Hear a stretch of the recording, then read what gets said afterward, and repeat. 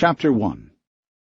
Ben Richardson jammed himself all the way to the back of the oven and watched the zombies stagger around in the rubble that had once been the lobby of a Pizza Hut. He wanted to kick himself for being so careless. His head had been elsewhere, and they'd caught him completely off guard. If he hadn't turned around when he did and spied them through the busted-out windows at the front of the restaurant, they'd have made a meal of him. But chain restaurants like this usually had canned food in their prep areas, and the promise of something other than pork and beans had been too much to resist. Stupid, he told himself, risking his life for a gallon of tomato puree. But he made the mistake, and now he had to own it. All that was left was to wait. Be quiet and wait. He silently let out a breath and relaxed his muscles, trying to get comfortable. No telling how long this would take. There were 3 of them out there, 2 older men and a young girl who looked like she might have been about 14. It was hard to tell for sure, though. The disease and the malnutrition disfigured them so, and, truth be told, he wasn't such a good judge of how old children were anymore. He saw so few of them these days. The zombies bumped into overturned tables and stopped as though confused when faced with padded booths and the overturned skeleton of the salad bar. The only sound came from the glass and fallen ceiling tiles crunching beneath their feet, but that could change at any minute. Richardson knew that from long experience. They always hunted in silence until they flushed something from the debris.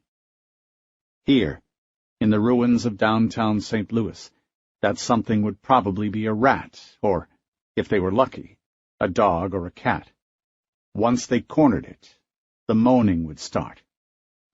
It would begin as a soft, groaning sigh, but that would quickly swell to the breathy, almost desperate sobbing sound that Richardson had come to think of as their feeding call. It would carry for blocks, attracting more of their kind. Within moments, the infected would swarm the streets.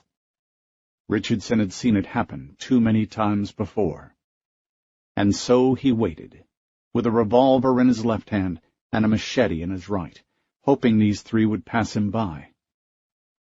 Zombies were the ultimate opportunists, always on the lookout for an easy meal, but they lacked any sort of higher consciousness, and they certainly couldn't anticipate their prey's movements. As long as he stayed quiet and stayed in the dark, he'd be okay. "You're a roving camera," he told himself. "Just watch. Soak it all up." One of the zombies stepped in front of the oven, stopped, and slowly swiveled its head in Richardson's direction. For a moment, the zombie was framed by a faint golden nimbus of morning light. But then Richardson's eyes adjusted to the glare, and he saw the zombie clearly. The man had obviously fed recently. His shoulder-length hair was matted with deep arterial blood that had partially dried and looked like tar. Flies swarmed about his mouth and eyes, resting on his shaggy beard and on the soiled clothes that hung like strips of rags from his body. The smell of rotten meat brought bile to Richardson's throat. He studied the man's eyes. They were a milky white and threaded with cloudy pink lines. The eyes told him everything he needed to know. This was a Stage 1 zombie, probably only infected within the last 8 months or so with the necrosis filovirus, which caused the disease that had turned him into a zombie. He was slow and stupid, his brain charred to cinders by fever, and his body crippled by malnutrition.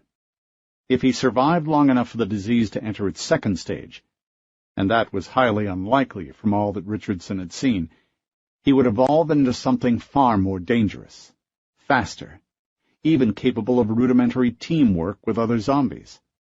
But for now, the man posed little threat, as long as Richardson stayed quiet. "Just wait it out," he thought. "Be a roving camera. He'll go away." A sudden noise out in the street caught Richardson's attention.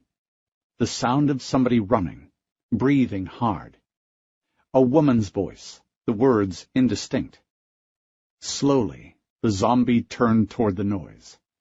The other two did the same. A moment later, the moaning started. A chill crawled across Richardson's skin. Even after all these years, and all the time he spent telling himself he was just an observer here, none of this affected him. The feeding call still made his bowels clench in fear. He saw a flash of movement off to his left. The zombies were already moving to the exit, going after whatever it was, and so Richardson inched forward to the edge of the oven and craned his neck as much as he dared around the corner. The restaurant windows had been busted out long ago, so that only shards of glass and dangling lengths of weather stripping hung in the frames. Through the window, Richardson had a view of the street outside, weeds growing up through the cracks, and beyond that, the ruins of North St. Louis. He wasn't exactly sure of the name of the street, and he supposed it didn't matter. All the streets of the world seemed to look the same now anyway. Thick with wrecked cars and blown trash, bleak canyons between buildings that had long since been reduced to windowless hulks, their insides gutted by scavengers and rotting from the weather.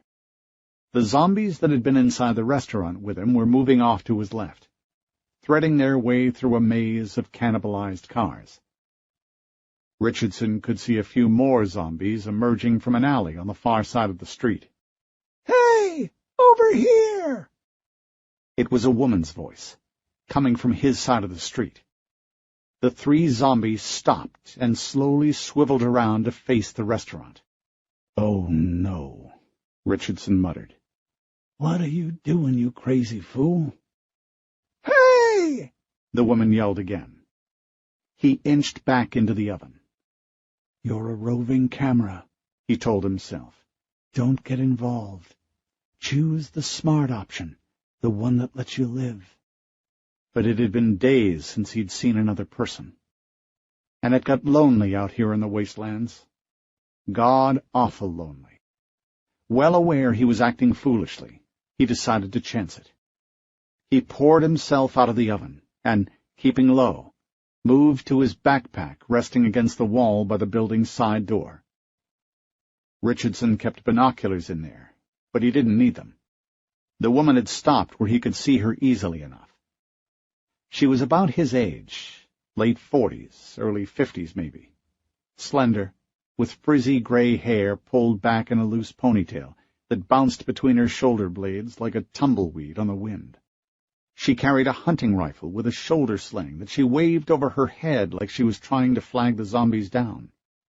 Richardson was stunned. "I know her. Christ, where do I know her from?" He studied her profile, leafing back through the Rolodex in his head, trying to place her face. Where had he seen her before? Montana, maybe? There had been several thousand people living in a commune there years ago. Unbidden, thoughts of the 2 happy years he spent there rose up in his memory. Those 2 years, when Ed Moore and the others who had escaped Jasper Sewell's Grasslands cult were still alive, had been a sort of lull in the apocalypse. Ed had done everything right, and people had flocked from all over to enjoy the protection he offered. Straining his memory, Richardson went through the names of all the people he had known there in Montana. But he couldn't place the woman. But he did know her. He was positive of that. The zombies were getting closer to her now. Their feeding call was louder. Their sobbing had become urgent. The lead zombie raised his arms, his fingers clutching at the air, his addled brain unable to accurately perceive the distance to his intended prey. Then the woman put the gun down on the hood of a wrecked pickup, pulled a wooden baseball bat from a holster she carried on her shoulder, and charged the zombie. "What the hell?" Richardson said. The woman sidestepped the zombie, ducked underneath its clutching hands, spun around, and came up behind the man. Then she dropped him with a practiced swing to the back of the head, grunting loudly as the bat cracked the man's skull. She put the other two zombies down with the same precise movements, and Richardson figured she had to have done that move before. It was too quick, too precise, too practiced. Now she was looking around. Richardson scanned the parts of the street he could see, too. "Don't get involved," he pleaded with himself. "Stay out of sight. Be the roving camera that sees all but doesn't get involved." But for once his curiosity overruled his common sense. This was crazy. What was she looking for? He couldn't figure it out. Richardson kept expecting her to run for it. She wasn't carrying any sort of gear except the bat and the rifle, and her clothes, though dirty, were in good repair. That meant she had to come from one of the compounds somewhere around here. There were 5 or 6 he had heard of. But she was definitely not a roadie like him. She had friends somewhere close by, and maybe even transportation. A bicycle, probably. The sounds of moaning in the near distance shifted his attention back to the other side of the street. It was just as he had feared. The frenzied feeding calls of the first 3 zombies had attracted more of their kind. He reached into his backpack and quickly extracted his binoculars. Scanning the rubble, he counted at least 18 zombies, but it was hard to be sure through the morning haze and the dust clouds rising off the vacant lots. "Roving camera," he thought. "Time to get the hell out of here." He returned the binoculars to his backpack and zipped it up. He was sliding the straps over his shoulders when the woman let out an ear-piercing whistle. "What?" Richardson blurted out, startled. "No." He pressed his body up against the wall next to the door, his pulse quickening as he chanced to look outside. "She's gonna get herself killed," he thought. An excited moan rose from the approaching zombies. "Ah, shit," Richardson said. The woman whistled again, then turned to retrieve her gun, and in that instant something in his memory clicked into place. He recognized her. "I can't believe it," he said under his breath. "Sylvia Carnes." 8 years ago, shortly after Hurricane Mardell ripped the face off the city of Houston, and the zombies rose up from the soup of oil and chemicals in the floodwaters, Sylvia Carnes had been an English professor at the University of Texas at Austin. Those were wild, uncertain times. Nobody knew what to make of the infected. They were alive, and infected with a deadly virus, that was true. But did they have to be summarily executed? Didn't America have an obligation to find a cure? Everyone, it seemed, had ideas. Nobody had answers. The military was able to contain the outbreak behind a quarantine wall, built up to shield the rest of the country from the Gulf Coast and the affected areas of South Texas. And for a while, America was able to take a step back and ponder what it was supposed to do next. Diseases could be cured, couldn't they? Shouldn't they? There were many Americans with families still inside the quarantine walls. They lobbied hard for the government to offer some kind of relief. They wanted a cure, at the very least a vaccine. But there were others who were disgusted and outraged by all the stories of cannibalism and senseless violence coming out of the Gulf Coast region. Why not hold the zombies criminally responsible for the things they did, they argued. You didn't waive charges simply because a murderer claimed to have the flu. Why would you do it here, for this disease? Better yet, why not simply exterminate them before the plague they carried had a chance to spread? It had been a confusing time. A lot of people yelling. And Sylvia Carnes was right in the middle of it. She was a member of a radical group called People for an Ethical Solution. They wanted to show that the infected were still people who wanted and needed our help. This was not some bumbling, half-baked attempt at universal health care. This was a national crisis, and we had a moral imperative, Carnes said, to do everything in our power to find a cure, and to do it now. She filed a suit in a federal court, allowing her to take 40 of her graduate students into the ruins of San Antonio to prove her point. And it was a sign of just how crazy and uncertain those times were that a judge actually issued the okay for her to go inside the quarantine zone. At the time, Richardson was a reporter for The Atlantic, tasked to cover every aspect of the outbreak. He had walked the wall with guards from the newly formed Gulf Coast Quarantine Authority. He had interviewed hundreds of survivors from Houston and San Antonio.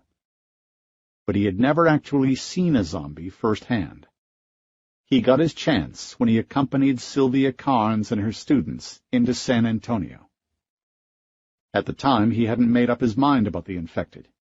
They weren't very well understood, and the idea that they could be cured appealed to his modern American sensibilities that everybody deserved a second chance, that it was somehow our moral obligation to extend a helping hand, even if there was a very real chance that it would get bitten off in the process.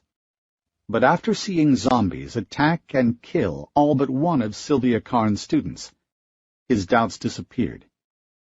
Their deaths clarified everything, put his views in focus. A concern for doing the right and honorable thing gave way to the realities of survival. He hadn't thought of that trip into San Antonio in a long time. A lot had happened since then. The Ben Richardson who went on that trip wasn't the same Ben Richardson who now crouched in the doorway of a ruined Pizza Hut, watching the rubble like a hunted animal. The world had changed. He had changed. And he hated that about himself. But she was looking at him. He stared at her, not blinking. Did she recognize him? She didn't seem to. She just seemed surprised to see another living person there. "Run," she mouthed silently. "Run!" He didn't move. She hesitated for a moment, then looked over her shoulder at the zombies coming into the parking lot. Their moaning was much louder now. She looked back at him, no sign of recognition on her face, and said, "Run, damn it!" One of the zombies stepped on a large piece of glass, and the crack made Sylvia whirl around. "Run!" she said again, and then trotted off toward the back of the restaurant without giving Richardson another look. The zombies were almost even with the door now. Richardson could hear their feet shuffling across the trash-strewn pavement, their moans forming a chorus of strained, overlapping rhythms. Richardson pulled back into the shadows and held his breath. From where he stood, he could see a small section of the lot behind the restaurant. There was a 2-story red brick building there, with all the windows gone. Tall grass and sunflowers had grown up around the edges of the building, giving it a long, abandoned look. He wondered why Sylvia had run off in that direction. He'd come from those parts on his way into downtown, and he knew there was nothing of any value over there. Just more empty apartment buildings and quiet streets. So where was she going? And why was she trying to get the zombies to follow her? He couldn't see her anymore, and he couldn't hear her over the mounting feeding call. Zombies shambled into the grass at the edge of the lot, still moaning, arms dangling at their sides, heads canted to one side as though their necks weren't strong enough to hold up the weight. Out of habit, he counted them. 16 in all.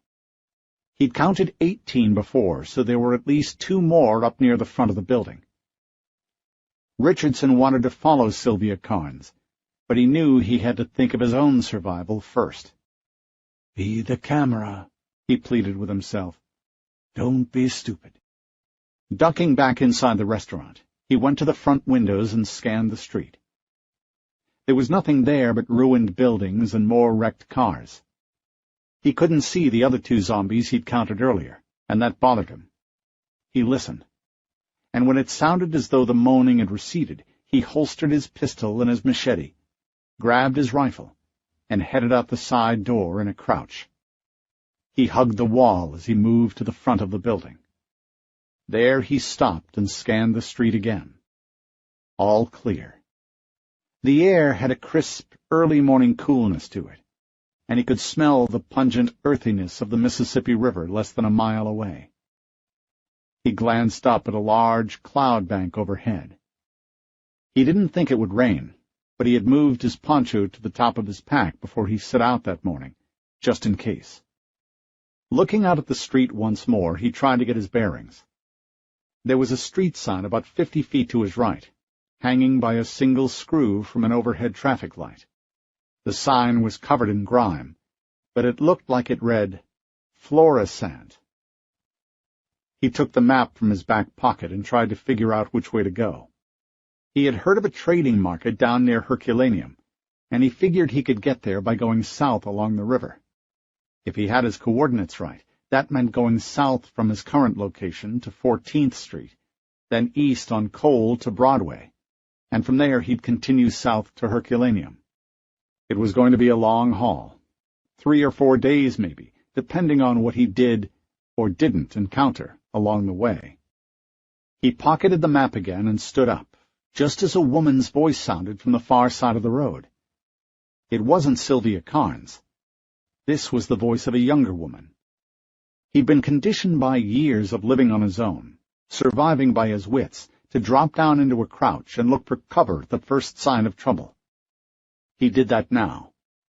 Off to his right, he could see the shell of an old supermarket, and across the street, a Church's fried chicken stand and a bank parking lot. Tall, spindly weeds grew up through the cracks in the asphalt. Richardson started looking for escape routes. He wouldn't be able to make it across the street without being seen, and that meant his only option was to go back the way he'd come, or go around the far corner, into the narrow gap between the Pizza Hut and the white concrete building next door. He'd been lucky once hiding inside the oven, but he knew he couldn't count on being lucky a second time, especially as all the noise was likely to make the place pretty popular here in a bit. He'd outlived everyone else he knew by playing it smart, and that meant not pushing his luck. Roving camera, he thought. Just be the camera. Staying low, he moved quickly along the front of the Pizza Hut and turned into the narrow gap on the far side of the building. He knelt down in the shadows and turned to watch the street.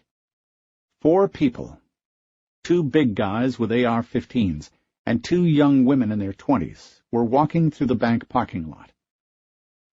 The women looked like they were carrying hunting rifles. The men, one walking point, the other, who wore a St. Louis Cardinals baseball cap, trailing behind, were obviously the lookouts. They could be a scavenging party, he thought. But that didn't look right. Like Sylvia Carnes, their clothes were in good repair. Their shoes were fairly new and not held together with duct tape like his were. That meant they spent most of their time inside a compound. But a scavenging detail would have something to carry supplies in, like a horse-drawn truck or a shopping cart, or a sled of corrugated tin with a rope or a chain to drag it by. Maybe they were scouts for a larger party. Someone was running off to Richardson's right. The 4 people stopped and turned toward the sound. A moment later, Sylvia Carnes came trotting across the street. She went right up to the group. They obviously knew each other. The 3 women grouped together to talk. Sylvia Carnes was gesturing back in the direction she had come, and Richardson figured she had intentionally led the zombies away from the street in order to allow these 4 to move through in relative safety. That much made sense, at least. It was a risky strategy, but a proven one nonetheless. But what were they up to? He heard the sound of something hitting a hurricane fence off to his left. 4 zombies had emerged from between a pair of red brick buildings. The zombies were trying to climb the hurricane fence, which meant they were in stage 2, or maybe even stage 3 of the infection. They would be trouble. It was hard to fool them with a simple diversion. The guy walking point had already noticed them and was motioning the others to take cover. But he was too late. 4, then 6, then 9 more zombies entered the parking lot behind them, cutting off their retreat. Richardson spotted another 5 staggering toward them on a side street next to the Church's chicken stand. He swallowed the lump in his throat as he scanned up and down the street. The infected were suddenly everywhere, coming from the alleys between the buildings, and climbing over fences. When the moaning started, it was almost deafening. Richardson felt confused and frightened. How did this happen? Where had they all come from so suddenly? In the early days of the outbreak, the zombies had been able to fill a street like this instantly. He'd read Eddie Hudson's book about San Antonio right at the beginning of the outbreak, and at first he'd thought Hudson was just embellishing to make himself sound more embattled than he'd really been. But then, in Houston, he'd witnessed seemingly empty streets suddenly become as crowded as the hallways of a sports arena right after the game gets out. And that convinced him Hudson had been telling the truth. The zombies, especially Stage 1 zombies, tended to mass together. Slow as they were, it was easier for them to make kills that way. But most zombies didn't survive the first few weeks of being infected. Between the injuries that made them zombies and the things they ate after they became zombies, very few lived the 8 or 9 months it took the disease to progress to Stage 2. That was the main reason he decided to chance a walk through St. Louis. It would have been suicide to walk through the city in the early days of the outbreak, but he figured after 8 years he'd be okay.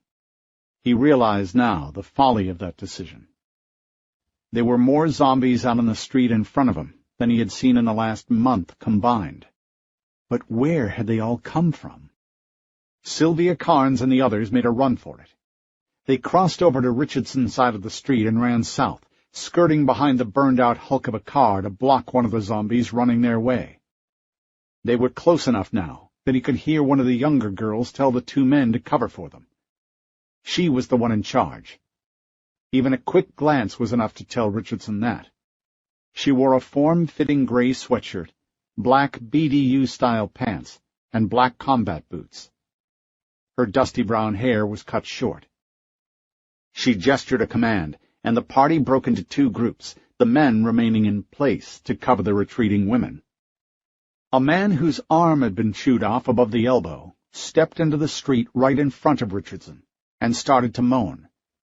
One of the men fired a 3-round burst into the man's chest, spattering the wall next to him with blood and wet clumps of lung tissue.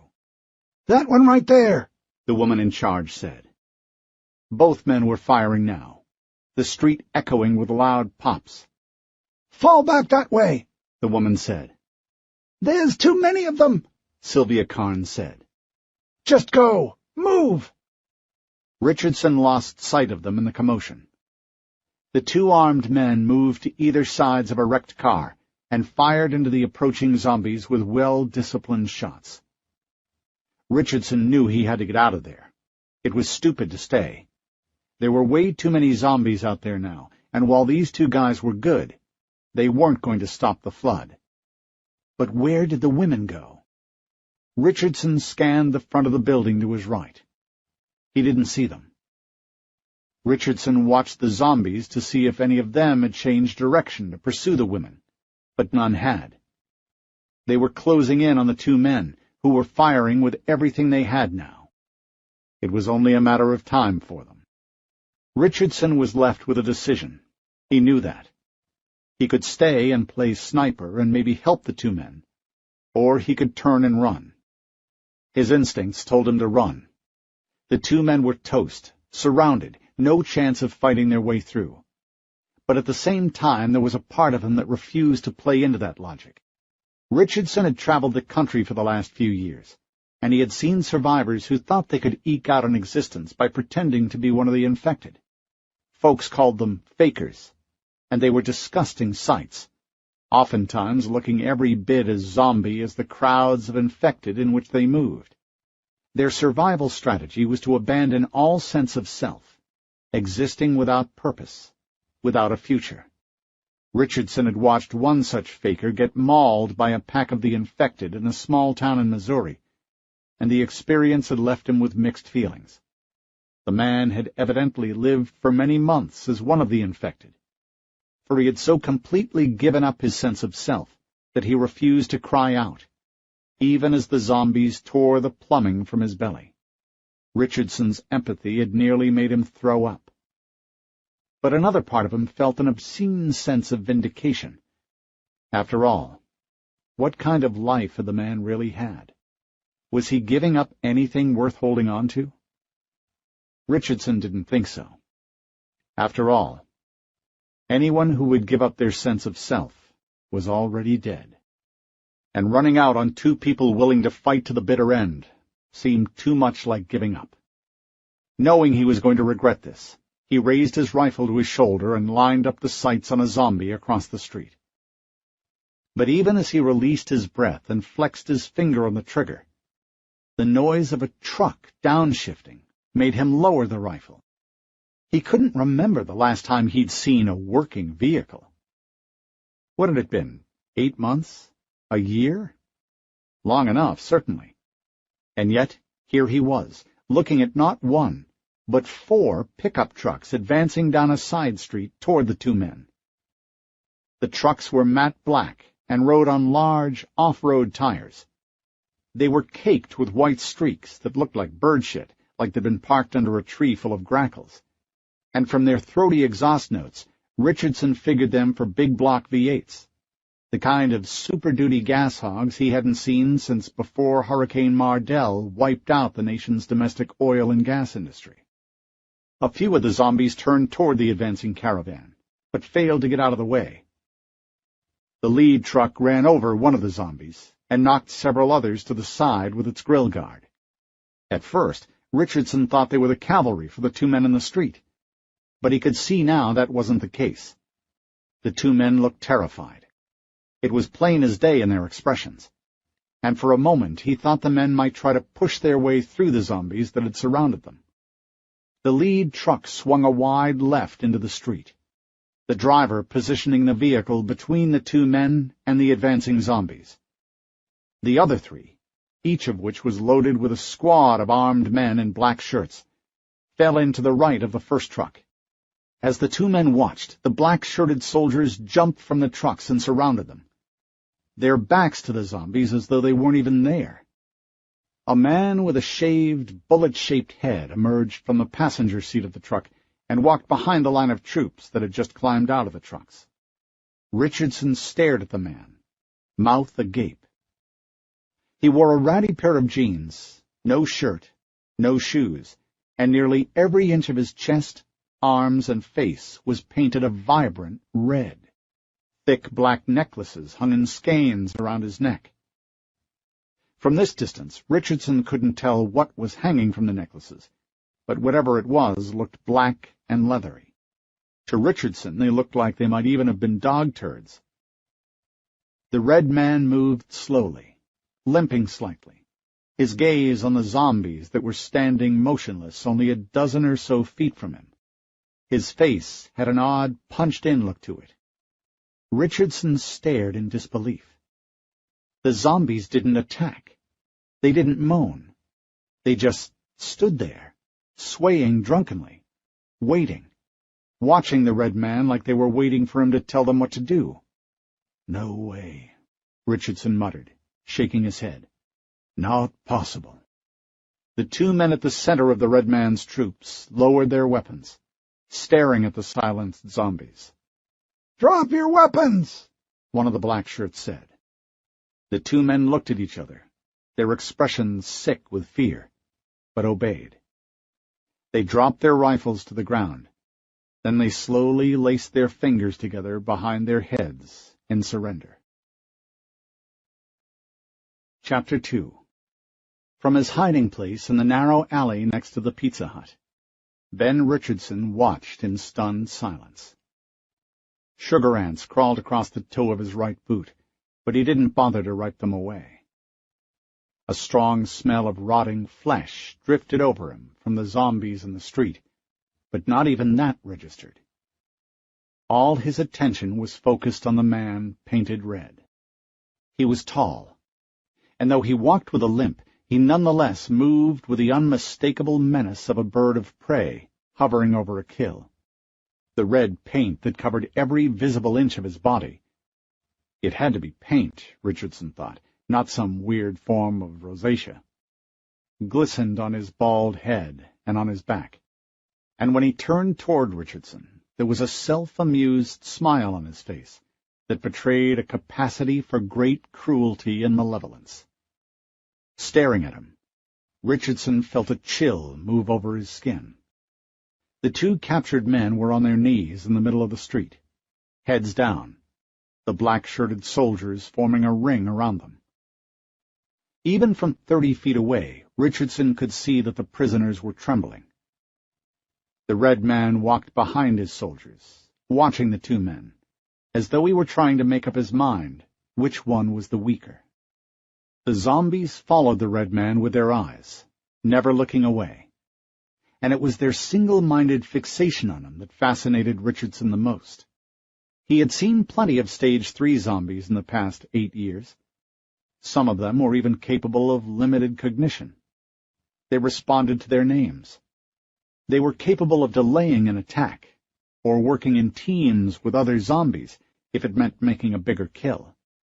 Once, years ago, in the flood ruins of Houston, he'd been part of a small group of survivors flushed from a building by some Stage 3 zombies, who were using a pack of Stage 1 zombies, the way English fox hunters used to use their dogs. He respected the threat they represented, but he had never seen anything like this. The red man seemed to have them under his complete control. He stepped through his line of soldiers and came up behind the man in the St. Louis Cardinals hat. He slapped the hat off the man's head, then grabbed his chin and turned his face toward him. The man panicked and tried to scramble away on his hands and knees, but the red man grabbed the back of his shirt, lifted him bodily into the air, and threw him face down onto the street. Richardson could see the man's eyes go wide. He could see the man's whole body shake. The other man tried to get away, but the troops grabbed him by the shoulders and held him down on his knees. "Turn him this way," the red man said. "I want him to watch this." The red man knelt down next to the prisoner, lowering his face so that he looked like a question mark bent over the man, who was kicking and thrashing for all he was worth now. The red man's eyes were vividly white against the red of his skin. He still wore a hideous, self-amused smile, though now he seemed to be smelling the man, drinking in his fear. One of the soldiers, his combat gear rattling against the nylon rigging he wore over his chest, ran up to the red man and stopped. He shook his head. "We didn't find them," the man said. "There are some tracks through the mud over there between those two buildings, but we lose them at the next street over." The red man didn't seem to acknowledge him. Instead, he made a sound that was part moan and part growl. The trooper glanced to his right and saw 3 zombies advancing into the inner circle. He stepped back quickly. The zombies stopped right behind the red man and waited, their eyes fixed on the back of his head. The captured man continued to kick and punch the air between the red man, but as desperate as he was, he couldn't break the grip that held him fast to the asphalt. "Please," the man begged, "get them away! Jesus Christ, please!" Richardson was breathing hard, a cold worm of dread burrowing its way through his bowels. "Where is Nicky Booth?" the red man said. "You need to talk fast so you don't waste my time." "I never heard of her," the man said. He was trying desperately to claw the red man's hands from the back of his neck. "We're on our way to the trading outpost at Herculaneum. Jesus Christ, get those things away from me!" The red man leaned in close to the prisoner's ear and whispered something that caused the man to stop fighting for a moment, then to start up again, even harder. The red man grunted at the 3 zombies behind him, and they fell on the prisoner as though they hadn't fed in days. They tore at his back, at his ears, at his hands. The man's screams filled the street, echoing off the buildings. Richardson felt every single gut-wrenching sound, like somebody was jamming a needle deep into his ears. Richardson closed his eyes. He opened them when the screaming finally stopped. and he had to force himself to keep them open. The 3 zombies were feeding, the prisoner's body jerking as they bit into his back and arms and tore off strips of his flesh with their fingers.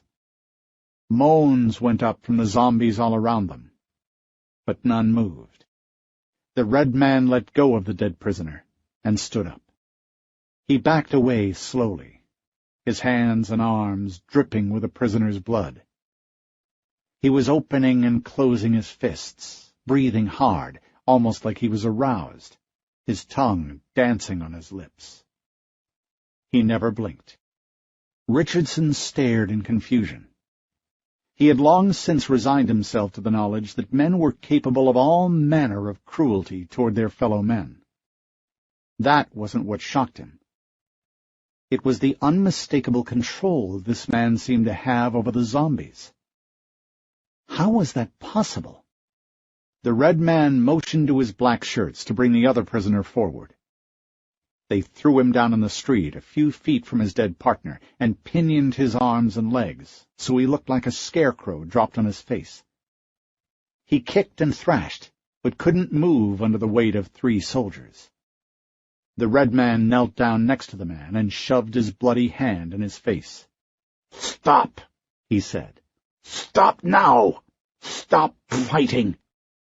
Richardson could see the veins standing out on the prisoner's neck. The man's face was taut with fear and rage. His lips were twisted into a grimace that showed his teeth. "Stop it now!" The red man stroked the back of the man's head, smearing blood into his dark hair. The man turned his face away. "I want you to tell me now where Nicky Booth is. I know you know." "Just kill me," the man said defiantly. "I don't know who the hell you're talking about, and I'm never going to." "Of course you know." The red man paused a beat, then said, "Look at me when I'm talking to you." The man tried to pull away, his face still turned in the opposite direction. The red man grabbed the hair on the back of the man's head and twisted his head around, forcing the man to stare him in the face. The man kept his lips shut tight. He refused to cry out. "That's better," the red man said. He touched a bloody finger to the man's cheek and ran it from his earlobe down to the point of his chin, leaving a dark smear behind. "Now you're going to tell me what I want to know, okay?" "You're insane. He was telling the truth. We're turkey farmers. We were headed down to the trading market in Herculaneum." "You're no turkey farmer, not armed with brand-new AR-15s like these." "We have to protect them from wild dogs and thieves." "And where are these turkeys now?" "We found a hog farm down by the river, north of town. We left them there." "Why?" "We wanted some vodka to celebrate for after we sold the birds. We were going to come back for them after we searched the liquor stores here in town." The red man sat back on his haunches and sighed. The sunlight glistened off the thin layer of sweat that had formed across his back. There wasn't a hair on him, Richardson realized. Not a one. Just red paint slathered over every inch of skin. "You try my patience," the red man said. "My people have been following you since you left Ken Stoller's camp. I know you are with Nicky Booth. Now do not make me ask again." Ken Stoller? Richardson wondered. Not the Ken Stoller. The same one Eddie Hudson had described in his book on San Antonio? The one who founded the People for an Ethical Solution Foundation that Sylvia Carnes and her doomed expedition to San Antonio belonged to. It couldn't be. "Fuck you," the man said. "Go ahead and kill me." The red man wasn't smiling anymore. He slammed the prisoner's face down on the pavement and held him there, the heel of his palm grinding into the man's ear. The red man turned slightly and motioned to one of the black shirts. A soldier came forward, pulled a hunting knife, and handed it handle first to the red man. The red man took it, adjusted his weight on the prostrate prisoner, and then ran the tip of the blade around the back curve of the man's ear. "There are a lot of ways to die, my friend. But you know what? You are not going to be given the luxury of any of them. You are going to have a long life ahead of you. And I fucking own it." With a sudden, fierce effort, he jammed the tip of the blade behind the man's ear and cut it off with a few rapid back-and-forth sawing motions. The man screamed for a long time before fading off into a series of whimpers. The red man rode the writhing prisoner's back like he was on a startled horse, waiting for the man to stop moving. When at last he did stop, the red man let out a stuttering moan, and one of the zombies rose from the dead prisoner and approached where he waited by his master's shoulder. Richardson could see the zombie was missing an ear. Richardson scanned the motionless zombies that surrounded the red man, and saw that most of them were missing an ear. The skeins of leather necklaces around the red man's neck suddenly made hideous sense. "He's branding them," Richardson thought as a shudder went through him. "Like cattle." The red man stood up and cupped a hand under the zombie's chin. He forced the zombie's mouth open and then stuck his fingers in there, like he was rooting around for something. His fingers came away, dripping ropes of blood and saliva. "What the hell?" Richardson muttered. The red man knelt again next to the living prisoner and said, "Tell me where Nicky Booth is. I won't ask again." The prisoner's eyes went wide. He stared at the ooze dripping from the red man's fingers, shaking his head. His lips were clamped shut. Tears fell from his cheeks, and the muscles in his neck twitched. "No? Okay, then. I want you to know you chose this," the red man said, and he jammed his fingers into the man's mouth, smearing the gore on his gums and the inside of his lips. When the red man took his hand away, the prisoner dropped his face to the pavement and sobbed, defeated. Richardson thought he might vomit.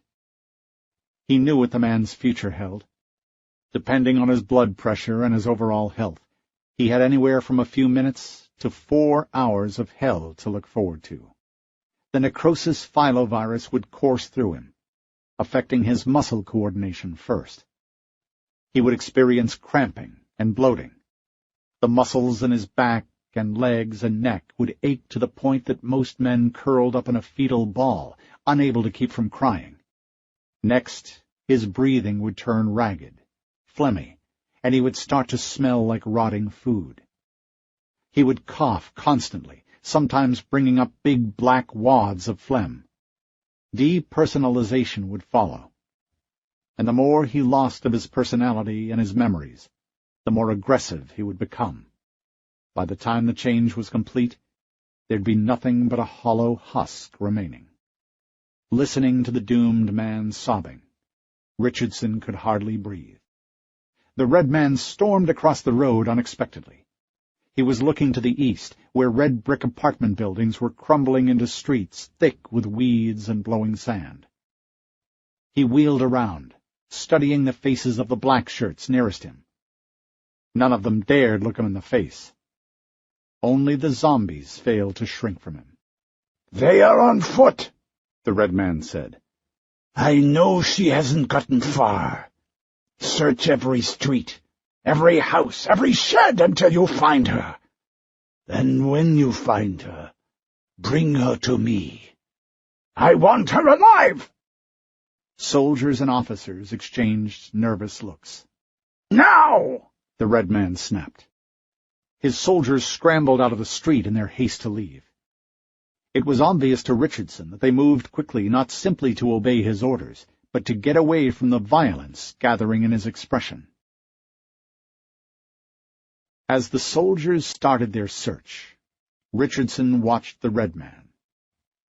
The zombies stood like terracotta soldiers all around him, following him with their dead stares. In 8 years of wandering and collecting stories from survivors, and studying every aspect of the outbreak, Richardson had never even imagined that something like this was possible. If someone had told him about it, he wouldn't have believed them. Whatever this was, whatever this man represented, it was completely unprecedented. This was either a new beginning, or the worst sort of ending. He just didn't know which. He heard voices, and the sound of boots crunching through rotten wood coming from the other side of the building to his right, and he knew he had to leave soon. If he stayed here, they'd be on him in minutes. Slowly, praying his knees wouldn't crack and give him away, he rolled over onto his butt and climbed to his feet. He slid his back up against the wall of the Pizza Hut, and was making his way down the narrow gap between the buildings, when a zombie stepped around the corner, blocking his path. Richardson sucked in a breath. 3 more zombies rounded the corner behind the first, each of them missing an ear. The lead zombie extended his hands out toward Richardson, opening and closing his fingers like he was begging Richardson for something. The man's neck was bent to one side, the muscles in his face slack, the skin a jaundiced yellow. Flies swarmed around his head, and his clothes were so soiled Richardson couldn't tell what color they had once been. For a moment, Richardson was lost in the pale, white deadness of the man's eyes. He was still thinking of the downward slide the man out on the street was just beginning, and he wondered what, if anything, was left of the person this zombie in front of him had once been. Was there a part of him that still thought and felt and watched through those dead eyes, horrified by the murder and death that surely lay in its path? "I'm sorry for you," Richardson said, and drew his machete as the man began to moan. Chapter 3. Without warning, the zombie broke into a sprint, running straight at Richardson, arms outstretched. Richardson let out a startled gasp and slashed at the man with a machete. The blade glanced off the zombie's left arm, cutting into the meat but doing nothing to slow him down. His momentum carried him headlong into Richardson's chest, and when they hit, they both went tumbling over backward, landing in a pile of bricks and rotten plywood and tall weeds. The attack caught Richardson completely off guard. Watching the zombie's slow, staggering gait and jerky movements, Richardson had thought he was dealing with one of the slow ones, the recently infected. But they were face to face now, rolling around in the weeds and the busted lumber, the man snarling and snapping his teeth just inches from Richardson's nose, and he could see the threads of red veins in the eyes. He could see the intelligence, too. Anger and insanity and intelligence. This was a Stage 3 zombie, and he had tricked him by pretending to be one of the slow movers. He never would have let the man get this close if he'd known he was dealing with one of the smart ones.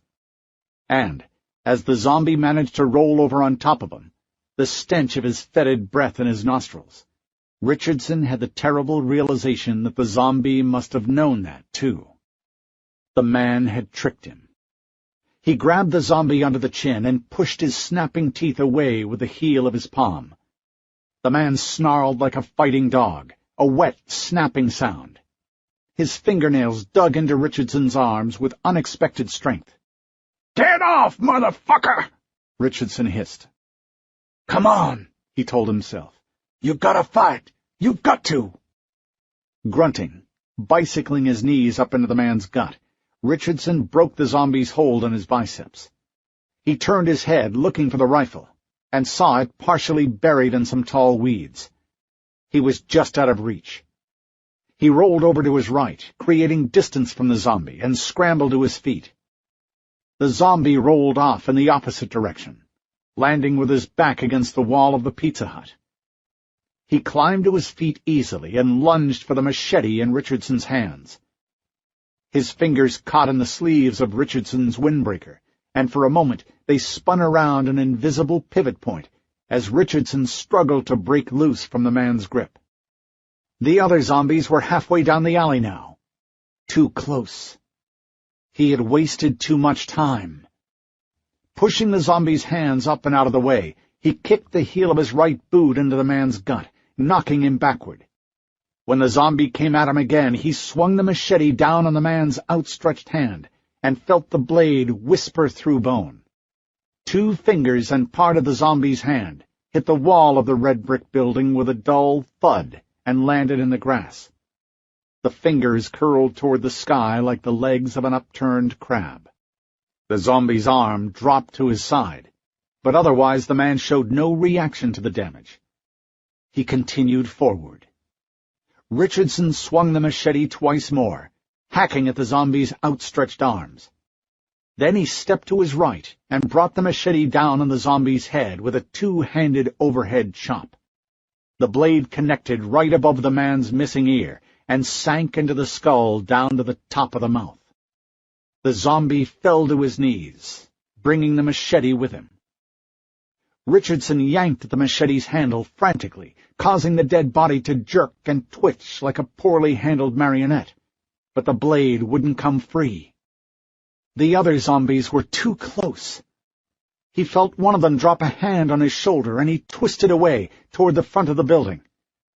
The zombies were grabbing onto his backpack, pulling him backward, but he was able to wrest free. Barely.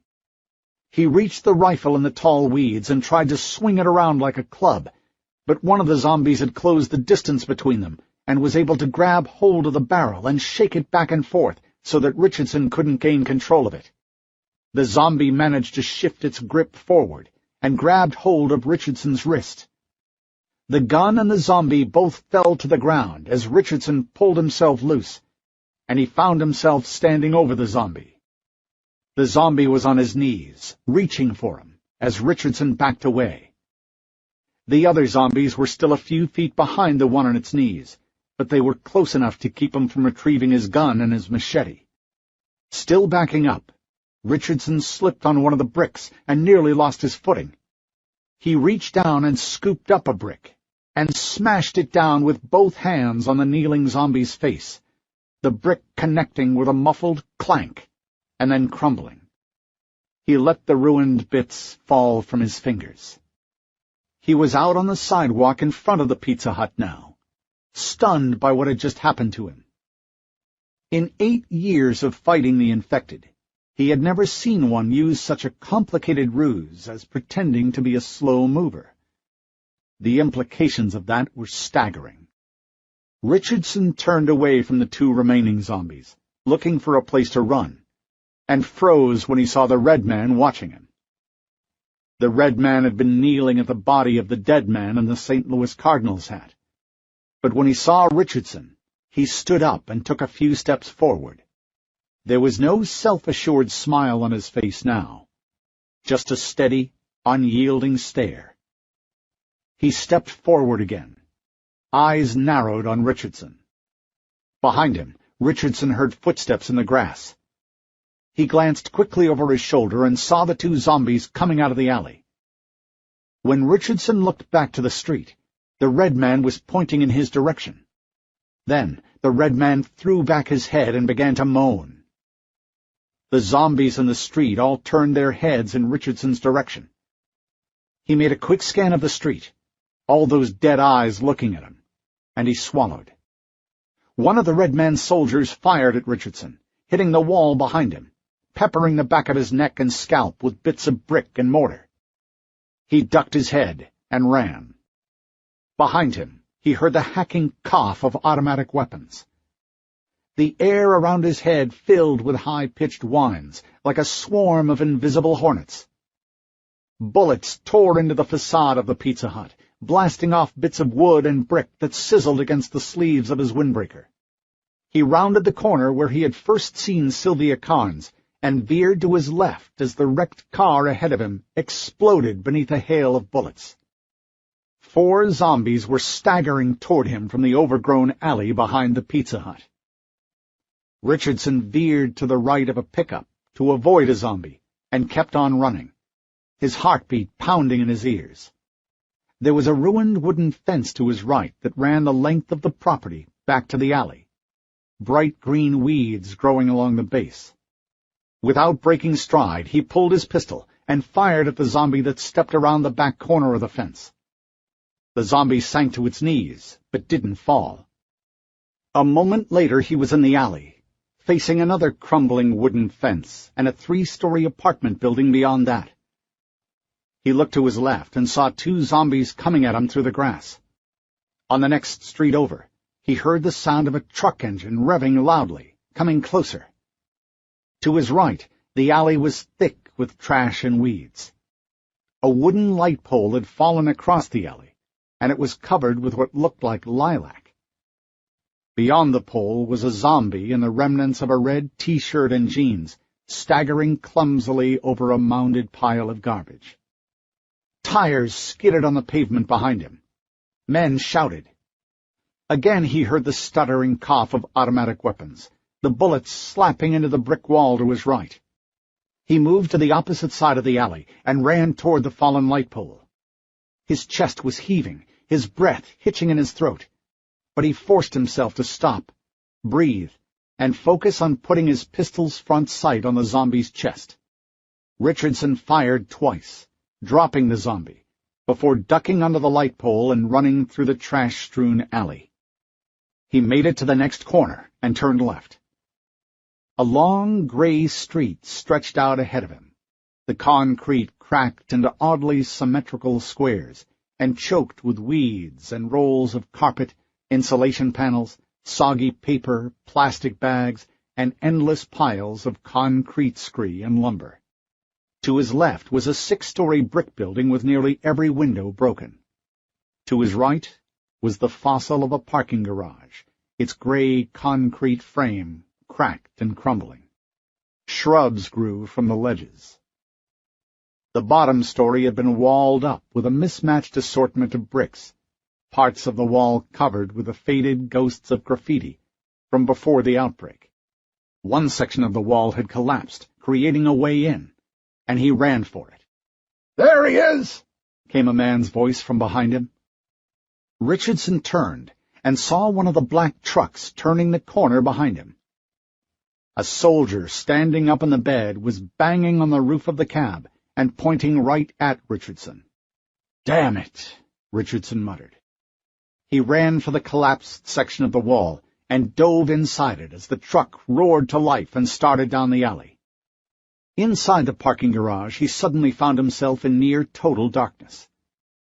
Here and there he could make out the silhouette of wrecked cars, and he could smell the rancid odor of a dead body propped up against the wall to his right. "He's in there," a man's voice said. Richardson spun around and faced the patch of sunlight that led back out to the street.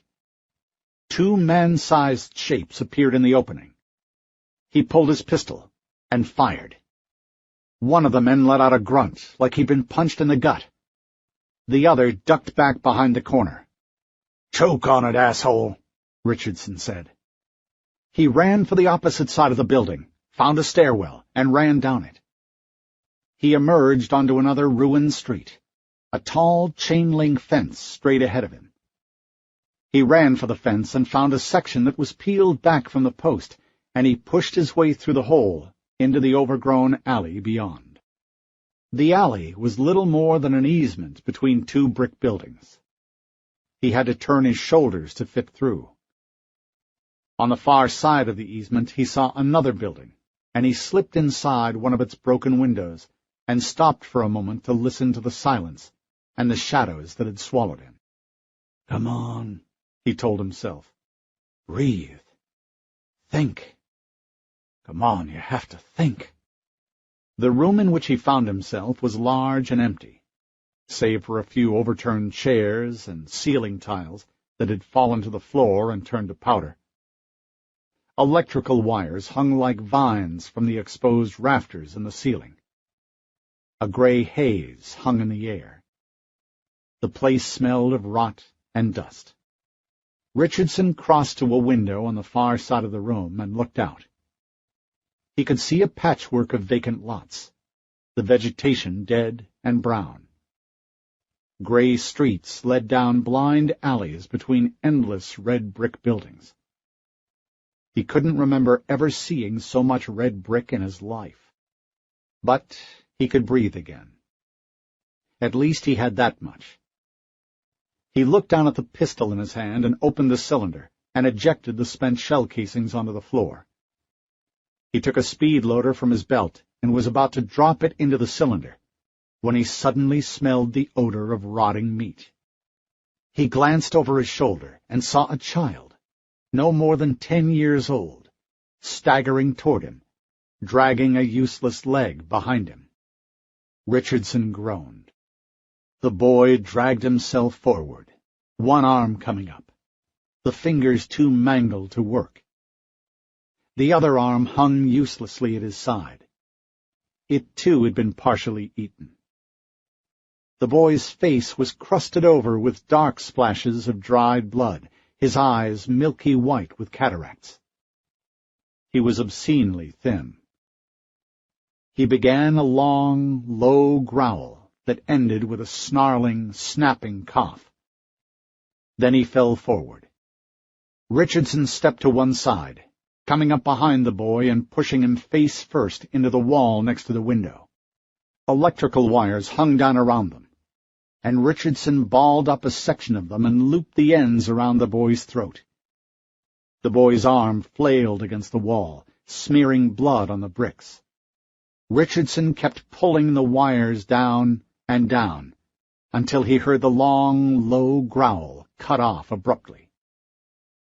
Then he stepped back from the wall and staggered back toward the center of the room. The boy turned clumsily and came after him, his head snapping back as the wires went taut. He kept reaching for Richardson with his one working arm until there was no more air left in his lungs.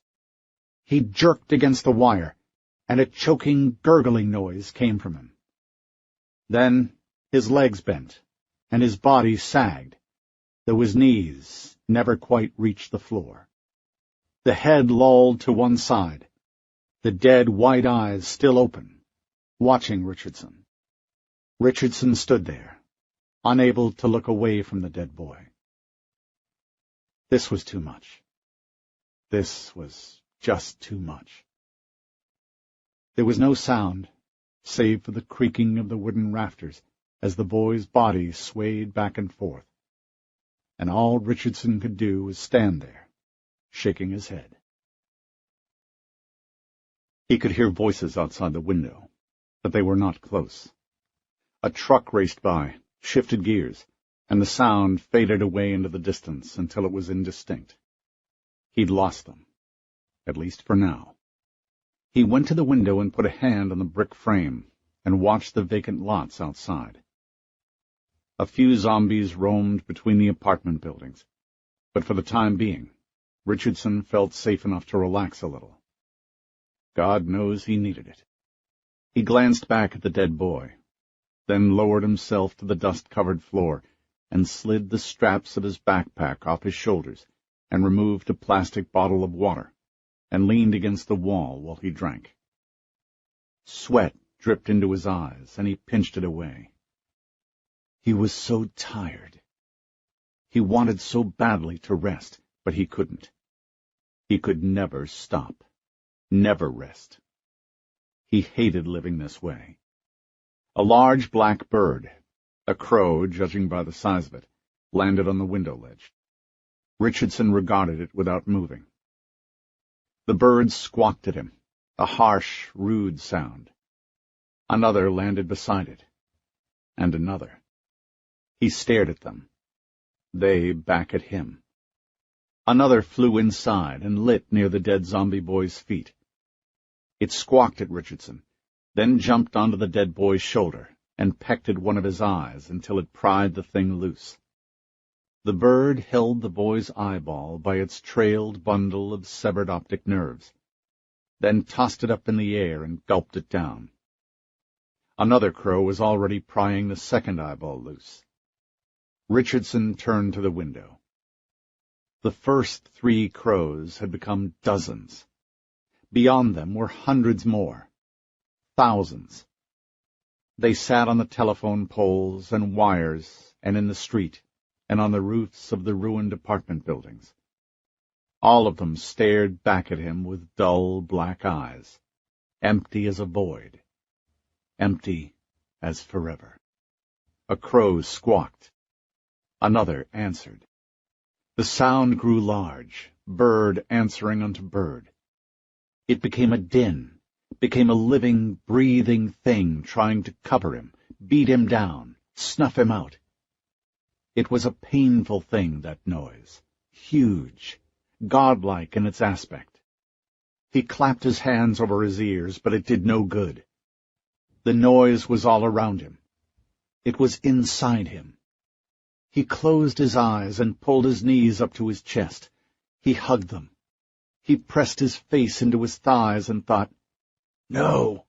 Stop it! No!" Richardson sat there, whimpering, for a long time. When at last he opened his eyes, the birds were gone. The dead boy was still hanging from the electrical cords, still creaking with his slow, pendulum movements in the torpid heat of the darkened building. Richardson mopped a hand over his face. He was sweating badly. He finished off the last of his water and sat watching the beads run down the inside of the bottle. He was numb, mentally drained and numb.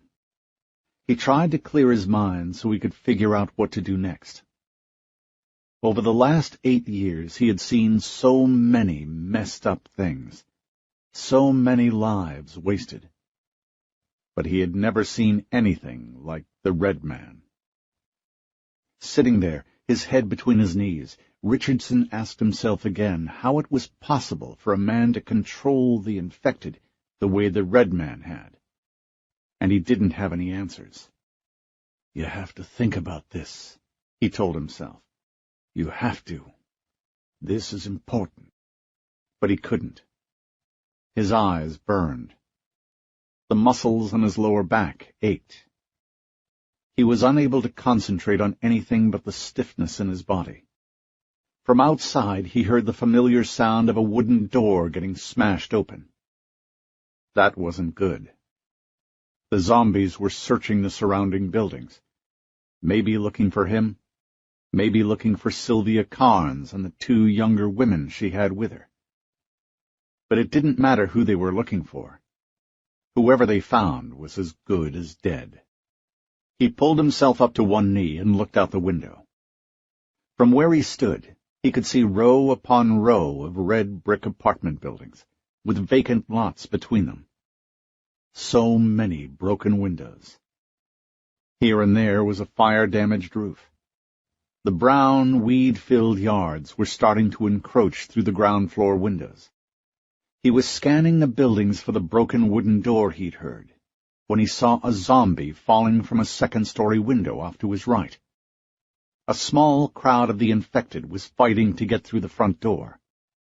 Framed in the window above them was the young, dark-haired woman he'd seen at the Pizza Hut, the one who had seemed to be in charge of Sylvia Carnes's group. "Get out of there," he thought. But she seemed to know already that the zombies were coming for her. She turned from the window and thought he heard the sounds of a struggle. A moment later, she burst out of the front door with a wooden baseball bat in her hands. Sylvia Carnes and the other young woman emerged behind her. The dark-haired woman sidestepped one of the zombies, came up behind it, and swung the bat at the back of the zombie's head, dropping it with one blow. It was the same practiced move he'd seen Sylvia Carnes do in front of the Pizza Hut, but this woman did it with an athleticism that Sylvia Carnes could only try to mimic. "And I bet this is the one who taught it to you, Sylvia," he said to himself. "Not bad." There weren't many zombies around them now, maybe 20, and the women worked quickly to put them down. When the last zombie fell, the women formed up back to back to back and surveyed the field. They had an easy escape route to the south, lots of wide-open ground. The nearest zombies were still a good 150 feet away. But just as it looked like they were going to make it, Richardson heard the sound of a truck engine racing, tires skidding. He turned to his left, following the noise, and saw one of the red man's trucks coming up the street toward them. "No," he said. He looked at the women. "Run! You have to run!" The women heard the truck, too. The dark-haired woman lowered her bat and turned. She watched the truck approach. "Come on," Richardson muttered. "What are you waiting for?" Then she tossed the bat to the ground. "No," Richardson said. "What are you doing? Run!" Nicky Booth counted the black shirts on the truck racing toward her. 4 men in the back, probably 2 more in the cab. Nothing she couldn't handle. "Nicky!" She turned. Sylvia Carnes was looking at the bat on the ground. Beside her, Avery Harper was scared. It was a bad idea bringing her. She looked like she was holding on to her self-control with both hands. But of course, she'd no choice in that. She couldn't leave Avery behind. Not the way things were back home. This has gone far enough, Nicky realized. She had to do something now, or they were all going to be murdered by the blackshirts. And that just wasn't going to happen. "You two need to run. Go. Hurry." Sylvia looked at her. "Nicky, what are you going to do?" "Don't ask me any questions, Sylvia. You and Avery, you need to run. Please. I won't let you get caught." "Nicky," Avery said. "You can't." Nicky nearly barked at her, but she caught the words in her throat. This wasn't a patrol, and Avery and Sylvia sure as hell weren't soldiers. She breathed out slowly, getting herself back under control. To Avery, very gently, she said, "Baby, I mean it. Run. If I don't catch up with you on the road, I'll meet you in the trade market down in Herculaneum. Now go." "They'll kill you," Sylvia said. "These idiots won't even get to first base. Now look, whatever happens to me, you get to a little town called Chester. You understand?" "Chester? Is that where we're going?" "You need to be there by Wednesday of next week. Understand?" Sylvia shrugged helplessly. But what about you?" "I'll be fine." Nicky glanced over at Avery and made sure that Sylvia saw the look in her eyes.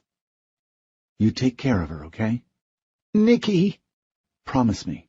That's all I ask." Sylvia nodded. "Good enough." "But Nicky," Avery said. Nicky took her younger cousin by the hand. "Listen to me, Avery. It's like when you were a kid, remember? I'd tell you to lay low while I took care of the bad guys. Remember that?" Avery nodded. "It's like that now. I got bad guys that need taken care of. You go with Sylvia. You stay close to her, understand?" Avery nodded. "I need to hear it, Avery." "I understand." "All right." She turned back toward the black truck and pulled both her pistols. Then she looked back over her shoulder at them. "Go," she said. "Both of you." Richardson's pulse raced. He could feel it pounding at his temples. From where he stood, he could see the truck barreling down on the women. He could see the young, dark-haired woman with a pistol in each hand, running at the truck. Sylvia Carnes was yelling something. He couldn't catch all of it, but he heard her call the dark-haired girl Nicky, and he figured this was Nicky Booth, the name he'd heard the red man mention while he was interrogating the 2 men that had been with them. Nicky fired at the truck, and as soon as she did, the driver jumped on the brake, and the men bailed out, running for cover behind wrecked cars. The black shirts were armed with shotguns. They got behind cover quickly, moving in a crouch, the muzzles of their weapons pointed down at the low ready, the stocks up against their shoulders. Richardson had seen pros before, and he knew these men were trained for combat, not just a couple of thugs from the local gangs.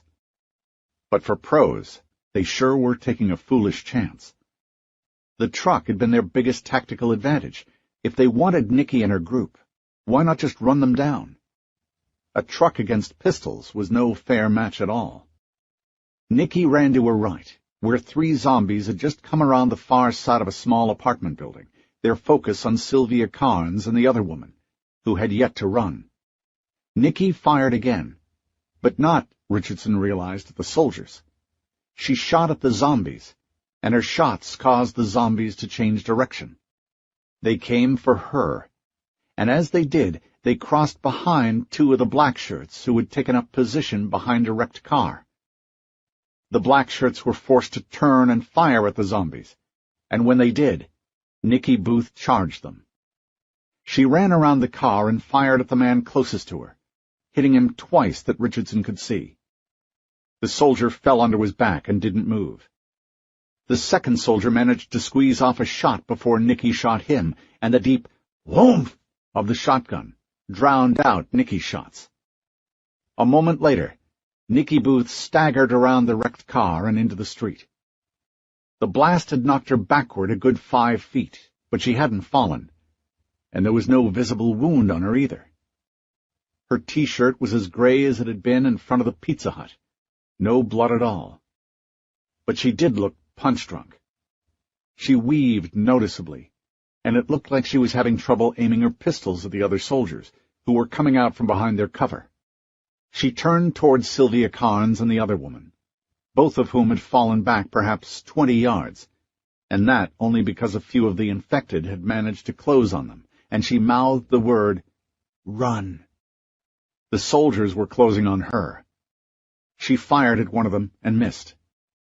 The man already had his shotgun up. He lined his sights up on her chest and fired, and once again the weapon made an odd, deep whoomph that didn't sound anything like a normal shotgun blast. Richardson wasn't sure, but he thought he saw a flash of something red leave the weapon and bounce off Nicky Booth's chest. She staggered backward. Her arms dropped to her sides, and her chin sagged forward. One of the pistols fell from her fingers and clattered on the pavement. The soldier racked another shell into the chamber of his shotgun and fired. The same sound. The same flash of something red. And this time the shot laid Nicky Booth out flat on her back.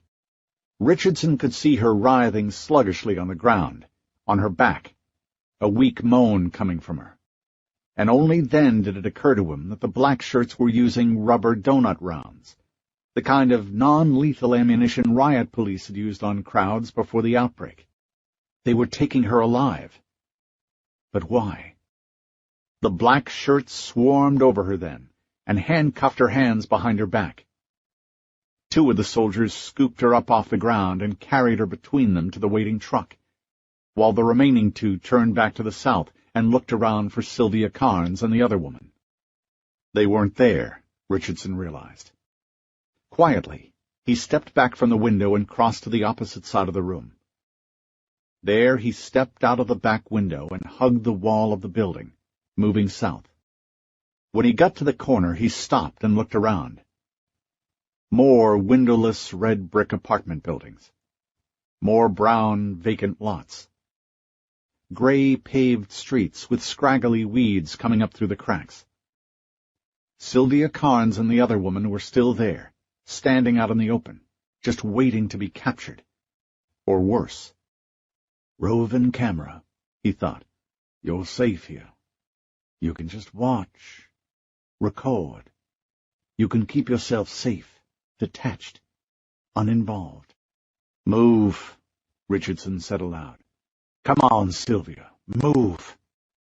He heard the truck start up at the far side of the building. He heard the black shirts yelling, one of them directing the others to the south. They'd be on Sylvia Carnes and the other woman in less than a minute. Decision time, he told himself. You can walk away. You don't need to be a part of this. Richardson leaned forward and cursed himself. He was mad at his own stupidity, and at Sylvia. Why couldn't he ever take the easy option? Why couldn't he just turn his back and walk away? He ran for them.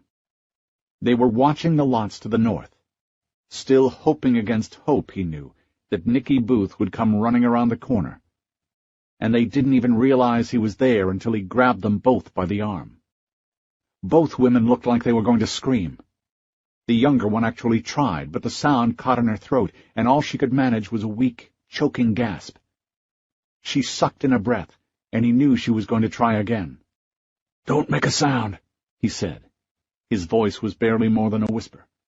"If they hear you, you're dead." "We're all dead," he thought. He pulled them back toward the building where he had been hiding.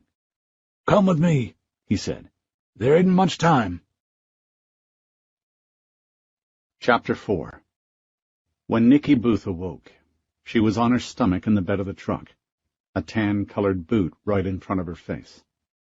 Her hands were cuffed behind her back. The truck bounced on the bad roads, telegraphing every bump through its worn springs to her aching ribs.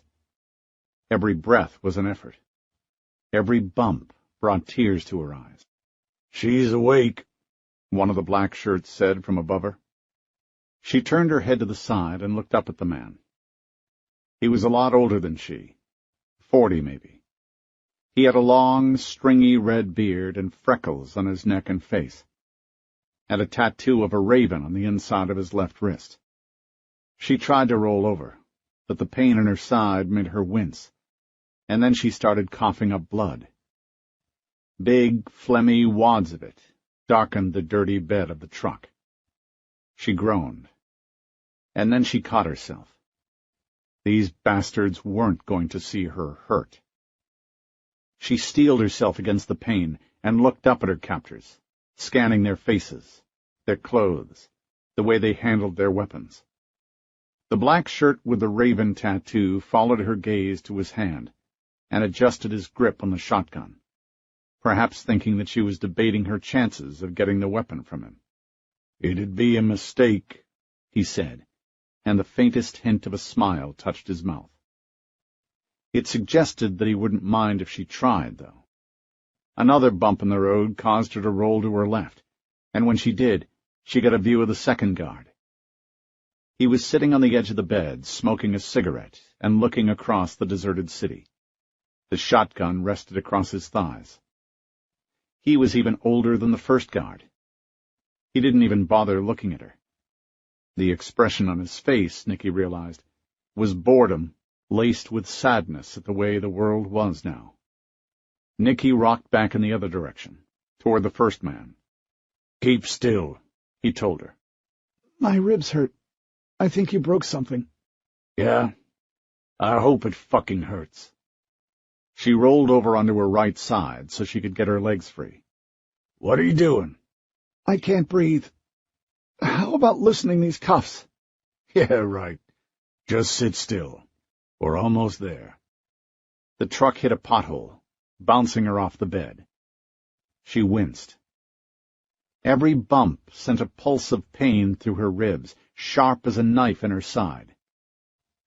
Nicky closed her eyes and focused on her breathing, forcing the pain down, down, down. A moment later she was still breathing hard, but she had the pain mastered. If she was going to get out of this, she needed to act quickly, and that meant playing dirty. She rolled over onto her shoulder and arched her back, turning her breasts up toward the black shirt.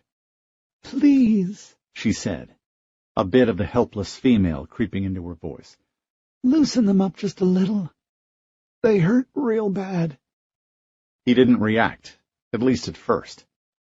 He was looking right into her eyes, still tough, still the pro.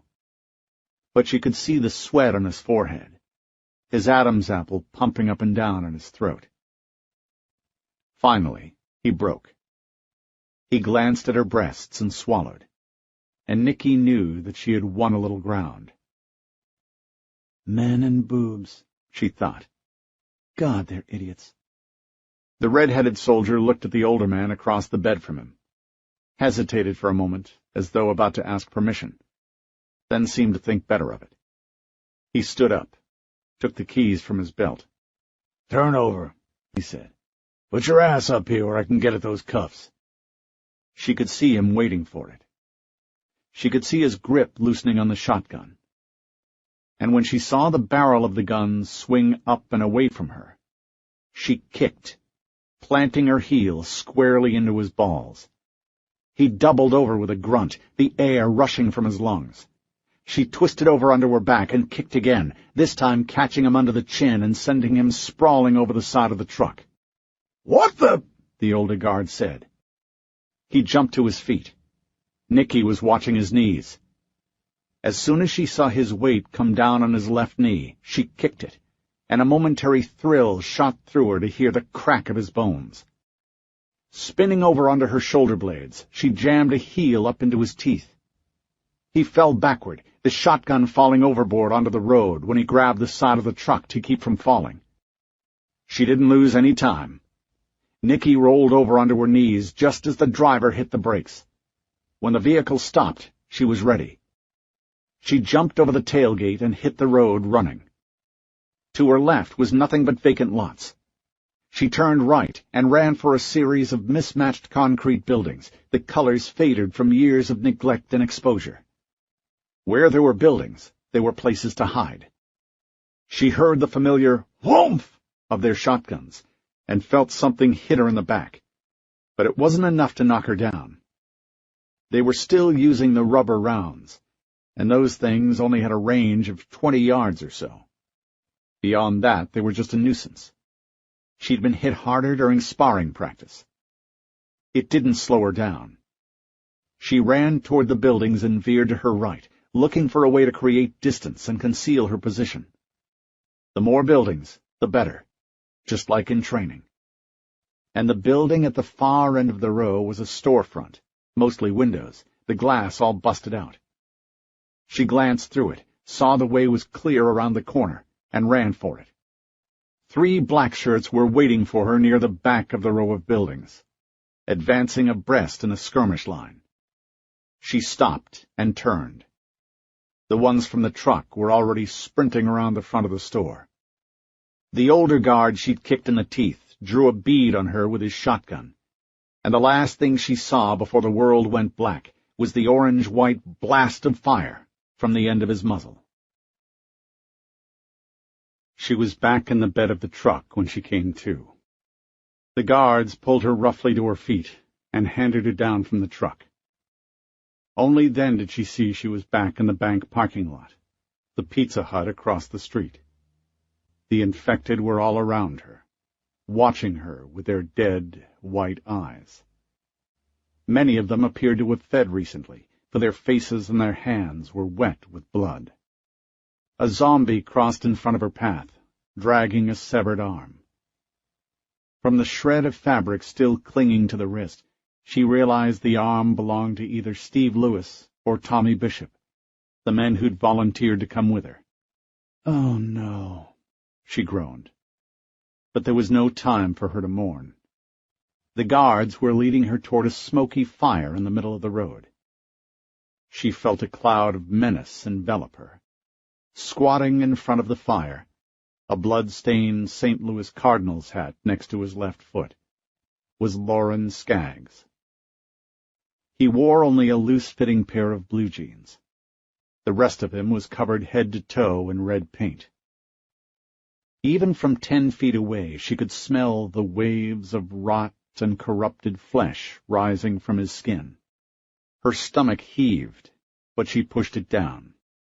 He looked nothing like the stoner kid she'd known back in high school. The infection had ruined his face. Old abscess scars, barely hidden by the red paint, pitted his face. One ear had been nearly torn from the side of his head, but had since healed. It was an imperfect fit now. The earlobe pointed forward much more than was natural.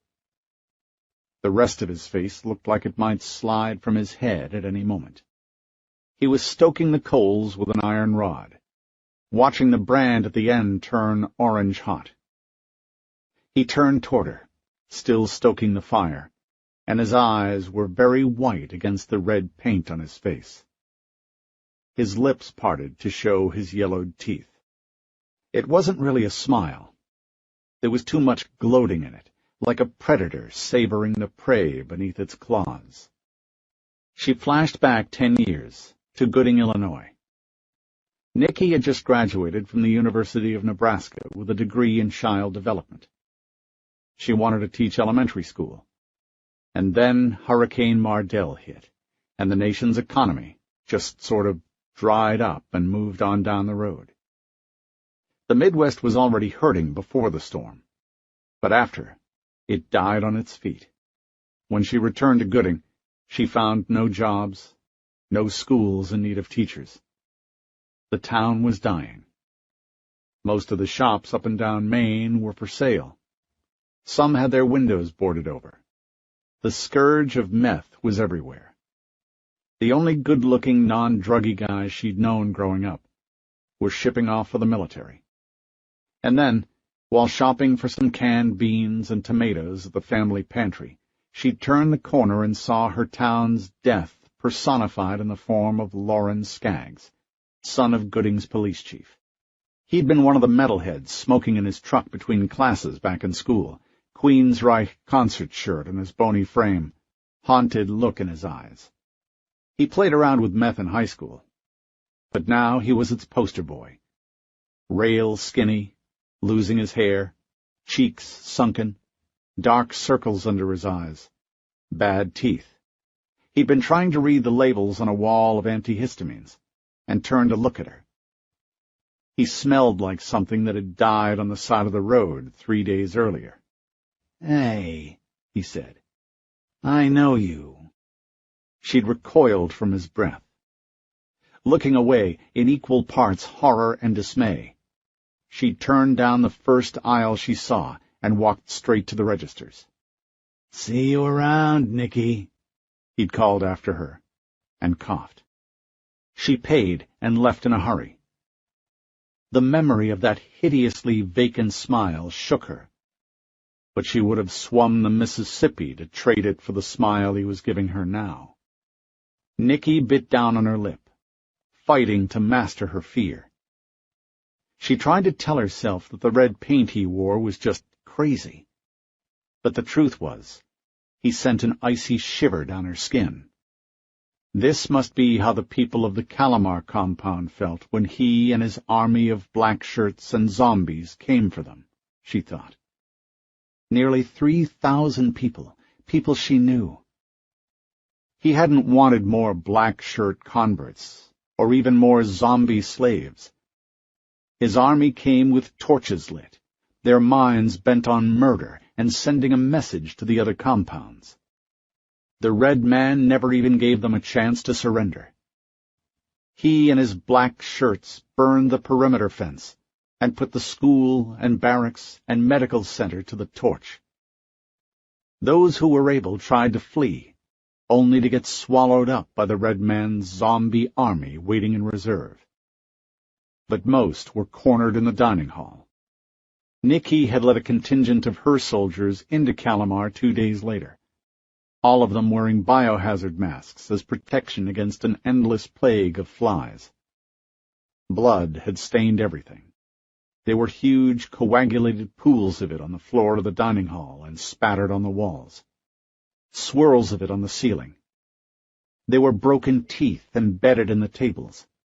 Bodies lay mangled and tangled in piles. Nicky had given the order to burn the rest of the complex, and then gone back to Ken Stoller at Union Field.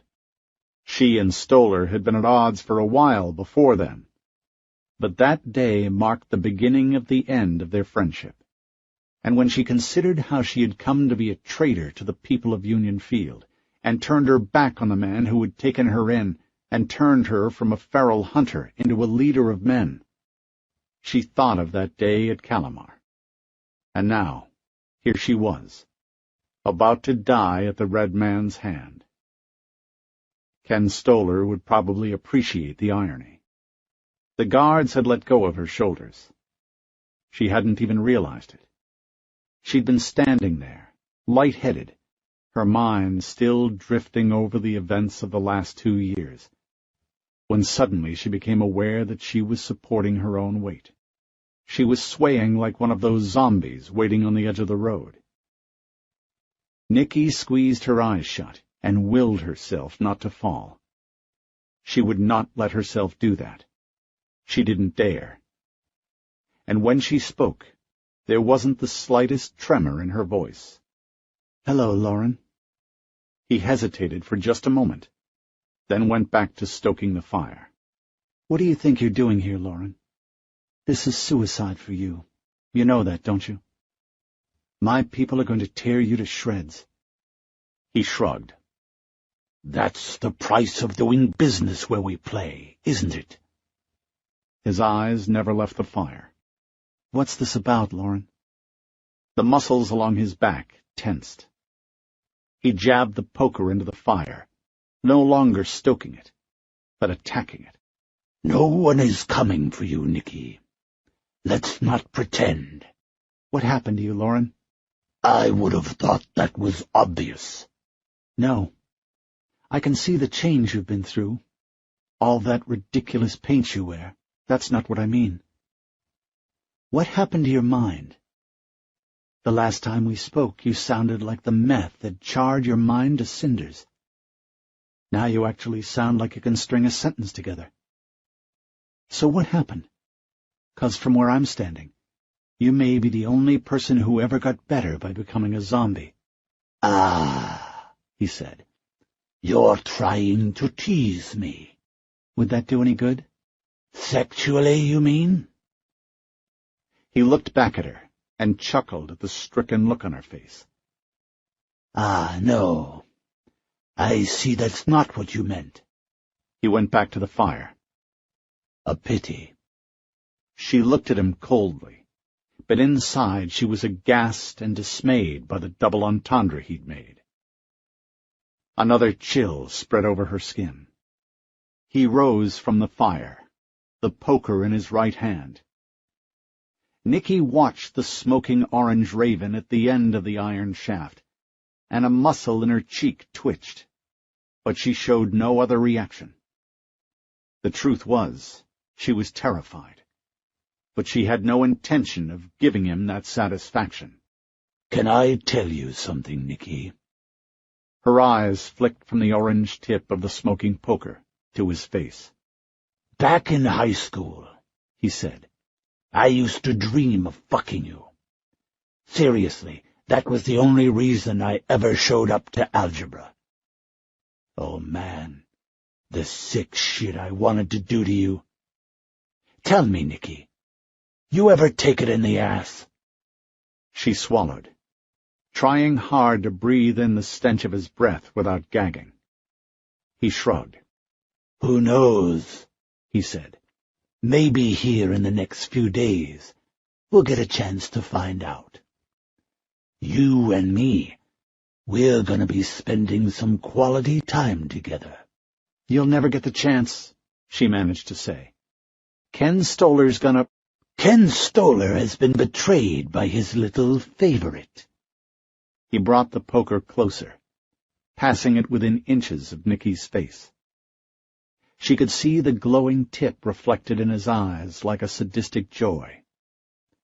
"He may come looking for you, Nicky, but he'll be hunting, not rescuing. You're a traitor.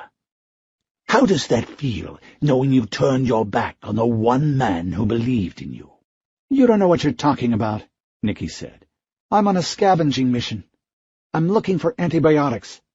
"You're looking for Dr. Don Fisher," he said. "Don't lie to me." He dipped his face close to hers, and the stink of rot that emanated from him made her eyes water. But even worse than the smell, worse even than the bloodstains between his teeth, was the bright glow of insanity that filled his expression.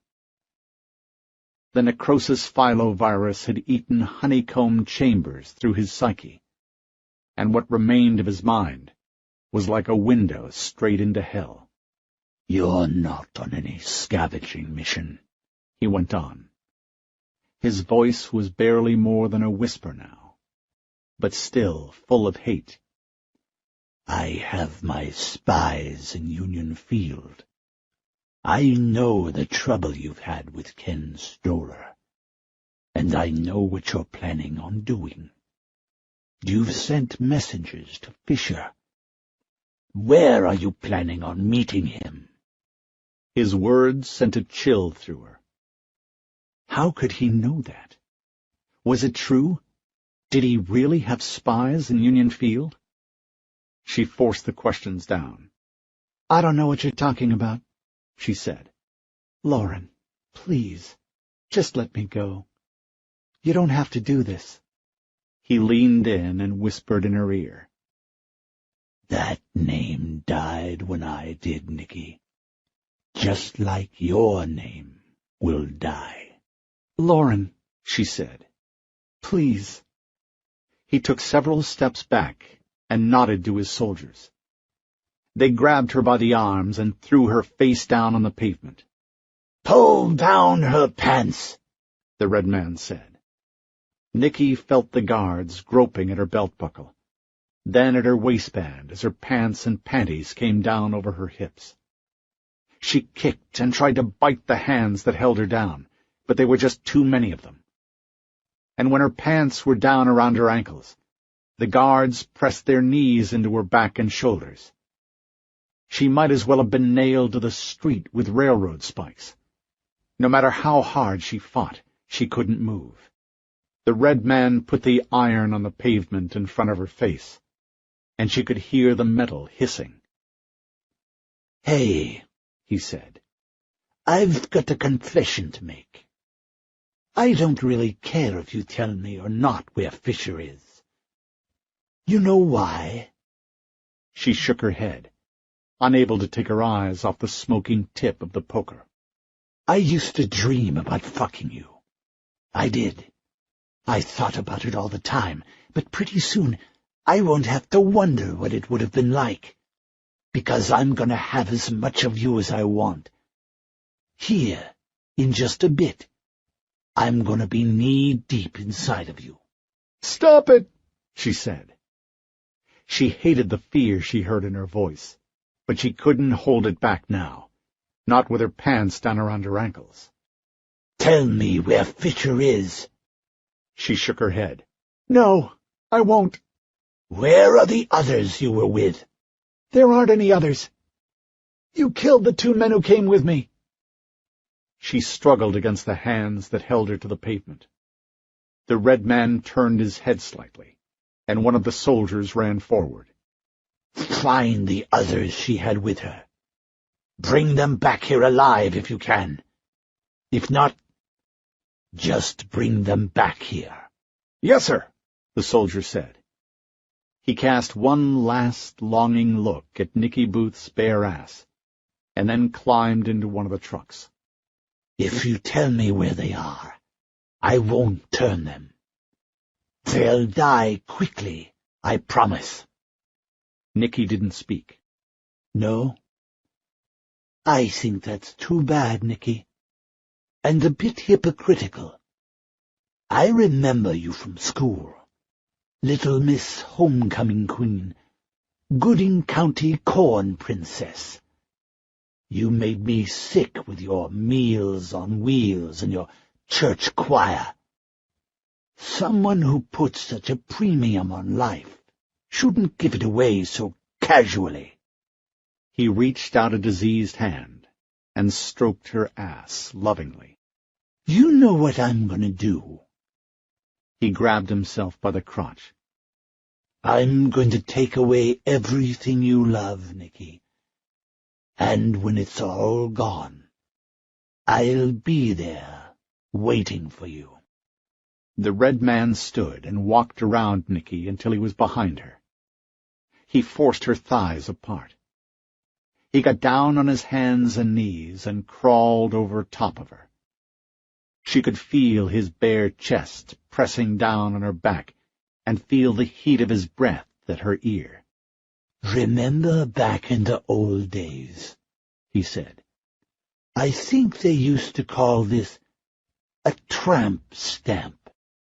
A moment later, the orange-hot poker tip was frying the skin at the small of her back, and Nicky Booth's screams echoed down the lonely street as the windowless buildings and the swaying zombies silently watched. Chapter 5. There was a storm coming.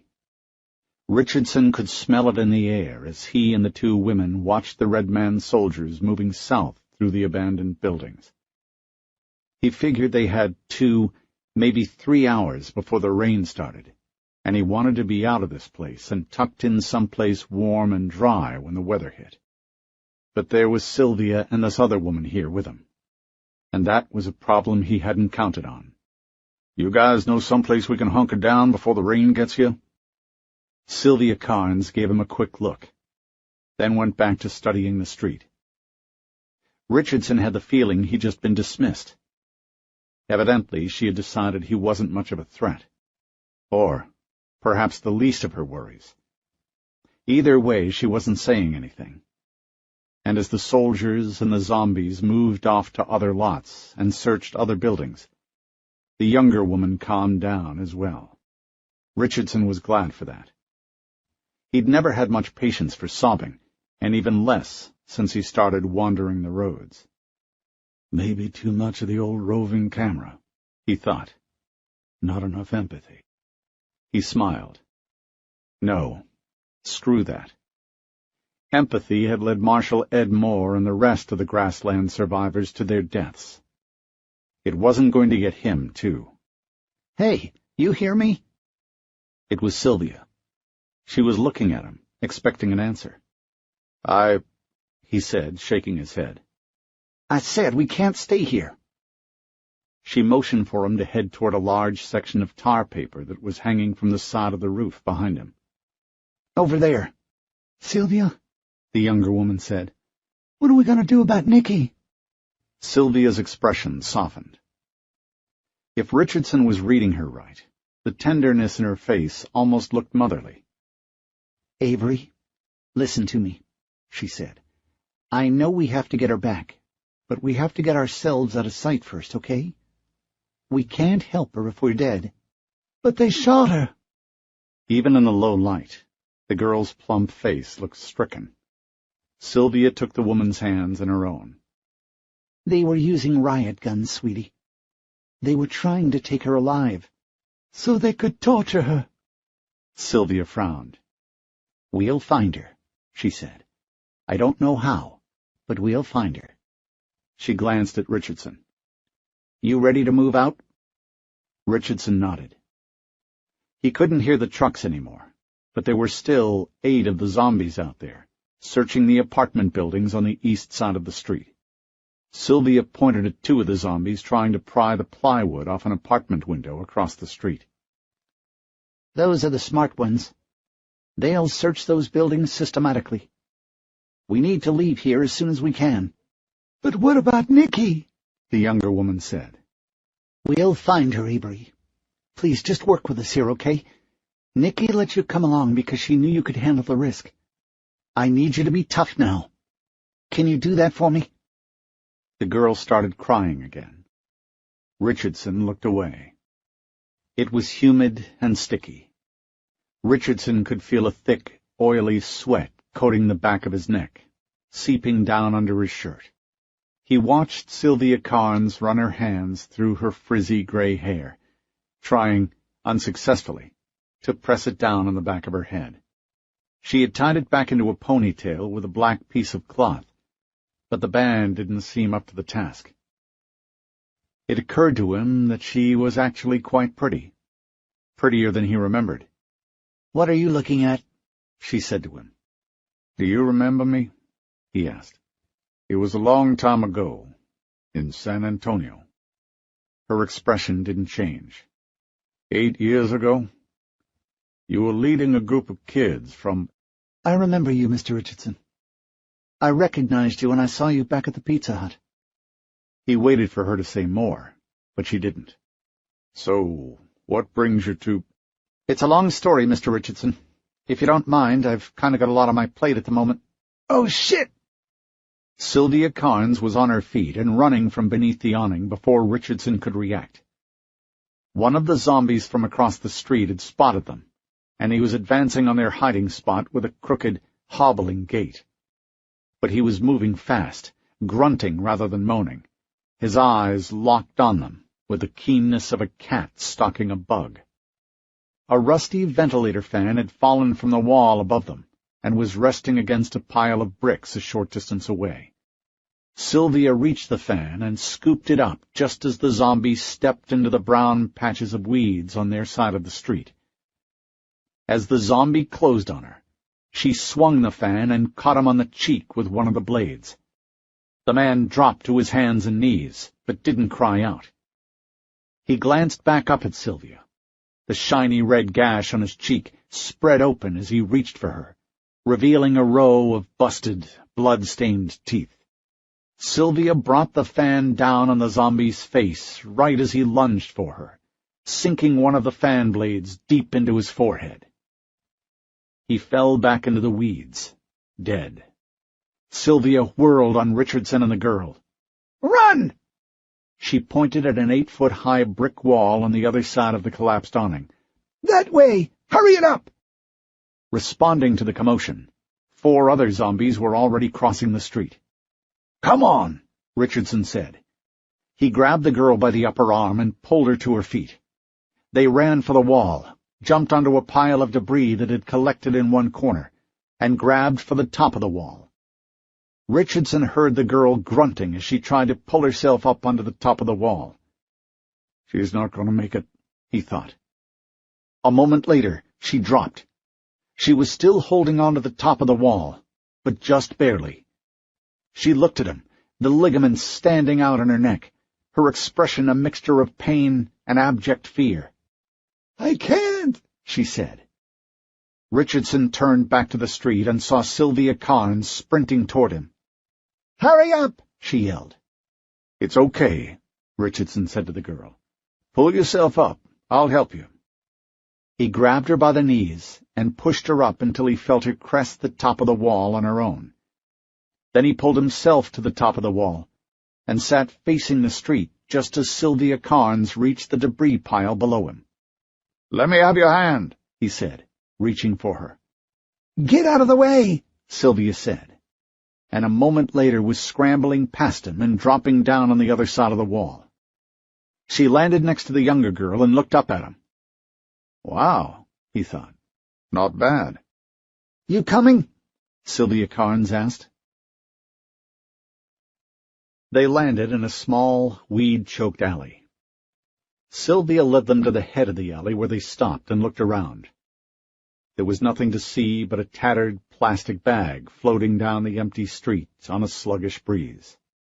"Come on," Sylvia said. She stepped into the street, turned south, and moved out at a trot. Richardson, walking briskly alongside her, started to tell her how surprised he was to see her again after so many years. But she frowned, shook her head, and went back to scanning the surrounding buildings. "Later," was all she said. Richardson quieted down, focusing on his breathing. Though he was accustomed to living on his own, and doing just about anything he had to do to survive, he wasn't exactly in the best physical condition. Over the last few years, he'd had to do little by way of real work. Nothing beyond a light sprint now and then. Sometimes a few whacks with the old machete. Occasionally he had to chop wood with a hatchet, but nothing strenuous.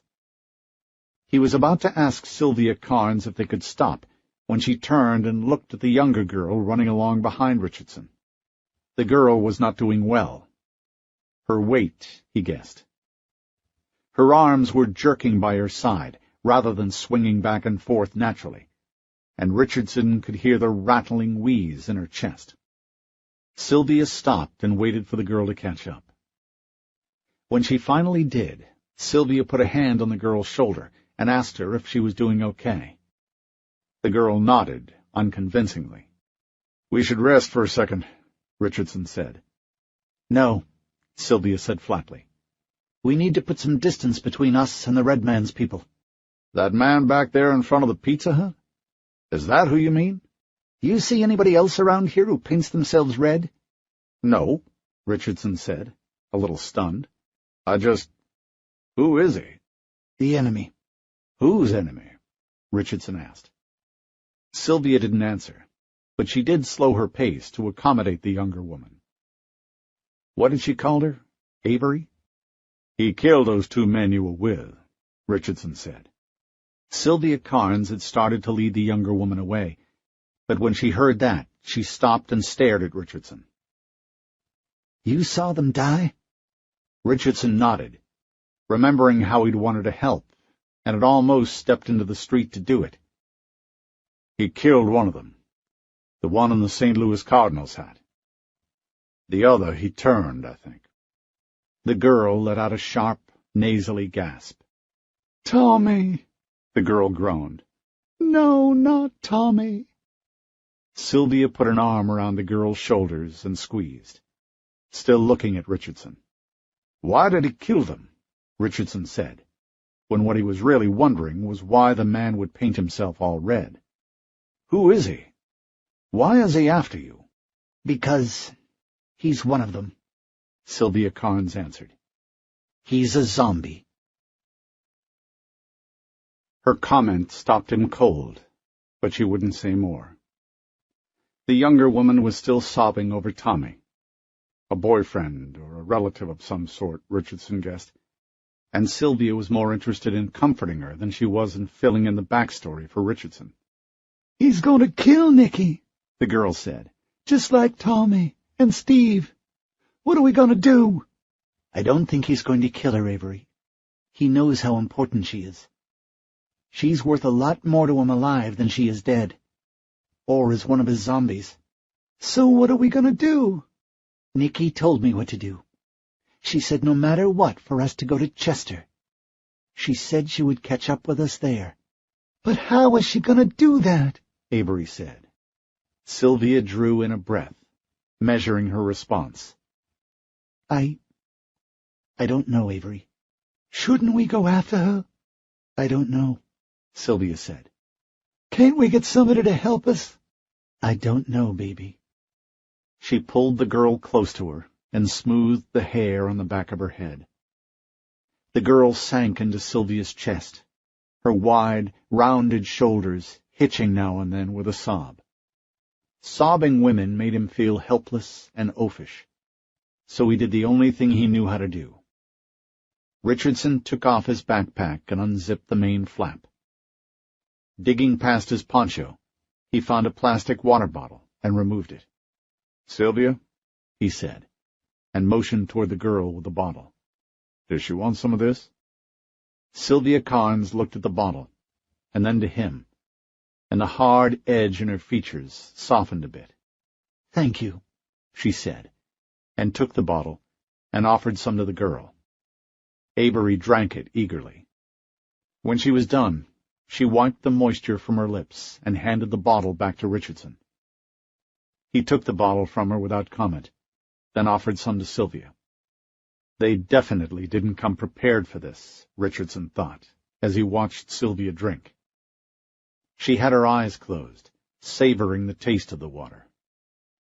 He was about to ask her what they were doing out here when she opened her eyes and extended the bottle to him. We need to get going, Sylvia said. Okay, Richardson said.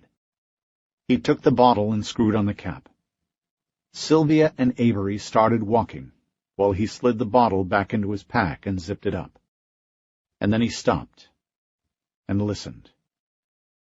A faint rustling, like rubble shifting underfoot. He scanned the surrounding buildings, looking for signs of movement, and saw only a vast, empty city. Hey, Sylvia called back to him. You coming? Yeah, he said, and took one last look at the empty street. Yeah, on my way. They walked south, and soon fell into a marching order, with Sylvia and Richardson out front, and the younger woman trailing along about 10 feet behind them. Richardson tried to make room for the girl next to them, but she seemed to prefer to be by herself. Richardson let her be. They stayed on Florissant Street wherever they could. Occasionally they'd hear one of the infected chasing after a rat or a dog, and they would hide. But the infected down here didn't seem to move as packs, and so they were easy to avoid. Gradually the feeling they were being followed began to fade. I think if we keep at this pace, we can reach some of the open farmland south of town by nightfall, Sylvia said. The Red Man's troops will be searching the area north of here for us for the rest of the day. When they don't find us, they'll head back to their home base. Richardson was suddenly interested. Where is that? About 150 miles south of Herculaneum. The Kirkman Hyatt Hotel and Convention Center. And you're sure he'll go there? He won't stay around here and try to hunt us? We are not his priority. Nicky Booth is. That's the woman you were with? Sylvia nodded. We're not out of the woods yet. We need to stay off his radar for the next day or so. After that, we'll be able to move around a little easier. Richardson shook his head. There were 1,000 questions he wanted to ask her, but he kept coming back to what she said about the Red Man. You said he was a zombie. What does that mean? What do you think it means? He's a zombie. He's infected. I know what a zombie is, Sylvia, Richardson said. So then what's your question? He bristled at her tone. 8 years had passed, but Sylvia Carnes was still the same old bitch. Everything out of her mouth was just plain wrong. Richardson forced himself to smile. How is it possible? He said. That's what I want to know. I watched him walking around. He limped, but he was as coordinated as any of us. And he talked. Zombies don't talk. They don't think. That guy, he may be crazy, but he was capable of carrying on a conversation. I heard him. That's true. So how is it possible? It's not. You saw him control those other zombies. I don't know what I saw, he said, but it couldn't have been him controlling those zombies. They didn't attack him, did they? They didn't attack his black shirts? If not controlling them, what exactly do you think you saw? No, he said, shaking his head. He huffed, but it came out a laugh. No, Sylvia, we're not going to go over this again. Go over what exactly? We're not going to do San Antonio all over again. I've seen Stage 3 zombies, Sylvia. I know they can use Stage 1 zombies as tools, but that's not what I saw back there. You keep wanting to ascribe abilities to zombies that they just don't possess. Their brains are gone, Sylvia. For all intents and purposes, they're dead, and they aren't coming back. You're an idiot, she said. Calling me names doesn't prove your point, Sylvia. Tell me how he controls the zombies. You can't, can you? He controls them because he's a zombie, just like they are. But what's the mechanism? There has to be a mechanism. You see that, right? If he's controlling them, how does he do it? She looked mad. Her eyes were drilling holes in him, but he didn't look away. Damn it, he'd forgotten how much fun it was to fight. He was actually enjoying himself. I don't know, she finally said. I don't. They had arrived at an intersection. Sylvia stopped beneath a faded yellow traffic light and looked left, then right. There was a park to their right that stretched south several blocks. It was overgrown with weeds, the tall grass swaying in the wind. Richardson breathed deep and could smell the approaching rain and the musty vegetable rot of river scent. And something else, too. Something unpleasant. The sour, sweet stench of decayed flesh. Once again that feeling that they were being followed sent a sweaty chill down his back. But there was nothing moving out there amid the wrecked buildings and abandoned cars. Sylvia wiped the sweat from her forehead, then retied the black ribbon that held her ponytail in place. Her hair was wiry as a bird's nest. A part of Richardson wanted to engage again. He had her on the ropes, and it wasn't his nature to stop when he got under an opponent's defenses. But the feeling that they were being followed had sapped some of the flavor out of the fight. He held his peace. I don't like the looks of that, she said, pointing toward the park. Better veer left toward the river. We'll be going through more buildings, but that'll also give us more places to hide if we need it.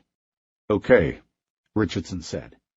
though he got the distinct impression that she wasn't asking for his advice. "Where are you planning on going?" "The free trade market down in Herculaneum," she said. "That's where I was planning on going, too." She looked at him, but said nothing. She turned to Avery. "You okay?" "I'm fine," Avery said, though it wasn't a convincing act. Her face was flush. There were sweat stains all down the front of her baggy shirt. They moved out again, this time at a walk, and entered a wider section of the street. Richardson had the distinct impression that they had crossed some kind of cultural or economic dividing line in the old city's demographics. The red brick buildings were fewer and farther between. He saw more and more banks, modern two-story houses that had originally been painted white but were now peeling and faded, and here and there a dry cleaner's and a grocery store and a theater. There were also lots of wrecked cars, most of which had been cannibalized for parts or destroyed by fire. But luckily, no zombies. "I remember what you told me when you asked permission to come along with my group in San Antonio," Sylvia said. "You said you were trying to write the definitive history on the zombie outbreak." Richardson remembered the conversation well. It had taken place in her office at the University of Texas in Austin. Her office was a small room in Parlin Hall with a window overlooking a wooded courtyard, and beyond that, Guadalupe Street, known affectionately on campus as the Drag. The walls were one continuous bookshelf, each shelf sagging beneath dusty rows of novels. She had been a moderately attractive middle-aged woman then, maybe a little plump, a little pale for his taste, but smart. He'd sat in the one chair in the room that wasn't mounded with books. On the desk between them was the court order signed by Justice Allen Woods. The order allowed her to take 40 college kids who didn't know the first thing about the risks involved, inside the quarantine wall around San Antonio. Back then, before anybody really had any idea at all about what was going on with the infected, there were strong feelings on both sides about the proper way to handle the problem. Most of America wanted to eliminate the infected by any means necessary. Dr. Carnes, and a few very vocal people like her, disagreed. The infected were victims of a plague, she said. We wouldn't be talking about wholesale murder if this was a flu outbreak, or rabies, or anything else. But you're leading them into a meat grinder, he said to her. "I disagree. All my students are dedicated members of the People for an Ethical Solution. They have made informed choices. They believe, as I do, that the infected are still human, and therefore have the same rights and expectations that any human being has in an enlightened society. This trip will show that we don't need to be afraid of them. This trip will show the U.S. government that the time has come to send in researchers to try to combat this outbreak." "Sounds like you rehearsed that." She simply stared at him. "Your students are just kids," Richardson went on. "How can they make informed choices?" "Each member of my group is over 21. They're legally adults, capable of making their own choices." Richardson choked down his objection. He'd never met a 21-year-old kid responsible enough to shop for groceries by himself, much less make an informed choice on an issue where the stakes involved life and death. But he knew it wouldn't do any good to tell Dr. Sylvia Carnes that. She was a zealot, and arguing with a zealot did about as much good as pounding your head against a wall. "You think this is a mistake, don't you, Mr. Richardson?" He shrugged. "I thought I'd been pretty clear on that point, yes. I think you're going to get those kids killed. I think we'll probably all get killed." "And yet you're still going." Richardson smiled. "I wouldn't miss it." "Why? You know why I'm doing it. Why are you doing it?" He just went on smiling. "Because Simon & Schuster asked me to write the definitive history of the zombie outbreak. And because they backed a dump truck full of money up to my door." But it wasn't the real answer, and both of them knew it. Now here he was, 8 years later, and the world was a completely different place. Everything had changed. Off in the rubble to his left, he saw a zombie trying to wade its way through the debris. But it was no threat. Its injuries were too severe for it to do anything but fall over. It couldn't even moan. It was, in many ways, a lot like the world it haunted. "Did you ever write your book?" Sylvia asked. The question surprised him, and he wasn't really sure how to answer her. "I never really stopped," he finally said. "These last few years I've been wandering the country, talking to survivors, building up a library of stories. That's what has kept me alive." He laughed, an unpleasant sound with a note of bitterness beneath it. "It's given me a reason to get up each morning." She was quiet for a moment. "That zombie you were just looking at," she said, gesturing with her chin toward the building on Richardson's left. "Yeah?" "That's a stage 1. If I had to guess, I'd say he got turned sometime this summer, maybe even a few weeks ago.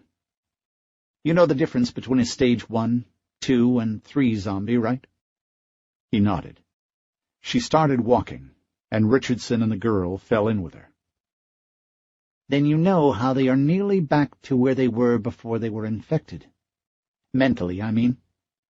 They are capable of extremely complex actions, such as—" Richardson frowned. "Now hold on a second. I don't think I buy that at all.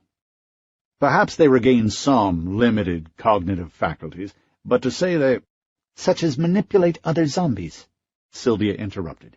"Use strategy to hunt prey. You even mentioned that one yourself. If you ask me, it sounds an awful lot like near full use of cognitive faculties. But have you ever wondered what comes next?" "After what? You mean after stage 3? She nodded. Richardson's mind didn't want to take in the possibility. "Are you saying the Red Man is, what, a stage 4 zombie?" She touched the tip of her nose. "That's—" Richardson wanted to say that it was impossible, but it did make a weird kind of sense. Was that really the next step? "Oh, my God," he said. Sylvia nodded. "Yeah, well, the zombies sure seem to think so." Chapter 6. By late afternoon, the rich, muddy smell of the river was thick in the air. The sky above them was churning with storm clouds, and Richardson could see lightning off to the east. He hadn't eaten since before daybreak, and he was about to recommend they stop when Sylvia did it for him. "What do you think?" she said to Avery. Sylvia was pointing at a small 2-story office building with an upstairs balcony that looked like it might afford a pretty good view of the street. Her hair had once again worked itself loose from her ponytail, so that now it resembled the ball moss that hung from the pecan trees down by the river. But otherwise she looked as solid as ever. Richardson imagined she could walk all night if she had to. By contrast, Avery looked even worse than Richardson felt. Why in the world did they bring her along, he wondered, and not for the first time. Nicky Booth, the other woman they'd had with them, had handled herself pretty well against the Red Man's troops. And Sylvia was no slouch herself. But this girl was about to fall apart. And then she surprised him. "There's no outside staircase," she said. "That's good. And it's small enough that there's probably only one on the inside. It shouldn't be too difficult to secure." "I agree," Sylvia said. She scanned the sky. The wind was out of the east and carried the smell of mud and humus and wood smoke over them. "Rain's coming this way.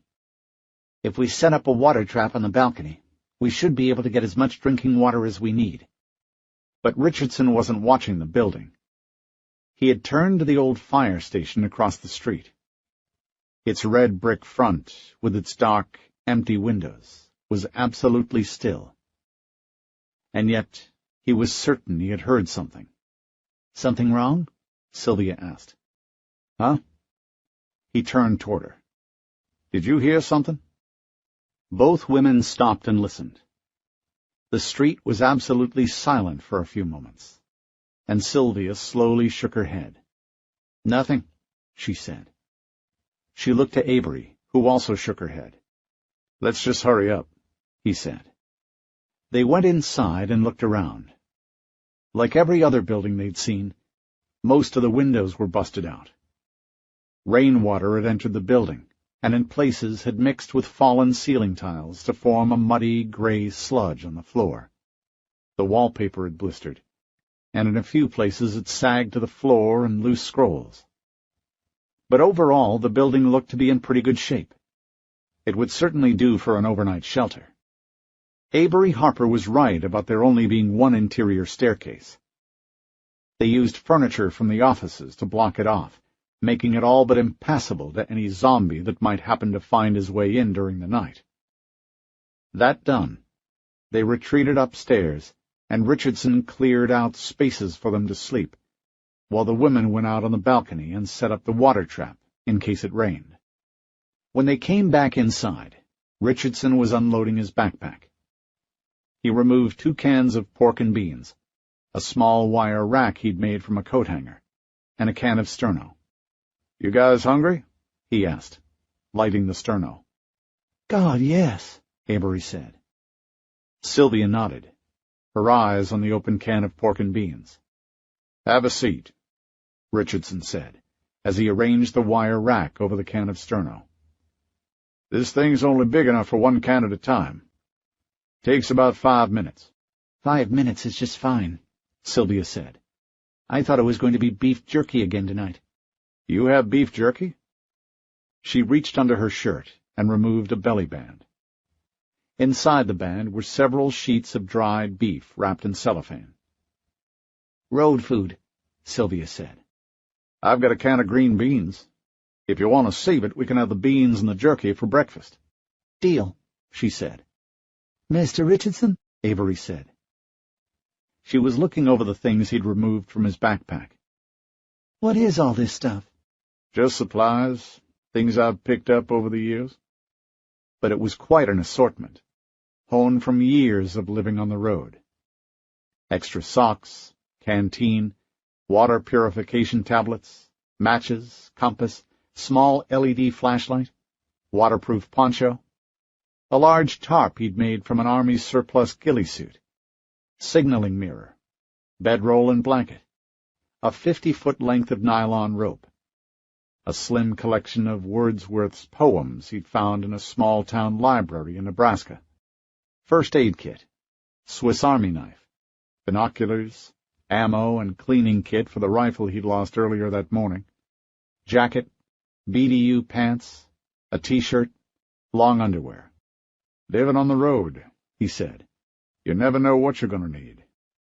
She examined the gear with obvious fascination, and it occurred to him that she had never spent more than a few nights away from her compound, wherever that was. Then she picked up his iPad and said, "What's this?" "It's an iPad," he said. "It was state-of-the-art back before the outbreak. I found it in a computer store in Seattle, Washington, about 5 years ago." "What do you use it for?"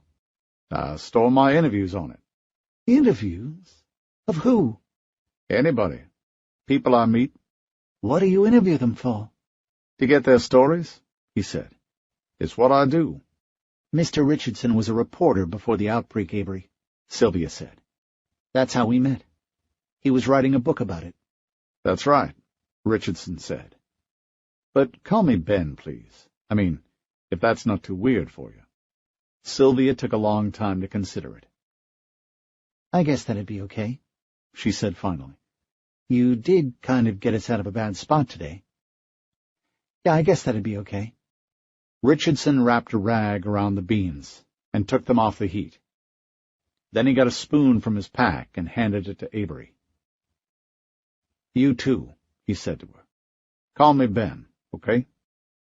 Avery took the can and spoon from him, and ate a spoonful with her eyes closed. She savored it for a long time. When she opened her eyes, she smiled apologetically. "That's really good," she said. "There's more," Richardson said. "Help yourself." Avery looked at Sylvia, who nodded. Then she helped herself to 2 more spoonfuls and passed the can to Richardson. "How many interviews have you collected?" she asked him. "I don't know," he said. 600 or 700, maybe. "Really?" "Yeah. Here, I'll show you." He took a battered trash can from the corner and upended it and set the iPad on it like a picture frame. "This should pick up all 3 of us," he said. "You want to interview me?" Avery asked. "Sure, if that's okay." She looked uncertain and nervous. She kept touching her hair. "What do I do?" "Just talk," Richardson said. "Tell me about yourself. Who you are. What you guys are doing. What you plan on doing in the future. Anything, really." "Is it running now?" Richardson nodded. Avery's cheeks colored slightly. She ducked her head and fiddled with her blonde hair. She swallowed a few times, then looked at Sylvia Carnes. From the expression on her face, it looked like she was asking for permission. "Go ahead," Sylvia said. "I think it's all right. We can trust him." "Okay," Avery said. She fingered her hair back from her ears and looked at the iPad. "How do I start?" "Tell me your name," Richardson said. "Avery Harper." "How old are you, Avery?" 20. "So you would have been how old when the outbreak happened?" "I was 12 when Hurricane Mardell hit. I was living with my dad in Houston at the time." Richardson handed the can of pork and beans to Sylvia. "You were in Houston during the storm?" "No, we evacuated to Dallas before the storm. We were with some of his friends when all the fighting started. After that, Dad said we couldn't go back." "Where did you go?" "To live with my cousin, Nicky Booth." "That's the young woman we saw earlier today? The one with the short brown hair?" Avery's smile faded. "That's right. Her dad was a doctor in Gooding, Illinois. It's this tiny little town on the other side of the river, about 100 miles from here." "So you were 12 and making this big change. What was it like there?" "Well, at first it was scary, you know. I didn't have any friends. I was in a new school. I had Nicky, but she was just back from college, and I was just a kid, so it wasn't like we hung out or anything. But then, after a while, I got used to it. Living in a small town is actually kind of boring, you know." "I know," Richardson said, and laughed. "I grew up in Port Arthur, Texas, birthplace of Janis Joplin." "Who's Janis Joplin?" "It's not important," he said, trading a sly smile with Sylvia. "So you and Nicky eventually left Gooding, right? How did that happen?" "Like I said, Gooding was kind of boring. There were a lot of drugs and stuff like that. Nicky used to tell me all the cute guys had gone off to the military, and the ones who didn't were too busy doing meth. The town was pretty much dying when the quarantine wall fell. People had been moving away for a while, but after the wall came down, things pretty much went to hell, you know. We both lost our parents during that second wave. I was lucky I had Nicky. Without her, I would have died too. Probably a bunch of times." "I'm sorry about your parents," Richardson said. He scanned the girl's face, but the memory didn't seem to cause her any obvious pain, so he pressed on. "What did you guys do after you lost them?" "We lived on the road." "What did you do?" "Nothing. Just sort of wandered, you know." Richardson smiled. "Yes," he said. "I know wandering very well indeed." Avery didn't look like she knew how to respond to that. "Before the outbreak, Nicky was just a normal girl, you know. But afterwards—" She shivered. "What, Avery? What happened while you guys were on the road?" "Nicky changed. I mean, she loved me. I think she loved me more after her dad died than she ever did while he was alive. But after he died, she turned, I don't know, dangerous. I've seen her do things to people that—" She trailed off, shaking her head, as though to push unpleasant memories down. "Survival is a rough business," Richardson said. "And if she was looking out for a 12-year-old girl—" He shrugged. Avery said nothing. "But you're not still living on the road, are you? You found Sylvia here, right?" She nodded. Mr. Stoller was forming his compound just north of St. Louis about that time. We used to see patrols from Union Field scavenging around the river." "Union Field? That's the name of the compound where you guys have been living?" Avery nodded. Mr. Stoller was just starting to get control over the area. His patrols were all over the place, but they were sloppy. Most of them were just regular people playing at being soldiers.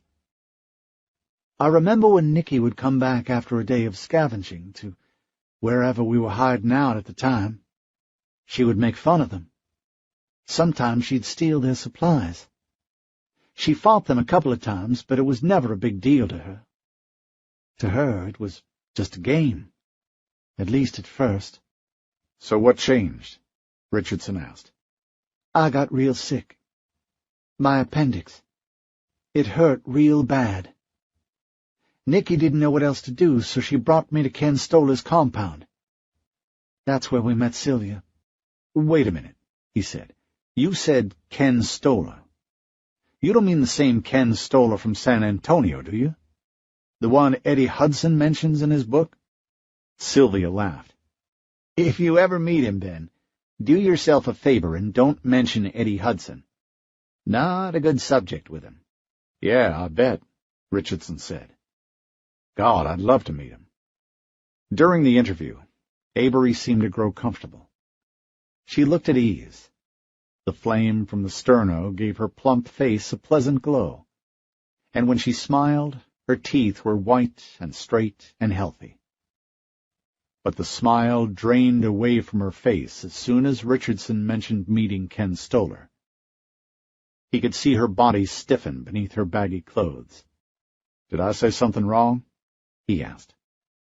Avery swallowed several times, very fast, but wouldn't meet Richardson's gaze. He looked from the girl to Sylvia. Sylvia looked back at him, and she seemed to be taking his measure, as though she was wondering just how far she could trust him. Finally, she looked at Avery. "Go ahead. It's okay." Avery said nothing. "Avery, honey, it's okay. We're going to have to trust somebody. We can't help Nicky on our own." Sylvia studied Richardson for a long moment. Then she said, "It didn't take very long for Nicky to completely redo the way Union Field sent out patrols. Nicky organized our defenses, trained our people. She turned a bunch of clueless survivors into a fairly professional fighting force. She and Ken Stoller were very close." "Were?" Richardson asked. Avery nodded.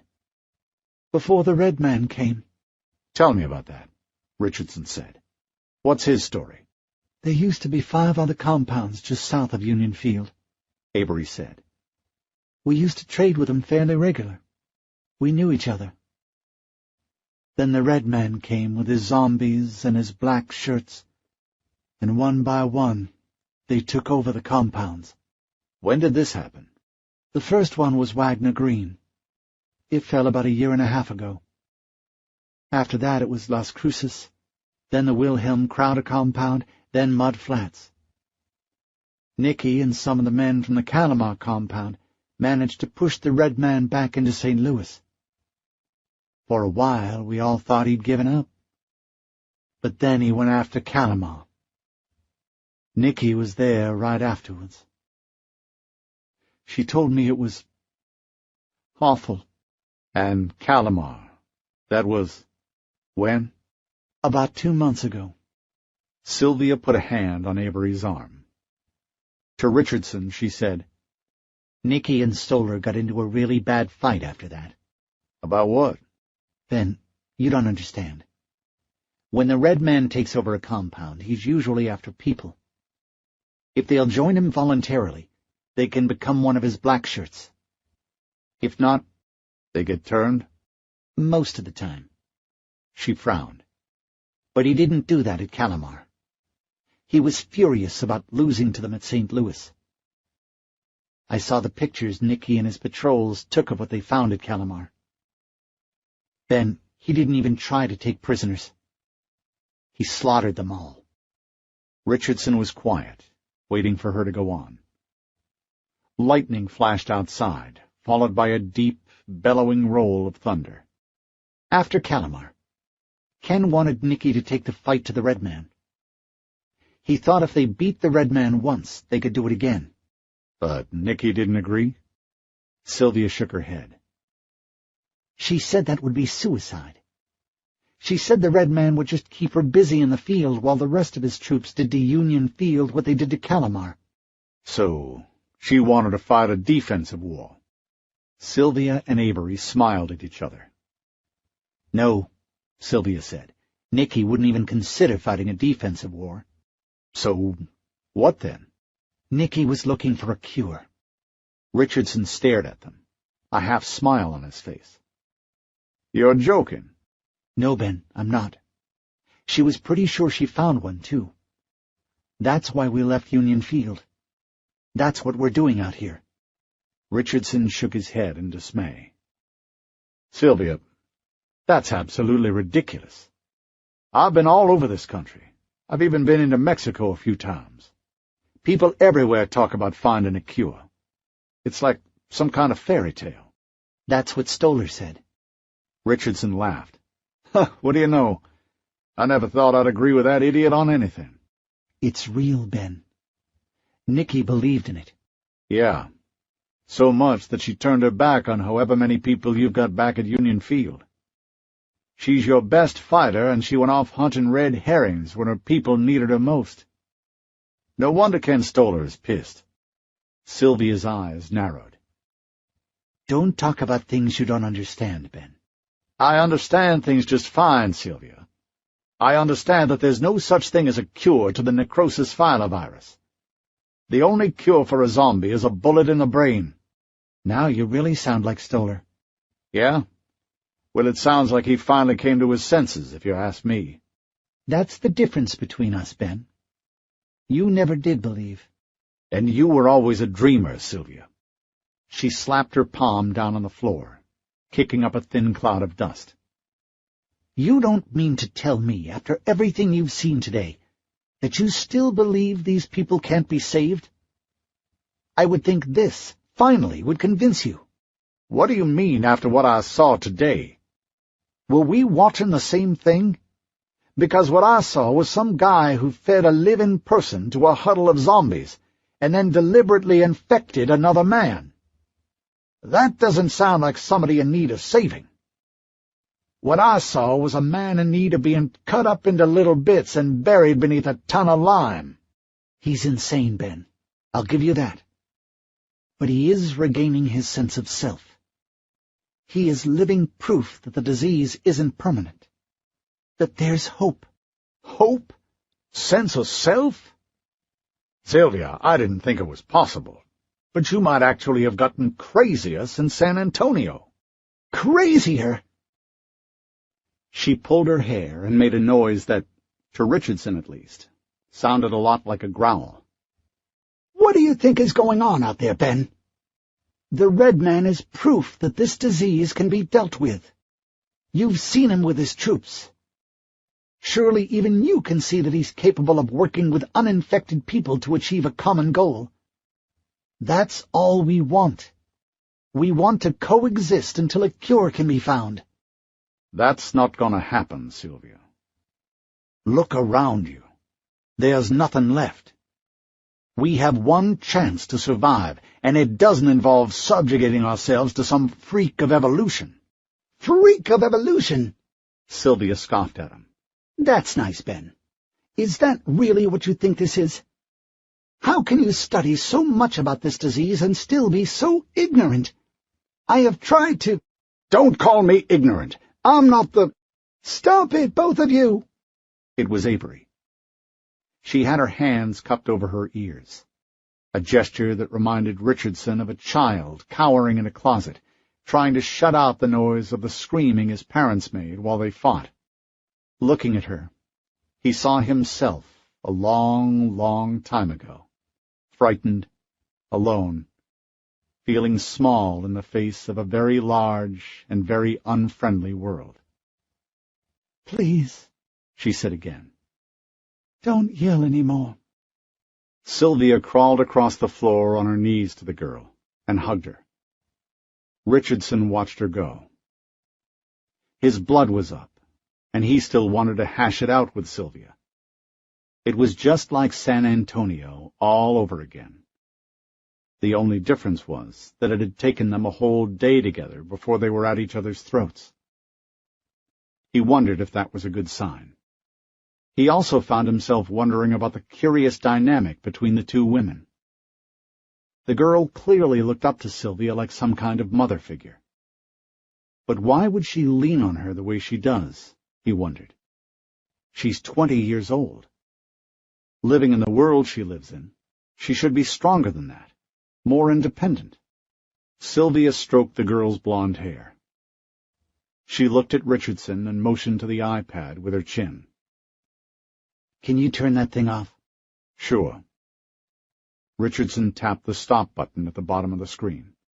"Avery," Sylvia said. "Do you want to rest?" The girl nodded without speaking. Richardson handed her the coat from his pack, and Sylvia rolled it up as a pillow for Avery. Within moments, she was asleep. "Let's step outside," Sylvia whispered. They went out to the balcony and watched the advance winds of the storm blow trash and dust down the street below. The river was a thick, dark line in the near distance, and they could smell it on the wind. Somewhere behind them they could hear a dog barking, very faintly, but otherwise it was quiet. That was one thing about this world that Richardson liked. It was always quiet. Sylvia turned to face him, her frizzled hair rustling against her cheek. He didn't like the strange look on her face, as though she were about to gloat. "What is it?" he asked. "The cure is real, Ben." "Oh, come on, Sylvia, you've already tried this one on me. There isn't going to be any cure, because there isn't anyone to—" "Ben, there is a cure. It's already been found."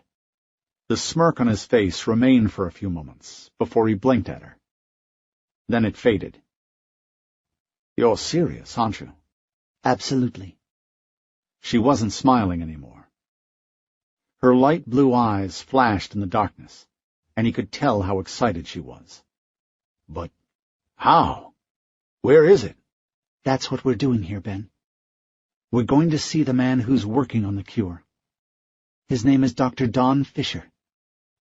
He's immune, Ben. Or, at least, mostly. Nikki heard about him through her foraging parties. He was bitten more than 4 years ago, and he hasn't turned. It crippled him, but it didn't turn him. He's been working on a cure ever since. This is it. We think he's finally found it." Richardson was shaking his head. "But you haven't spoken to him? I mean, how do you know this is the real deal?" "It is, Ben. We just have to find him. Nikki's foraging parties made the arrangements. We were supposed to go to Herculaneum tomorrow and meet a man from Union Field who's agreed to help us. He's got AR-15s like the ones we have. Nikki told me to trade those weapons for passage on a trawler down to Chester. We're supposed to meet Fisher there on Tuesday of next week." "That's—" He trailed off. He had no idea what to say. To him, the whole thing sounded insane. But at the same time, if it was real, the possibilities were endless. He shook his head. "Crazy. But the Red Man has Nikki now. Don't you think that changes your plans?" She shrugged. "I trust in Nikki Booth, Ben. I trust in her like nobody I've ever met. If you knew her like I do, you would too. The Red Man won't get anything out of her." A few light raindrops splattered on his hands and face. The next instant, the rain swept over them, and they moved inside the building. Sylvia looked down at Avery, who had curled up in the fetal position and was cradling Richardson's jacket like it was a child's teddy bear. She was sleeping soundly. Sylvia turned to face him. And when she spoke again, she was whispering. I know you don't believe in this, but we're going to do it. We're going to bring back a cure. This is too important to fail. Chapter 7. The next morning, Richardson woke before dawn and dressed by candlelight. The floor creaked as he walked toward the patio door. Sylvia rolled over, murmuring thickly, but didn't wake. Avery was curled in a ball next to her, sleeping soundly. Richardson waited for a moment, letting Sylvia settle, then went outside. The storm had passed during the night, leaving a clean, earthy smell in the air. There was a light breeze, and the early morning chill felt good against his skin. During the night, the rain trap they'd set out had collected almost a gallon of fresh water. It wouldn't be enough to bathe with, which a quick sniff had told him he sorely needed, but at least they wouldn't be leaving here with dry throats. It wasn't all bad, he guessed. But a rude squawk made him freeze. He'd been kneeling next to the rain trap, but when he heard the bird sounds, he closed his eyes and steeled himself against the horror he knew was waiting for him. He opened his eyes. The crows were back, staring at him. There were hundreds of them.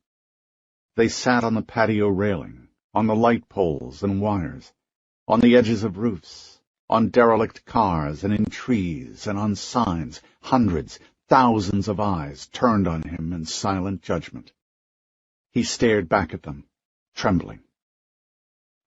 He remembered what it was like when he came back to the Paradise compound 6 years earlier, to find everyone he cared about getting fed upon by crows. Remembered the sight of all those people, 1,200 in all, getting picked clean to the bone by birds that squawked and fought over the scraps. You won't get me, you carrion birds, he thought. You missed me when you came from our friends in Montana, and you won't get me now. You ate the people I loved most in this world, but you didn't eat my heart. That you won't ever have. Though even now, the memory of all those carrion birds, black as soot, glassy-eyed and squawking furiously at each other, made him cower in fear. Richardson and a few others had gone down to California to get seeds for the coming spring. They were gone 4 months. When he left, Ed Moore and the blind girl Kyra Talbot and Billy Klein and Jeff Stavers and all the others were alive and well, arguing about whether or not to open the compound to the hundreds of refugees coming north, because they had heard of the wonderful things Ed Moore was doing in Paradise Valley. Billy had warned refugees would bring diseases, but Ed had overruled him. Fate had proven Billy right. Richardson never figured out what had done the killing. Bubonic plague, cholera, yellow fever. Anything was possible. But when he was standing there in the middle of the compound, snow swirling around his feet, he remembered thinking that causes didn't matter. Not when everyone you loved was dead. How he had loved those people. He and Robin Tharp and a few others from the original Grasslands group had walked from body to body, shooing away angry birds and trying to figure out who was who. But all Richardson could think about was how much love had just gone out of the world. Ben? Sylvia said from behind him. You okay? Richardson stiffened, wiped the eyes with the back of his hand.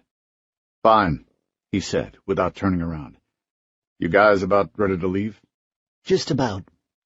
How much water did we get last night? He turned, sniffled, and handed her the trap. Looks like about a gallon. She took it from him. She looked at him curiously, watching his eyes. Thanks, she said. You want to have that breakfast now? Green beans and beef jerky? He nodded, grateful she had the good grace to leave his grief alone. Later, when they were packed and ready, Richardson dangled his rope over the balcony. They scaled down to ground level, and he pulled the rope down after them and stowed it in his backpack. Then they set out, walking through the darkened ruins without speaking, their feet sloshing in the muddy puddles left by the rain. The ruins seemed deserted, as Richardson expected them to be. Most of the infected, he knew from long experience, preferred to hunt in the daytime. Walking under cover of early morning darkness, they hoped to get out of the city proper by dawn. They got on Interstate Highway 55 and followed it all the way to the southern edge of town without seeing anything. There weren't even any rats scurrying around. Even still, Richardson couldn't shake the feeling that something was watching them. He kept stopping and turning, scanning the road behind them. Once it took him so long to start back up that Sylvia and Avery had to double back to him. "What is it?" Sylvia asked. Richardson strained his senses against the darkness. He heard the dull drone of cicadas in the overgrown fields on either side of the highway, the chatter of birds, the wind whistling through the holes in buildings. And something else. A wet, rattling sound, like a man struggling to breathe through lungs nearly flooded with phlegm. "We're being followed," he said. She scanned the road behind them, and then the buildings off to the west. "Yeah, I think you may be right." Richardson glanced east. Daylight was overtaking them. Already he could see reds and oranges spilling over the horizon. Up and down the highway, the ghostly shapes of long abandoned cars waited silently for nothing. "I don't like this," Sylvia said. "We're too easy to spot out here." "It can't be the Red Man, can it? Following us, I mean? If he had us in sight, wouldn't he just overtake us with his trucks?" "I would think so," Sylvia said. "Could it be Ken Stoller?" She grimaced. "God, I hope not." They passed a ruined movie theater on their left, and Richardson slowed to look at it without even realizing what he was doing. Abandoned buildings like this fascinated him, pulled him in. Even before the outbreak, places like this had held a special fascination for him. Now they were everywhere, like this theater. Grass had grown up in the parking lot. There were a few cars abandoned there, but they had been stripped, and a few had been burned. He could see skeins of metal wire encircling the wheels where the tires had melted. Beyond, the building was a mess. Gone were the windows and the glass front doors, all of them smashed. The lobby was a black maw that resembled the entrance to a cave. They had been showing Duma Key when the outbreak swept through here, but the D was missing now. "What is it?" Sylvia asked. "You hear something?" "No, just looking." "At what? The movie theater?" He nodded. "Do you miss it?" Miss what?" "You know, the world. Going to the movies, tater tots from Sonic, a McRib at McDonald's, concerts, picnics in the park, going to the bookstore, catching a favorite song on the radio." "And paying bills and traffic jams and politicians," he said, smirking at her. She had seemed playful when she brought up the topic, but her smile slowly dried up. "I guess not." "No," he said, suddenly turning serious. "I'm not being fair, Sylvia. I do miss it. Sometimes, every once in a while, I dream about how good things used to be. Do you do that?" She didn't answer, but he could tell by her expression that he'd touched a nerve. He went back to looking at the movie theater, and for a second he almost told her about a piece he'd written comparing zombies to abandoned buildings. Thinking about it now, there was actually something to it. Both, after all, were crippled wrecks, somehow still on their feet. But beyond that, both were single-serving-sized doses of the apocalypse. Both existed in a sort of temporal neverland, so that you could see their present reality, that of the wreck, but also hints of what they once were, and the potential of what they could be in the future. All three realities existing at the same time, overlapping each other. But he knew where the conversation would lead. Where Richardson saw the zombie as a dead end, a being whose only future was a long, slow trek into the grave, Sylvia saw a cause, a soul to be reborn. She was a dreamer. He was a realist. What could possibly come of that but another fight? Yesterday he'd have been up for it, but today he was too tired. And from her expression, so was she. "You still looking at that thing?" Sylvia asked. "It's hard to look away," he admitted. "I thought you were collecting stories of people, not buildings." "I am." Sylvia considered the movie theater for a long moment. Then she said, "But there's no passion in it, Ben. Last night, when you were telling us about what you'd been doing, all the interviews you gathered, you sounded tired. You sounded like you were on autopilot. But I look at you now, the way you're looking at that thing, and I see your eyes on fire. There's passion there." He started to answer, and then realized he couldn't figure out if she'd actually asked a question. "You know what I think?" Sylvia asked. "What?" "I think you've been reading too much Wordsworth." He hadn't expected that, and the smile that came to his face was cracked. And, as though she possessed some kind of rudimentary mind-reading skills, she said, "I saw that copy of the lyrical ballads in your backpack last night. Let me guess. Tintern Abbey." He shrugged. "Guilty as charged." Sylvia turned away from the building, to where Avery Harper was sitting on the tailgate of a rusting pickup truck, her feet dangling in the air like a little kid sitting in a big chair. The girl looked very hot and very tired. Her chin was resting on her chest, and she looked like she was having trouble catching her breath. "Avery, honey, you okay?" Sylvia called. The girl looked up. "Don't mind me," she said. "Just resting. Okay, go ahead and get ready to move out, okay? We'll be leaving in a few." The girl waved a half-hearted acknowledgement. Then Sylvia lowered her voice so that only Richardson could hear. "Ben, you want some advice?" His cracked smile grew wider. "You're offering me advice? I can't wait to hear this." "I'm serious, Ben." He waited. "Put away the Wordsworth. Read some Whitman instead." He let out a disappointed huff of air. "That's your advice? Sylvia, you should know this about me. I despise Whitman. He was great at first lines, but piss-poor in the follow-through." "You're not being fair to yourself, Ben. Don't you see? You've lost touch with your real purpose. You know what I think?"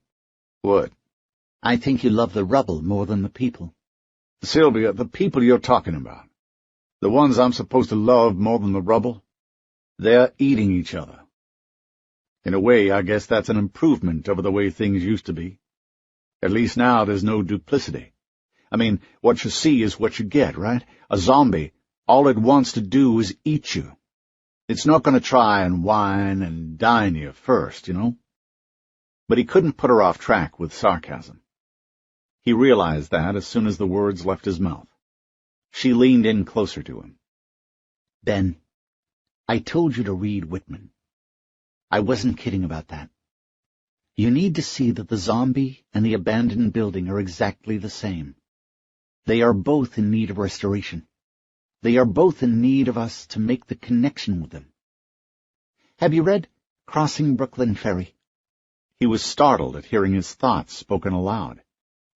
But at last he shook himself and answered, Yeah, I guess. A long time ago." Remember how he addresses his future readers? "It is not upon you alone in the dark patches fall.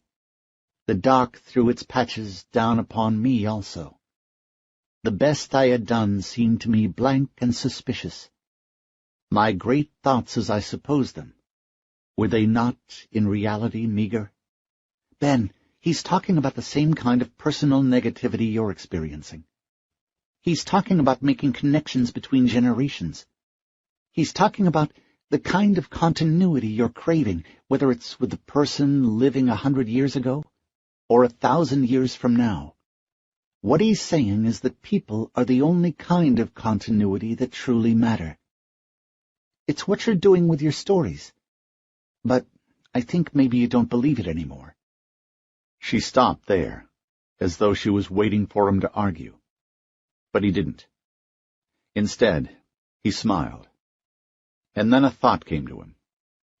Shortly after the quarantine fell, he and a small group of refugees from Houston had made a cross-country trek to the Cedar River National Grasslands to live in a compound built by a mad Mississippi preacher named Jasper Sewell.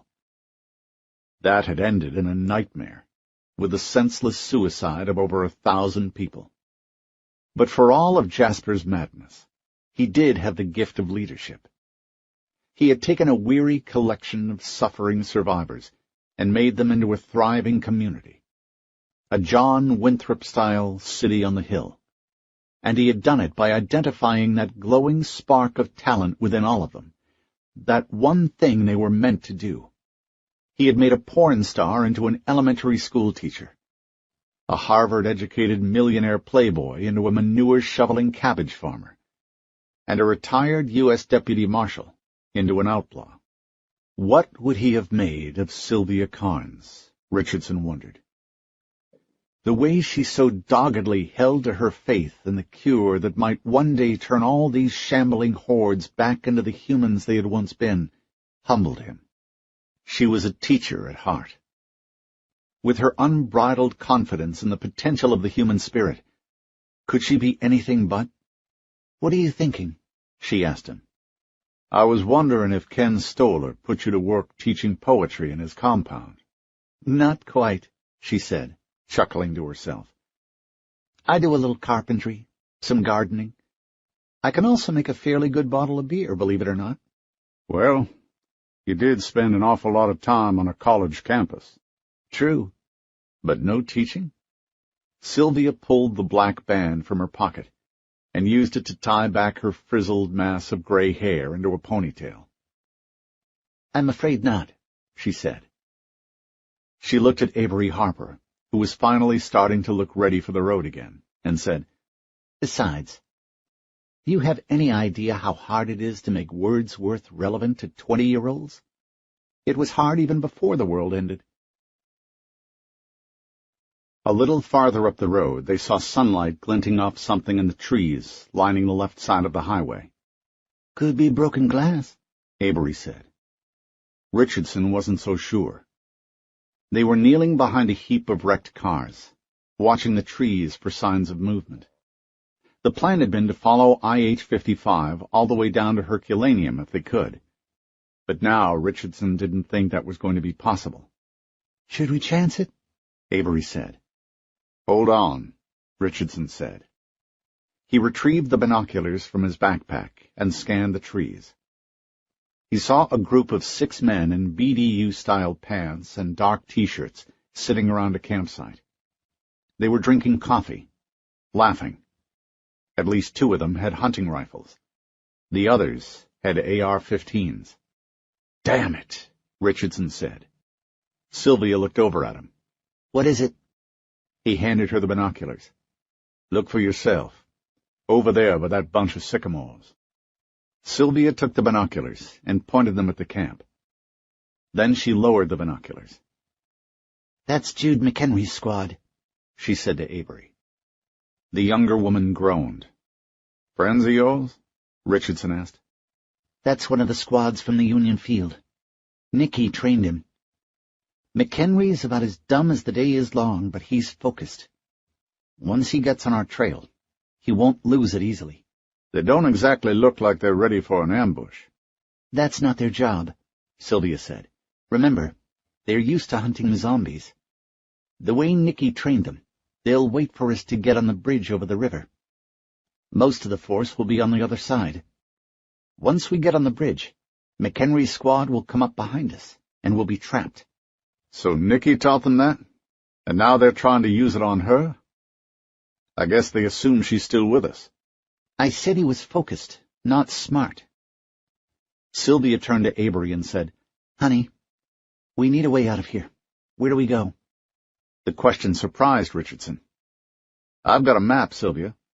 "And I bet it's nowhere near as good as the one I've got." "Avery?" The girl looked behind them, then to the west. "That's Merrimack Bottom Road up there. We can follow that to Highway 21, which will take us to State Highway M. From there we head east and cross back to 55. Where does that come out?" Sylvia asked. "Just north of Barnhart. That'll put us about a day's walk from Herculaneum. Assuming, we don't run into any other problems." Richardson was staring at her. Avery noticed it and looked away bashfully. "You have a map of this whole area in your head?" he said, amazed. She nodded. "What are you, Rain Man?" The girl cocked her head to the side. "Who's Rain Man?" "A joke," Richardson said. It was suddenly clear to him why Nicky Booth and Sylvia Carnes brought the younger woman along. "How much of this area do you have memorized?" "All of it," Avery said. "I like maps. If I see one, I can usually memorize it in a few minutes. City maps take a little longer because of all the streets, but maps for areas like this out in the country, they're easy." "Impressive," he said, and then to Sylvia. "Sound good to you?" "If Avery says that's the way, I trust her." "Fair enough," Richardson said. "After you." Merrimack Bottom Road was a gently curving 2-lane blacktop that had faded to gray from exposure and the constant scouring action of the dust that blew in from the open fields on either side of it.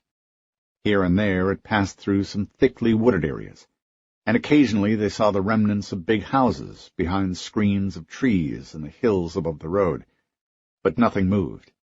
In the early morning sunlight, the air hazy and golden, it seemed perfectly peaceful. As they walked, Avery began to open up. She made small talk to Sylvia, and sometimes to Richardson, telling him about the country they were passing through. But she didn't have his full attention. Ever since they'd left the highway, the feeling that they were being followed had intensified. At the limits of his hearing, he could almost make out a faint doubling of their footsteps on the road, and while it might have been an echo from the tree line, he doubted it. An image of the red man rose up in his mind, and his guts rolled over queasily. It didn't seem possible, the things Sylvia had told him. But after seeing the red man control the zombies around him, he found it difficult to deny. And not for the first time he found himself wondering how such a thing was possible. Was it really a sign, as Sylvia Carnes believed, that the disease was curable? Was the person that a zombie had once been still inside that damaged husk, waiting to be freed of the infection? That really seemed to be the big question. He supposed it was possible. After all, people sometimes got sick and got delirious with fever. Then they got better. Might this be a far more serious version of the same thing? And if so, if it was possible to restore the person within the zombie to their former selves, would they remember what happened to them during their infection? Would they remember the cannibalistic horrors they committed? He wasn't sure, and he wasn't sure if he wanted to know. Ahead of him, Sylvia was still wrestling with her ponytail. The heat and the humidity were working on her, he could tell. A wide sweat stain spread from her shoulders down her spine. "Sylvia," he said, "you want to stop for some water?" She turned back to him and nodded. "Over there," she said, "in the shade." She was pointing to a ruined gas station up ahead and to their right. Most of it was still white, though the paint was curling off the walls, and the metal poles holding up the awning over its pumps were brown with rust. Its driveway and the sides of the service bays were thick with brown weeds. With a glance behind him, Richardson realized it was about as good as any point they could have chosen. From the building, it afforded a pretty good view of the road in both directions. "Yeah," he said. "That looks good." They walked up the driveway and were nearly under the awning when Avery pointed into the shadows and said, "What's that?" "A hammock," Richardson said. It was strung between the gas pumps. He followed the ties at either end and saw where they had rubbed some of the rust off the pumps. Someone had strung it up recently. "Hello?" he called out. "Ben," Sylvia hissed. "what are you doing?" A glass bottle skittered across the pavement from somewhere behind them. The three of them turned as one, their expressions full of surprise and panic. A child was standing in the road. A girl, maybe 10 years old. She stood perfectly still, watching them. Her greasy hair lifted in the breeze. Richardson immediately thought, zombie. But something was wrong. The girl's clothes were hardly new, but they were clean. There were no bloodstains, no abscesses on her skin, and he didn't see any signs of injury. Still, his internal alarms were ringing at top volume. "Ben," Sylvia said, "what do you think—" "Oh, God! Avery, no!" But it was too late. Avery was trotting down the driveway toward the girl. Richardson ran after her, and he was nearly close enough to grab Avery and pull her back, when two women stumbled out of the woods to his left. Both were obviously infected. No doubt there. Their bodies were stiff, their movements clumsy.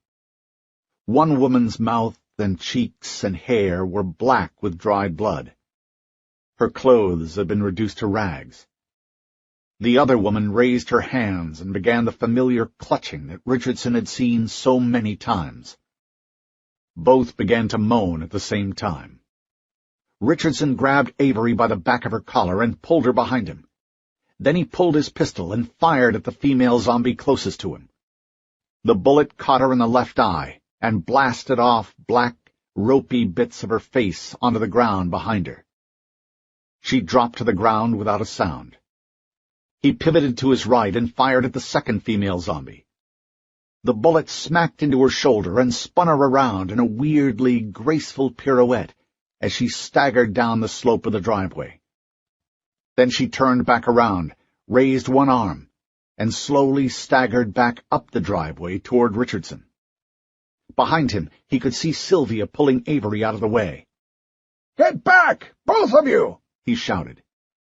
He raised his pistol again and was about to fire at the female zombie when the little girl ran at him. She moved with incredible speed. He tried to point the pistol at her, but she was moving too quickly. She was on him before he knew it.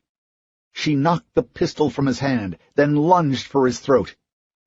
He staggered backward, but didn't fall. Now he could smell the rot coming from her breath. He could see 2 rows of small, busted teeth behind her slowly spreading grin. She was snapping her teeth at him like a dog, a wet, stuttering growl rising from her chest. He turned and ran toward the building.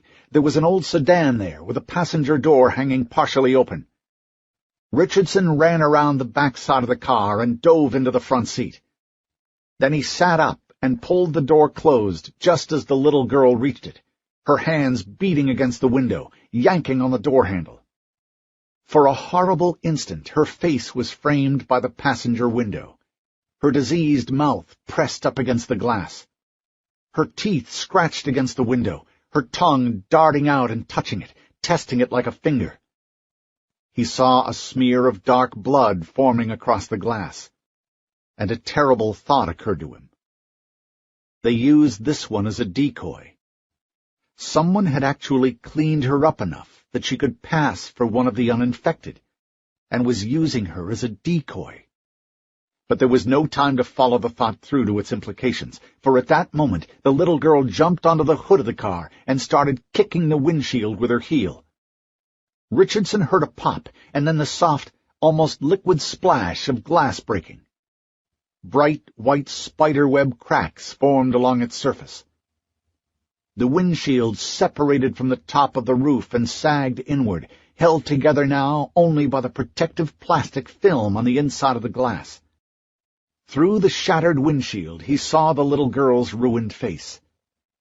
The glass gave way with a series of loud pops, and the next instant it was draped over him like a sheet, with the girl on top of it, shredding her hands to bloody ribbons as she tried to claw her way through to Richardson. "Help! God damn it! Get me out of here!"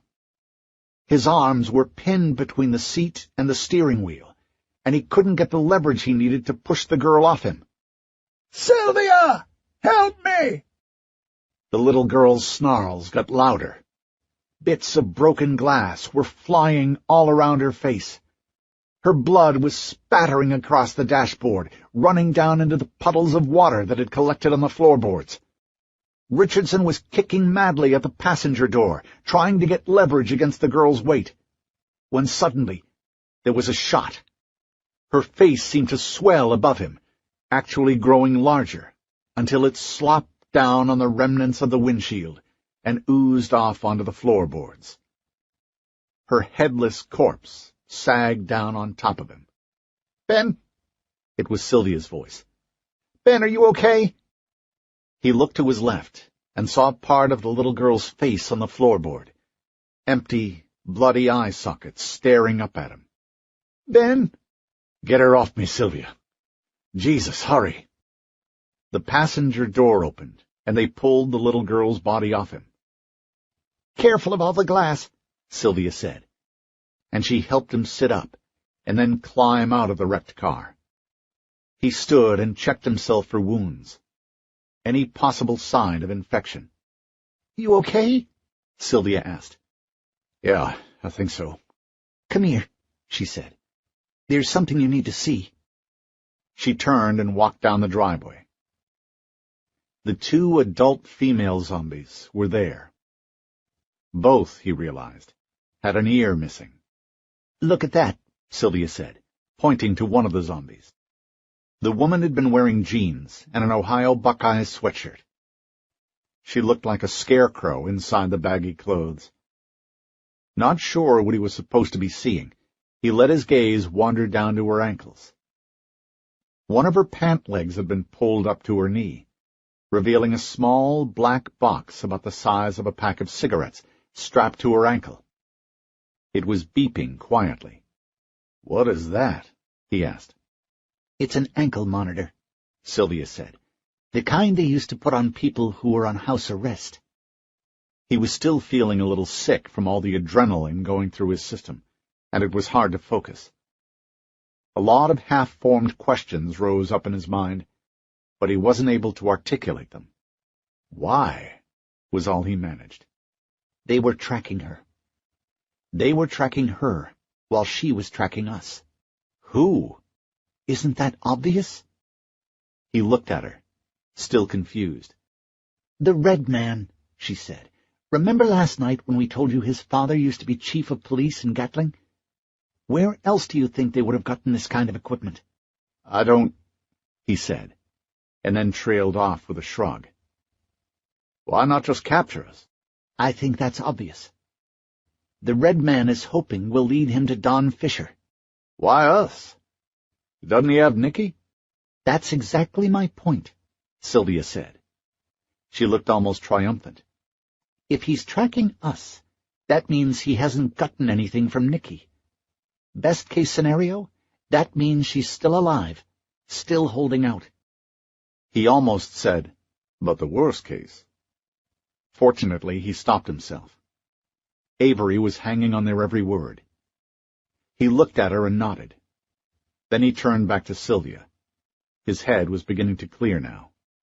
He examined the car where he had nearly died. There was blood all over it, running down the hood and the fenders. Richardson let out a long breath, and then turned his attention back to the blinking ankle monitor. "Do you think they have any way of knowing we killed their trackers?" Sylvia shrugged, but before she could answer, they heard the sound of trucks in the distance. "It's him," Avery said. "What do we do? We gotta hide." "Not in the building," Richardson said. That's the first place they'll look. Where? Sylvia said. Richardson reached into his pack and removed the tarp he'd made from the old ghillie suit. Under here, he said. He looked around, and his gaze fell on a section of an overgrown ditch, thick with tall brown weeds. Over there, that ditch across the street. Come on. Chapter 8. Nate Royal woke with a fire burning in his head. He blinked his eyes open, and the daylight stabbing in on his eyes only made the pain worse. Groaning, he fell back into the hammock he'd suspended between the service station's rusting gas pumps and closed his eyes. He was not doing well. His skin was filmed over with a cold sweat. Sometimes he felt like he was burning up. Other times there didn't seem to be enough blankets in the world to keep him warm. The clouds in his head never seemed to clear, and even when he tried to work through it, really concentrate, his heart would start to race and he'd grow short of breath. Not for the first time that week, he wondered if he was going to die. He suspected that what he had right now was the flu, a really bad case of it. There'd been that old man he'd shared a campfire with the week before, the one who kept him up all night with his hacking cough and sneezing and his moaning in his sleep. Maybe he got it from him. But did it really matter? Hadn't he been going downhill for a while now, anyway? Even if he hadn't gotten sick from that miserable old man, he would still be in a bad way. He was hungry all the time. His face was so badly sunburned that he could barely touch it. He kept losing his supplies. They were stolen or misplaced or forgotten, whatever. They just disappeared on him. A lot like the rest of the world. He'd seen a farmhouse a few miles down the road, but had decided to pass it by because there might have been people sleeping inside, and he didn't want to be around them while he was sick. He felt weak and defenseless, and all he wanted to do was curl up like a dog behind some bushes somewhere and hide, to be by himself. Now he realized how stupid that had been. What he needed was someplace warm to rest, some clean water to drink. What he needed— The thought broke off cleanly. He heard the muffled cracking sound of glass breaking underfoot, and suddenly he knew he was being watched. Very slowly he opened his eyes and turned his aching head toward the sound. There were 3 of them, standing there, watching him. A little girl of about 10, just a few feet from him, and 2 older women behind her. They stood absolutely still, draped in the shadows of the gas station's awning like something materializing out of a nightmare. They didn't make a sound. Even through the fever clouds in his head, he knew they were infected. He could see it in their yellowed, bloodshot eyes, and the way the flesh slacked off the bones of their face, and the deep, black hollows under their eyes. The 2 women had dried blood all over them. It was matted in their hair and crusted around their mouths and down the front of their clothes. But not the little girl. She was a zombie too, he knew that. But she was wearing clean clothes, and her hair, though oily and dirty, was free of blood. He was hallucinating, he decided. A trick of the shadows. Nate raised a hand, his index finger outstretched as though he was about to lecture them, and then he let it fall. He didn't have the energy, not even to defend himself. "Go ahead and kill me," he muttered. "You got me netted in this thing like a country ham. You ain't gonna get a better chance." A country ham. He'd seen a bunch of them hanging in fishnet bags from a ceiling in a ruined deli in Atlanta a few years earlier. In the dark, he'd seen spiders moving all over them. Now he was the country ham, and the zombies were the spiders. But the thought didn't frighten him. Nate wasn't afraid of the infection that the zombies carried, for reasons that had been explained to him many times, and yet he still didn't understand. He was immune to the necrosis filovirus. He had been bitten at least 14 times in the last 8 years, with the attendant scars to prove it. But the disease was unable to gain purchase in his body. When the quarantine wall fell, Nate had been living in Martindale, Pennsylvania, with his dad and his dad's girlfriend, Mindy. Up through his mid-20s, he'd led a thoroughly disappointing life. One spent drinking beer and smoking dope and watching lots of porn and pretty much avoiding anything remotely close to responsibility. But that all changed when the outbreak spread through the East Coast like a wildfire. Bitten by a zombie during the evacuation, he'd retreated, scared and all alone, into a neighbor's lawnmower shed. Shortly afterwards, a roving military squad discovered him and put him in a holding cell with hundreds of other infected victims. But while the others became zombies, he did not. And for several hours he clung to the top of a chain-link fence, with hundreds of the infected snarling below him, reaching for him, while soldiers in biohazard suits watched him from the other side of the fence. Finally, he was taken down by a team of military doctors and turned into a lab rat. But they did derive a cure from his blood. And if only the doctors who worked on him had lived, he thought, maybe that would have counted for something. He blinked at the zombies. They were still standing there, watching him. Come on, do it. But they didn't move. Their eyes shone in the dark. The weight of their stares was oppressive. He could smell the faint charnel house odor of them in the still morning air, but he couldn't hear them breathing. They were enveloped by stillness so perfect, so absolute, that they seemed to have been transmuted into granite, like statues in a graveyard. A chill crept over Nate's skin, and he shivered involuntarily. Run, he thought.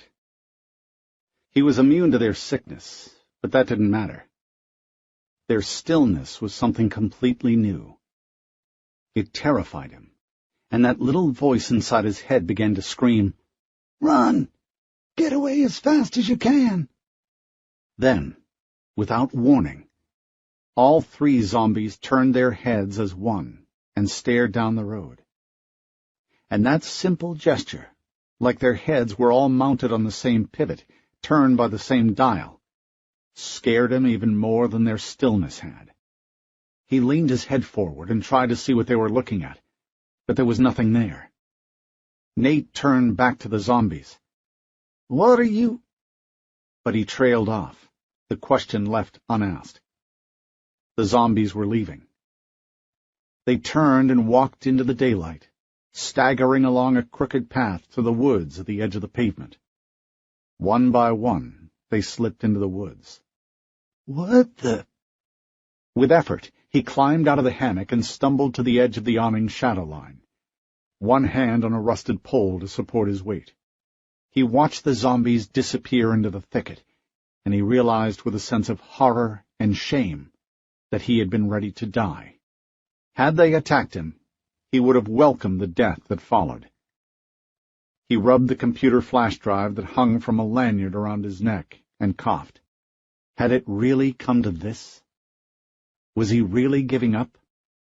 There used to be writing on the flash drive, but it was worn down and faded now from all the long nights he spent rubbing it with his thumb, thinking about Dr. Mark Kellogg, the man who had encoded the cure onto the drive, and then slipped it into Nate's hand as he lay dying. He tucked the flash drive back inside his shirt. We are put into this hostile, alien world as isolated individuals, Kellogg had told him, shortly before he died of suicide by pistol to keep from turning into a zombie. We can learn to like other people, even love them, but we can't ever truly know them, and so we remain isolated. We're not allowed to know why life has meaning. Not for sure, anyway. And yet we feel compelled to create some sort of answer. It's an absurd downward spiral of impossible things. And yet, it is our lives. Nate leaned on the support pole and stared miserably into the thicket where the zombies had disappeared. He'd never felt so lonely as he did now. More than fast cars, more even than pretty girls, he missed Kellogg. In the short time he'd known him, Kellogg had become like the father Nate never had. His own father, his real father, was a small, stupid man who saw in Nate a reflection of his own limitations and failure. They had hated one another, and as far as Nate was concerned, the outbreak was about the best thing that had ever happened to them. But Kellogg was different. He had taken the time to talk with Nate, really talk with him. He explained how sometimes the world didn't make sense. He explained how the only thing that really mattered was looking for a way to make life make sense. The answer itself didn't matter, because there probably wasn't one. Not a perfect one, anyway. Only the looking for an answer made any difference, because when you stopped looking, you started dying. Sometimes Kellogg spoke to him. Nate, from time to time, saw him standing next to him, heard him talking with him. He had met a Thai man around Phoenix several years back who told him that holy people sometimes communed with the ghosts of those who had been important in their lives and still had lessons to teach. And sometimes Nate liked to think that the vision he saw was really the ghost of Kellogg trying to keep him alive.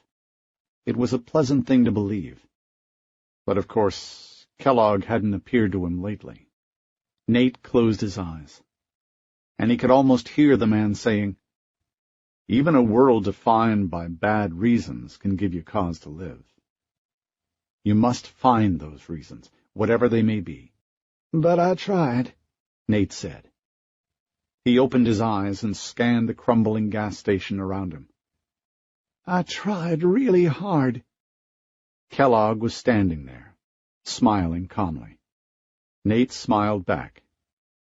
"Hey, Doc." "The cure, Nate. That's your reason. You have to get it to somebody who knows how to use it." "But what else am I supposed to do? I can't go much farther." But Kellogg was gone. Nate waved a fly away from his face. He heard the noise of a young woman's voice coming from the road, and instinctively he stepped back into the shadows. "Stop, watch, and listen before you meet new people. Be careful what you tell them. Know who they are before they know you." That had been some of Kellogg's best advice to him. It saved him numerous times over the years, and he followed it now without hesitation. Turning toward the gas station, he happened to catch his reflection in a grimy, jagged triangle of glass still clinging to the edge of the window, and he sucked in a shocked breath. It was a world without mirrors, and it had been a long time since he'd seen his reflection. He hadn't been a bad-looking guy back in the day. He'd had a few girlfriends, but he looked bad now. He'd lost so much weight. His hair was down past his shoulders, ratty with oil and dirt, as was his beard. Flies swarmed around his face, dipping now and then toward the raw, sunburned cracks in his skin. "No wonder they didn't attack you," he thought, then waved the flies away from his face and disappeared into the shadows of the station's service bays, where it was hot and smelled dusty and stale. There were 3 of them, a man and a woman who looked to be in their 50s, and a younger girl who looked to be about 20. The girl looked nice. A little thick around the middle, maybe, but nice. She had pretty blonde hair, and Nate hadn't seen that in a long time. The man and the woman were out front as they approached the service station, and only then did Nate realize he'd left all his gear strung up out there. They'd steal it all, he realized, and then, "Christ, not again." Why couldn't he hold on to his gear? He thought maybe he had time to dart out and grab it before they saw him. But then the pretty blonde girl stepped around the man and the woman and pointed at the hammock and said, "What's that?" "Damn it," Nate thought. "A hammock," the man said. Nate studied the 3, and it took him a long moment to realize that the man was dressed differently from the 2 women. The women wore baggy sweatshirts and BDU-style pants over Magnum high-tech boots that looked practically brand new. But the man wore jeans and a long-sleeve T-shirt and tennis shoes that were held together near the toe with duct tape. He carried a heavy-looking backpack and a pistol at his belt, and he looked to be the only one who was armed. Maybe they were okay. They looked okay. The man came forward and examined the place where the hammock's ropes were tied onto the gas pumps. "Hello?" he called out. "Ben," the older woman hissed. "what are you doing?" Kellogg appeared at Nate's shoulder. "Wait a moment," he said. "Just wait and watch. Know who they are before they know who you are." "Okay," Nate whispered. He watched them. They were looking around, studying his meager possessions on the ground, when a glass bottle scraped along the asphalt down at the road. All three of them turned at the same time. It was weirdly similar to the way the zombies had turned, but where the zombies had stared in eerie silence, these three newcomers gasped. Nate followed their gaze down to the road and saw the little girl zombie standing there waiting for them. "She's trying to lure them out in the open," Nate thought, and answered that thought with the same mental breath. "It'll never work. They can tell she's infected." "Ben," the older woman said, "what do you think?" Then the younger woman muttered, "Poor thing," and broke into a trot down the length of the driveway. "No," Nate thought. "What are you doing?" "Avery, no!" the older woman yelled. The man, the one called Ben, Nate remembered, took off running after the girl. Nate leaned forward, watching them, his hand reaching involuntarily into the empty air in front of him, pantomiming the man's actions as he tried to stop the girl before she ran right into the zombie's waiting arms. Just as he reached her, the girl stopped, turned toward the thicket next to the driveway, and let out a little scream as she staggered away from the two zombie women who had just emerged there. The man pulled the blonde girl behind him and drew his pistol, and shot one of the zombie women with his pistol. The zombie crumpled to the ground. He turned and shot the other zombie, but his aim was bad, and he managed to hit the woman in the shoulder, spinning her around without dropping her. The older woman with the wild gray hair yelled, "Get back, both of you!" She grabbed the blonde girl and pulled her toward the building. The child was attacking the man by then. She lunged for his arm and knocked the pistol loose. It went skittering across the driveway out of reach.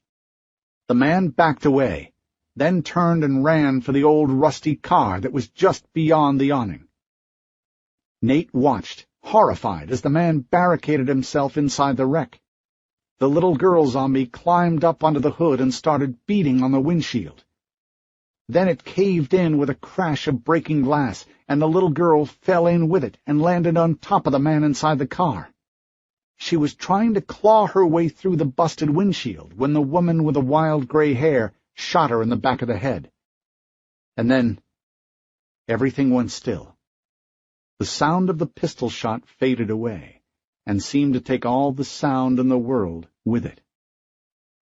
The two women pulled the man out of the wrecked car and led him down the driveway, where they studied something on one of the female zombies' legs. "What do I do, Doc?"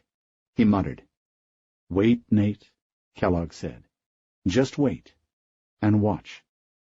He heard a rumbling coming from a long ways off, and it took him a moment to realize that it was the sound of a truck coming toward the service station. Nate thought maybe he was imagining it, but then he saw the man and the two women looking at the road too, and they seemed frightened. The three of them started talking as one. He couldn't make out what they were saying, but the pretty blonde girl was gesturing toward the service bay where Nate was hiding. "No," he said. "Not here. Not here." The man was motioning toward the road.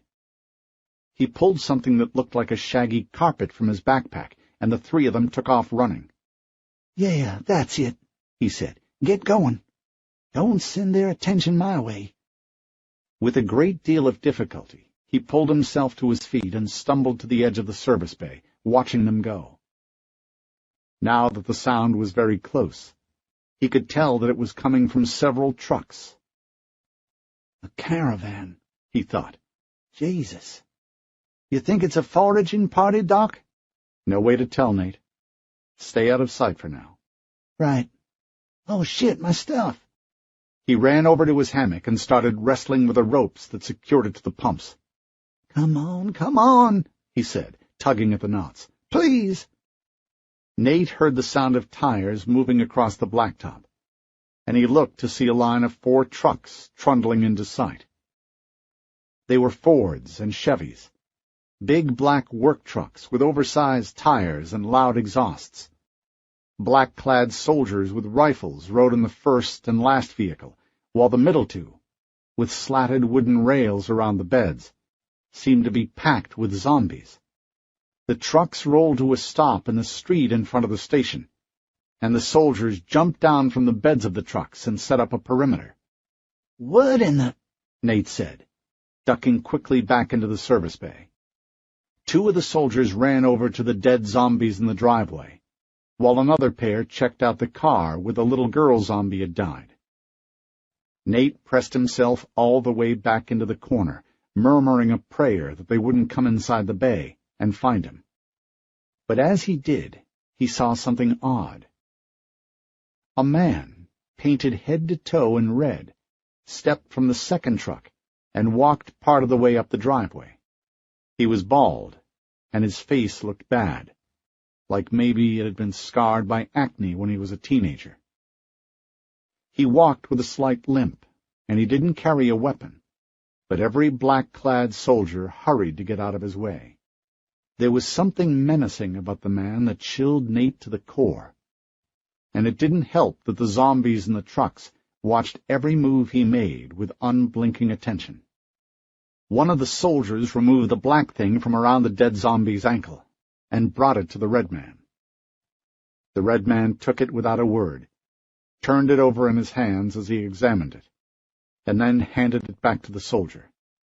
Nate was so busy watching the exchange that he failed to notice the 2 soldiers up near the wrecked car where the little girl's headless body still protruded from the busted windshield. They had spotted the hammock and the gear on the ground and were silently peering into the service station's lobby. Nate finally noticed them when they looked around the corner and into the service bay. "Let me see your hands!" the soldier shouted, swinging his gun up and pointing it directly at Nate's face. A flashlight mounted below the gun's barrel came on, blinding Nate. He put up his hands and said, "No, wait, dude, I didn't do—" But the words were cut off mid-sentence, as the soldier came forward and planted the butt of the gun's stock squarely into Nate's teeth. An explosion of pain went through him, and his legs turned to sand. He sagged forward into the soldier's arms, and a moment later he was being dragged into the daylight and dropped at the red man's feet. "What the hell is this?" the red man said. Nate looked up at the red man. Sunlight glistened off his bare chest and off the dome of his bald head. "We found him hiding in the service bay," the soldier said. "Looks like he killed these other 3. "You idiot," the red man said. "Look at him. He can't keep his balance. He's not even wearing a weapon." The red man yelled up toward the station. "Did you find a gun?" "No, sir," another soldier answered. "Just a bunch of trash up here. His clothes and stuff." "What's your name?" "Nate Royal." "And the others?" the red man said. "Where are they?" Blood was oozing out of the corner of Nate's mouth and into his scraggly beard. He blinked a few times, trying to clear his head. Things were getting hazy again. "Dude, why are you all red?" "Where are the others?" Nate blinked at him. "I don't know." The red man grabbed him by the throat and hauled him to his feet. "I won't ask you again. A man and 2 women came this way. Where are they?" "Ask me all you want," Nate said. "I didn't see shit." The red man glared at him. His nostrils flared with every breath he took. And as Nate struggled to breathe through the red man's iron grip around his throat, the red man bit the index finger of his own right hand. When he took it away, it was dripping blood. "I will own you," the red man said, and jammed the bleeding finger into Nate's mouth. At first, Nate resisted. He tried to turn his head away, but the red man had too tight a grip around his throat. Desperate for air, he spread his clenched teeth apart and bit down on the red man's finger with everything he had. And he went on biting until he heard the sickening crunch of bone, and a gout of blood jetted over his tongue as his teeth ripped the finger off at the knuckle. The red man's howls filled the air. It was an unearthly sound, part rage, part lowing moan, but all of it echoing with pain. He dropped Nate to the ground and staggered backward, holding his bleeding hand in shock. Nate, for his part, didn't lose any time. There was a soldier advancing on him from behind. Nate leaped to his feet and spun around, throwing an elbow into the soldier's face and catching him cleanly on the jaw. The soldier dropped his weapon in surprise, and Nate was off, running toward the thicket as fast as he could run. He heard the red man screaming at his back, and a moment later, the soldiers yelling commands. They started firing as he slipped into the thicket. The next instant, the air around his head filled with the high-pitched whistles of ricocheting bullets. Nate didn't stop. He ducked his head and ran with everything he had. Chapter 9. Bullets chewed up the branches around his head. A wall of sound, like a wave, tore at his heels. Nate, breathless and sick, was panting in terror. His vision tunneled. Eyes went wide with terror. Spittle flecked on his lips. Every muscle strained to carry him faster, faster from the red man's soldiers as they bore down upon him, with their guns roaring and their screams swelling up behind him like some huge beast, gaining on him with every step. He found a pig trail. Running blind with his hands in front of him, swatting at the endless tangle of branches in his face, he twisted through the underbrush. The soldiers were on either side of him, closing on him, and above it all he could hear the red man roaring in his pain and rage. "Get him back here! I want him now!" And the soldiers, their voices like an echo, yelling, "Get him! He's over here! I see him over here!" The steady roll of the guns slacked off to a series of scattered pops, and he turned quickly to look behind him. The red man's soldiers were entering the woods right behind him. He could see their hunched-over black silhouettes moving through the thicket with terrific speed. Panting, sticks and leaves caught in his scraggly beard, Nate Royal ran with no idea where he was going. The will to live that had been lacking earlier, when he was caught in his hammock by the zombies, came back to him as a full-blown, blind panic adrenaline surge. And though his skin was laced with cuts, he felt none of it. The world was a wolf pack snapping at his heels, driving him deeper into the woods. He crossed a muddy creek bed, and when he came up on the other side, the pig trail had vanished. The air was full of leaves and thick with the smell of rotting vegetation. Ahead of him, the ground rose abruptly to a small ridge, the slope of a slick carpet of wet brown leaves. Chancing a look behind him, he saw one of the red man's soldiers closing fast. Nate let out a startled yelp and ran up the slope. He lost his footing and had to scramble up to the top of the ridge with his fingertips digging into the damp earth. The soldier clamped a hand down on Nate's shoulder as they crested the ridge, and Nate screamed. Their momentum carried them over the top, and then they were falling down the slope on the other side. Nate landed in a thick layer of dark mud. The soldier came down next to him, his forehead striking a jagged corner of a large rock, with a sickening crunch of broken bone. Breathing hard, Nate looked at the soldier.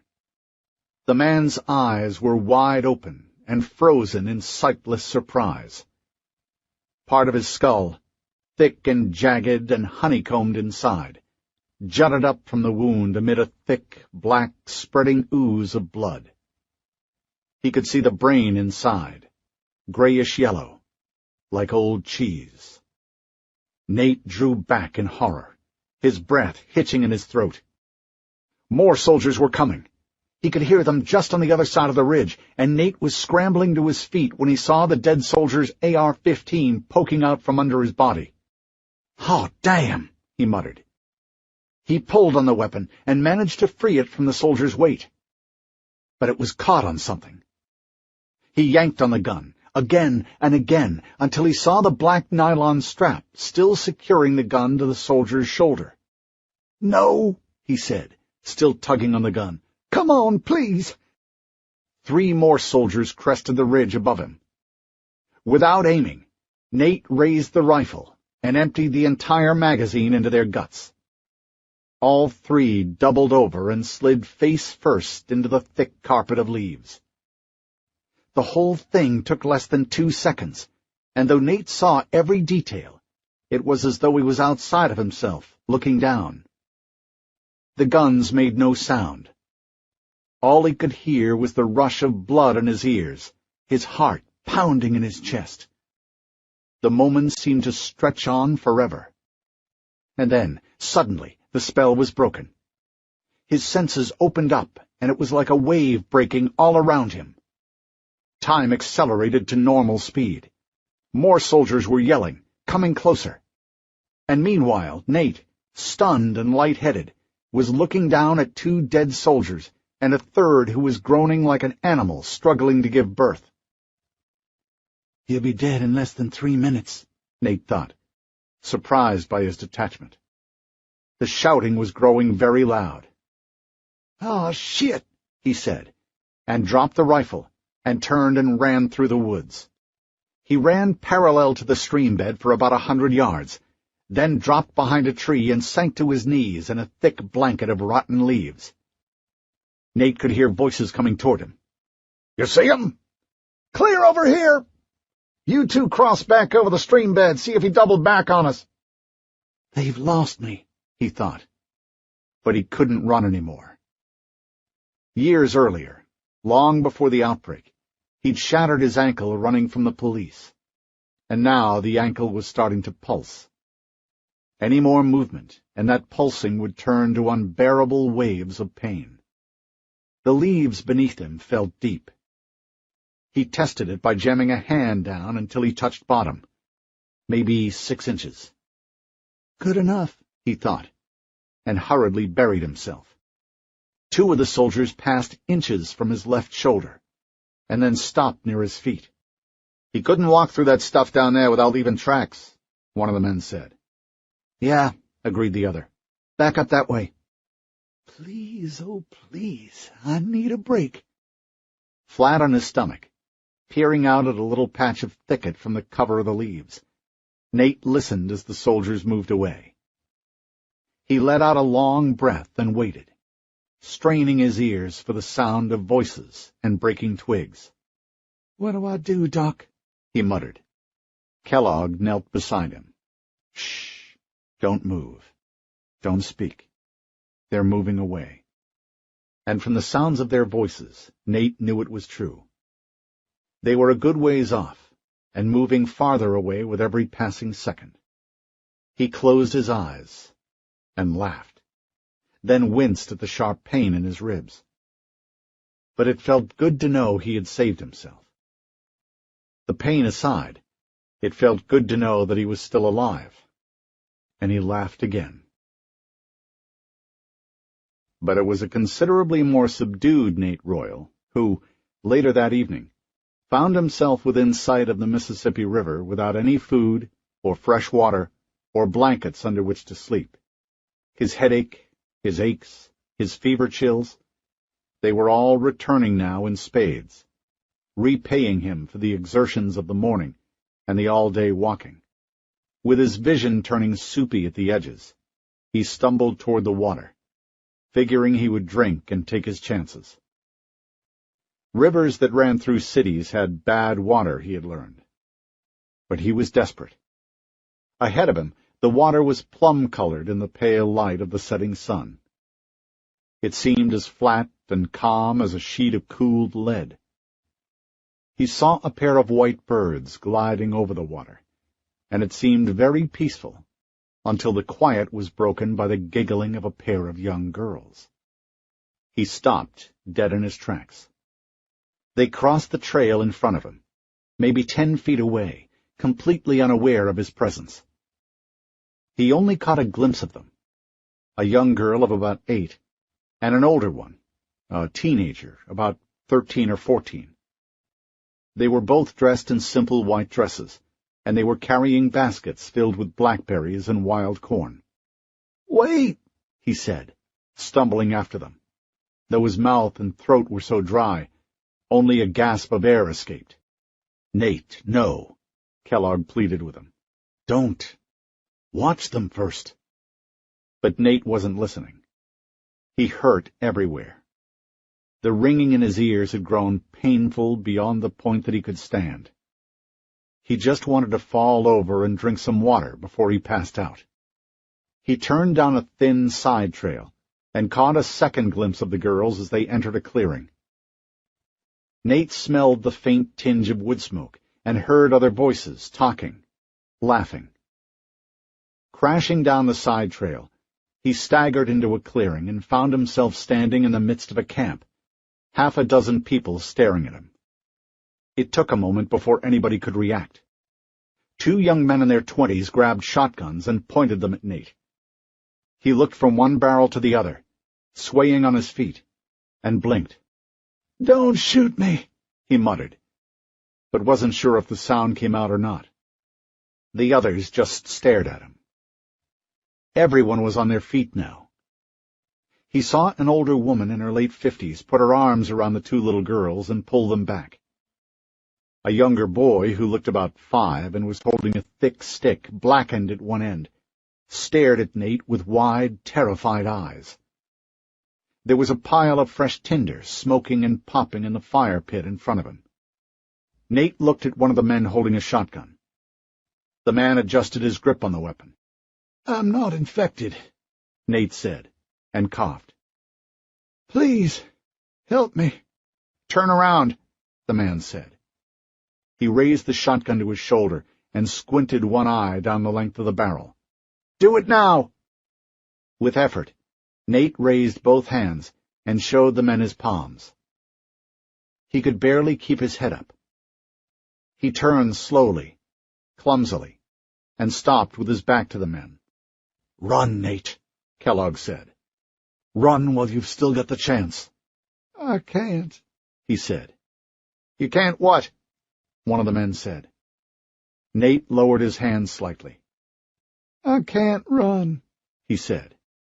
"You just stay right there," the man said. Then to the other man he said, "You see anything?" "No." "Hey, man, you bit any place?" "No," Nate said. "What's that?" "No," he said again, straining to be heard.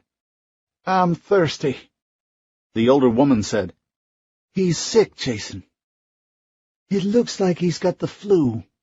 It looks like he came out the back end of a goat is what it looks like." "Eddie, what do you think?" "Hell, I don't know. I can't see any bite marks on him." "I'm not bit," Nate said. "I know what you said," a voice said. It sounded like Eddie's voice, but Nate was still turned around and couldn't see them. "Just stay there."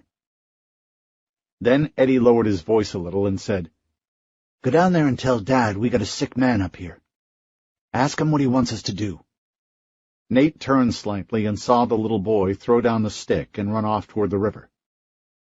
He also saw the one named Eddie bring up his shotgun again. "Just stay there, mister." "Can I sit down?"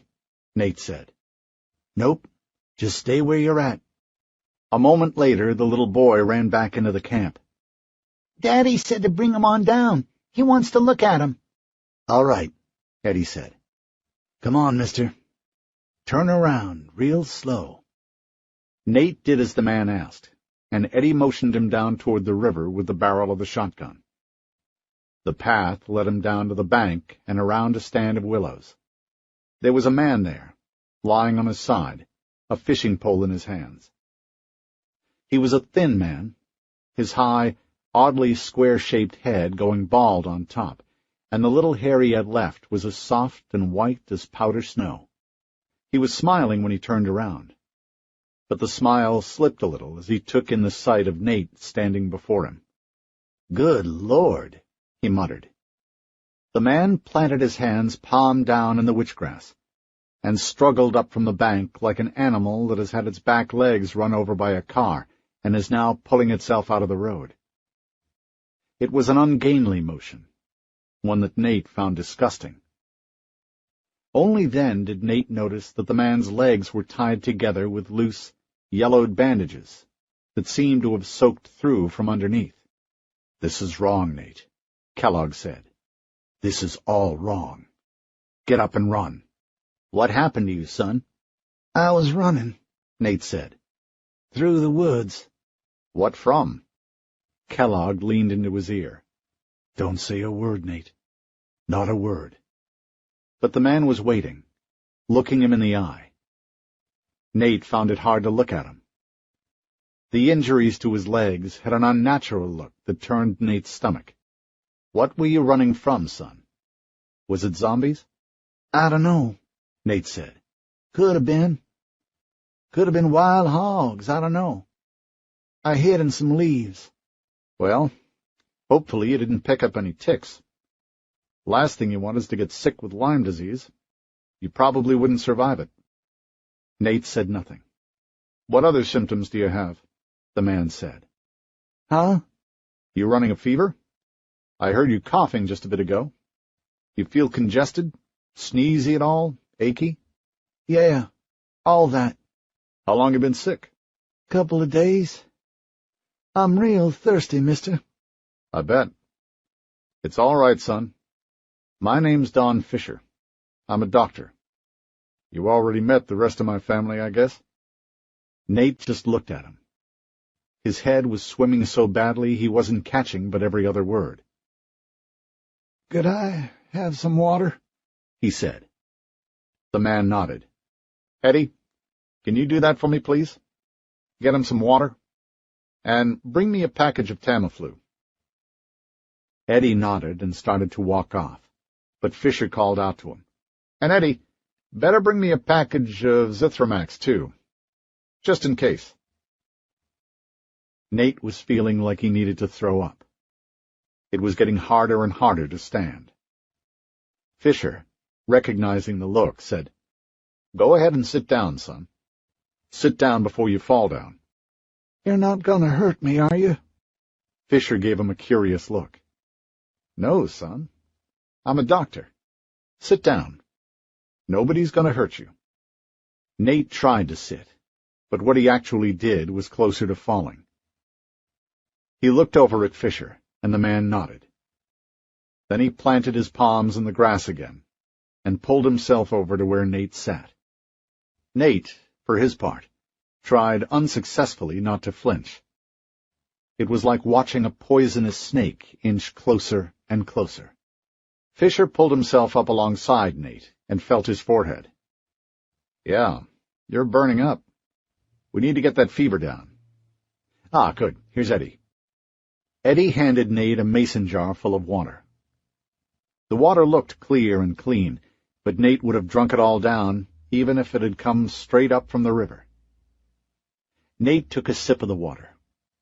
His cracked lips hurred on the rim of the jar, and his throat felt like it had broken glass stuffed down it. But he went on drinking. "When was the last time you ate, son?" "I don't know." The man nodded to himself. "Well, this won't hurt your stomach even without food." He had 2 shiny tinfoil cards with blister packs of pills on them. "These white and yellow pills, these are Tamiflu. Take 1 in the morning and 1 at night. These pink ones are Zithromax, an antibiotic. You take this once a day. You understand?" Nate didn't, but he nodded like he did. "Let's get you started right away." Fisher popped the pills from the blister pack and handed them to Nate. Nate swallowed both with the remainder of the water in the jar. "You want some more water?" Fisher said, watching him closely. Nate nodded, his eyes closed. His throat was killing him. Eddie brought another jar of water, and Nate took it gratefully. But he passed out before he had a chance to finish it. When he woke, it was dark. The river was an immense sheet of black stretching far off into the distance. Nate could hear a soft murmur of mosquitoes in the tall weeds at the water's edge, and somewhere, out on the water, the muffled plunk of a fish breaking the surface. He rolled over and saw the campfire had worked itself down to a flickering bed of embers, glowing softly in the darkness, its orange light casting a faint glow over the sleeping faces of Fisher's wife and her two youngest children. He couldn't see the two younger men or the teenage girl. "Are you awake?" Fisher's voice, coming from behind him, startled Nate. He rolled over and looked at the man. "How are you feeling?" Nate coughed. "Still hurting." "It'll take you a while to get better. A few days at least. You're going to need to get yourself cleaned up before you head off again. It'll do your morale some good to cut your hair and get rid of that beard. You could stand a new set of clothes while you're at it." Nate closed his eyes and tried to make the world stop spinning. "How am I going to do all that?" he said. "You're about Eddie's size. We'll give you what you need." Nate opened his eyes, then narrowed them at Fisher, trying to see the man's motives in his face. "Why?" Fisher just smiled. "Why not?" "You don't know me. Why are you doing this?" "That's true. I don't know you. What's your name?" Warning lights flashed in Nate's brain. This was exactly the thing Kellogg had warned him about. "We can learn to like other people," Kellogg had said, "even love them. But we can't ever truly know them, and so we remain isolated." The words played through his head like they'd been spoken only yesterday, though in reality it had been, 6 years ago? 7? "Don't want to tell me, huh?" Nate shook his head slightly. "That's okay. But listen, son, there is going to come a day when you will have to trust somebody. You can't survive in this world without trust. Look at how hard it is. Look at all the things you have to do for yourself if you're the only one you trust. You'll probably be dead before you're 40 if you don't learn to spread some of the labor around. It's the helping each other that gives the world meaning, son. Gives us a sense that we belong to something." "But that's a lie," Nate thought, once again remembering the words Kellogg had spoken to him all those years ago. "We're not allowed to know why life has meaning. Not for sure, anyway. And yet we feel compelled to create some sort of answer. It's an absurd downward spiral of impossible things, and yet it is our lives." "I'm okay for now," Nate said. Fisher looked him over with a doubtful expression on his face. "Well, at least one of us is. Excuse me for a second." "Huh?" Nate turned at a sound behind him. One of Fisher's sons, not Eddie, but the other one, whose name Nate had forgotten, was coming down the path with a large syringe in his hand. He walked right past Nate and handed the syringe over to his father. "Thanks, Jason." The young man leaned down and kissed Fisher on the top of his bald head. "Susan's on the way. She's getting the water." Fisher nodded. Nate sat there, watching the syringe closely. "Don't worry," Fisher said, smiling warmly. "It's not for you." Nate didn't reply. Fisher's oldest daughter was coming down the path, carrying a white tray. On the tray, Nate saw a glass measuring cup with a little bit of water in the bottom, some kind of stove burner, a couple of red and white packets of Fleischmann's yeast, and a single slice of bread. The girl put the tray down next to her father. "Good night, Daddy. I'm going to turn in." "Okay, sweetheart. I'll come check on you later." She bent down and kissed Fisher, just as her brother had done, and then went back up to the campsite. "Do you see what I mean?" Fisher said. He was setting up the stove, turning on the gas and lighting it with a match he struck on the side of his shoe. Being with other people. Sartre was wrong. It's anything but hell. It's our connection to them that makes us strong. That's what gives our lives meaning. Nate kept his silence. Perhaps Fisher hadn't intended for him to respond, because he went immediately to work setting the glass measuring cup on a small metal rack over the burner's low flame. Both men watched it work in silence, and after a few minutes, Fisher reached into his pocket and removed a thermometer from his shirt pocket. The yeast needs the water at 105 degrees. He dunked the thermometer into the measuring cup and watched the mercury rise. "Takes a few minutes," he said. He looked at Nate and smiled. Nate listened to the mosquitoes buzzing a short distance off. Somewhere out in the woods, an owl hooted. "There it is," Fisher said. He removed the thermometer and poured in the yeast, and swirled the measuring cup around to distribute the mixture. Then he took the syringe and squirted the thick, reddish liquid inside into the yeast mixture. "Stuff tastes horrible without the yeast," he said. Then he poured the liquid onto the slice of bread and ate it, wincing at the taste. Of course, it tastes horrible with it, too, but it won't work without it. Then Fisher pushed the plate away and rolled over on his back, staring up at the stars. Nate did the same. There were no clouds, and very little breeze. A pleasant night. It had been a long time since Nate had looked at the stars. Really looked at them, and he was amazed at how many there were. They filled the sky, and for the first time in his life he realized how people could see patterns up there. "You don't talk much, do you, Nate?" Nate turned his head. Fisher was still looking at the stars, his hands laced together behind his head. "Not really, no," Nate said. "How about a family? Mom? Dad?" "My mom died when I was little. My dad was going with his girlfriend to pick up her parents when the outbreak hit Martindale. I don't know what happened to him. I guess he's dead." "So it's just you?" Nate rubbed the flash drive through his shirt.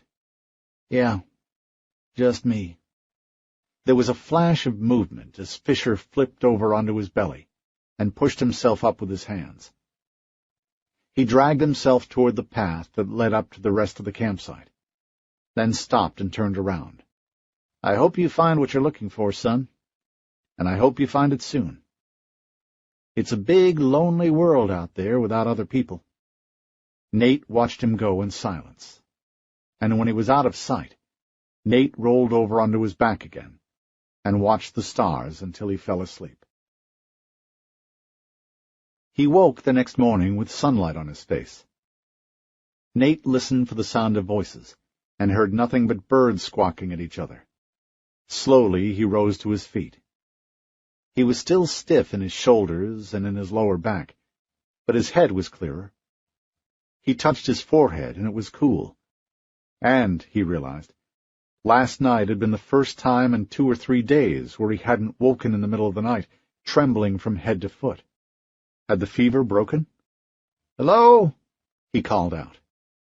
No answer came back to him. He turned up the path and climbed to the campsite, but no one was there. There wasn't a single piece of trash anywhere. The stones that had ringed the fire were still in place, but the embers had been buried in dirt.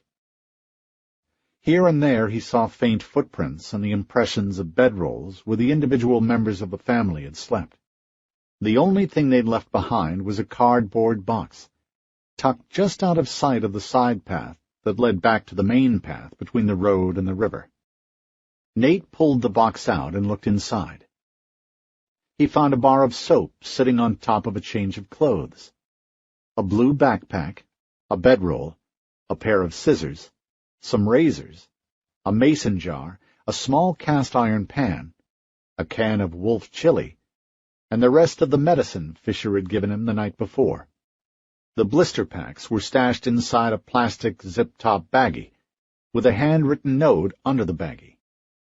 It read, "Hope this helps. Cut your hair and beard and take a long bath in the river with the soap. You'll feel better, I promise. Also, don't forget to take one of the yellow and white pills in the morning and at night, and one of the pink in the morning. Take them all, even when you start to feel better. Good luck to you, son. And remember, the sooner you learn to trust others, the sooner you'll find what you're looking for. Best, Don Fisher." Nate took a long time working his way through the note. Even back in high school, when they were putting him through those special classes and working with him every day, he had a lot of trouble deciphering something that was more than 4 or 5 words long. But eventually he got the sense pulled out of it and put the note aside.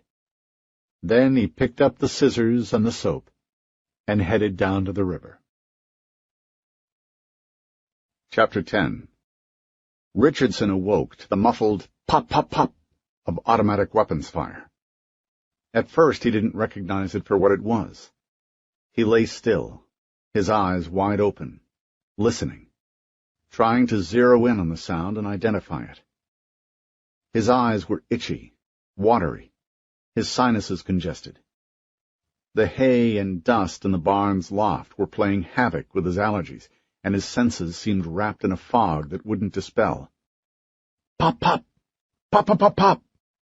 The second time there was no mistaking the sound. Guns. Lots of them. And he could hear men yelling, too. Richardson sat up and looked around. "What was that?" Sylvia said. Like him, she was sitting up, a startled expression on her face. There was hay on her clothes and in her shaggy mass of gray hair. Avery Harper had slept next to her, curled up like a child. All the walking they'd done the day before had left her exhausted, and she'd been the first to fall asleep. But now even Avery was coming around. "What's going on?" she said groggily, rubbing the side of her head. "Gunfire," he said. Richardson scrambled to the wall on his hands and knees and peered through the slats. He could see a corner of a farmhouse and a large, overgrown field on the other side of the house. Before the outbreak, the field had been used for corn, and he could still see remnants of that crop out there, though now the ordered rows were rangy and crowded with spindly shrubs and weeds. Looking closely, he saw a dozen or so men crouched in the field, using the tall weeds for cover. They were firing in every direction, pinned down by a squad of black shirts. "That's Jude McKinney," Sylvia said. "Damn it, how did they find us?" Richardson let out a sigh. Looking back on it, it wasn't much of a mystery. The scraggly-looking man the soldiers pulled from the gas station service bay had saved their lives. He led the Red Man soldiers away on a wild chase, and when the soldiers returned empty-handed, the Red Man and his caravan moved out, leaving Richardson, Sylvia, and Avery a little confused by what had just happened, but still conscious of the fact that they had dodged a mighty big bullet. Foolishly, he realized now, Richardson had let himself think they were in the clear. They'd walked the remainder of the day, eating fruit they found growing along the road and chatting happily, eventually coming to this farmhouse, where Richardson managed to shoot a small turkey hen with his pistol out of the west side of the barn. The cornfield stretched into the distance some 400 or 500 yards, terminating in a line of trees, the edge of which was thick with early morning fog. He saw the zombies right away, 40 or 50 of them at least, stumbling their way through the rows. "Damn," he muttered. "What is it?" Sylvia asked. "No go," he said. "They've got us surrounded." He moved back to his previous position next to Sylvia and squeezed the hay and dust from his eyes. "You okay?" Sylvia asked. "Allergies," he said. "Yeah, well, do us all a favor and don't sneeze, okay?" He gave her a half-hearted smile, and then went back to watching the battle develop down below. Roving camera, he thought. Don't get involved. The mantra that had carried him through so many dangerous situations over the last few years seemed ridiculous now. He was in this up to his eyeballs.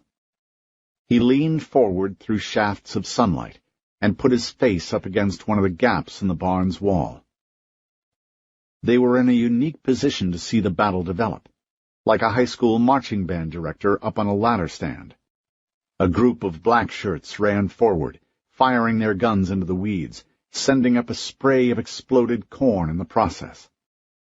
McKinney's squad just hunkered down on their bellies, letting the shots tear up the corn over their heads. They didn't return fire until the black shirts broke through the corn rows right in front of them, and then they started shooting back. It was, Richardson saw, a deliberate feint on the part of the black shirts. As soon as McKinney's squad started shooting, the black shirts fell back. One of them popped a canister of orange smoke and threw it at McKinney's location. Immediately a column of smoke rose into the air.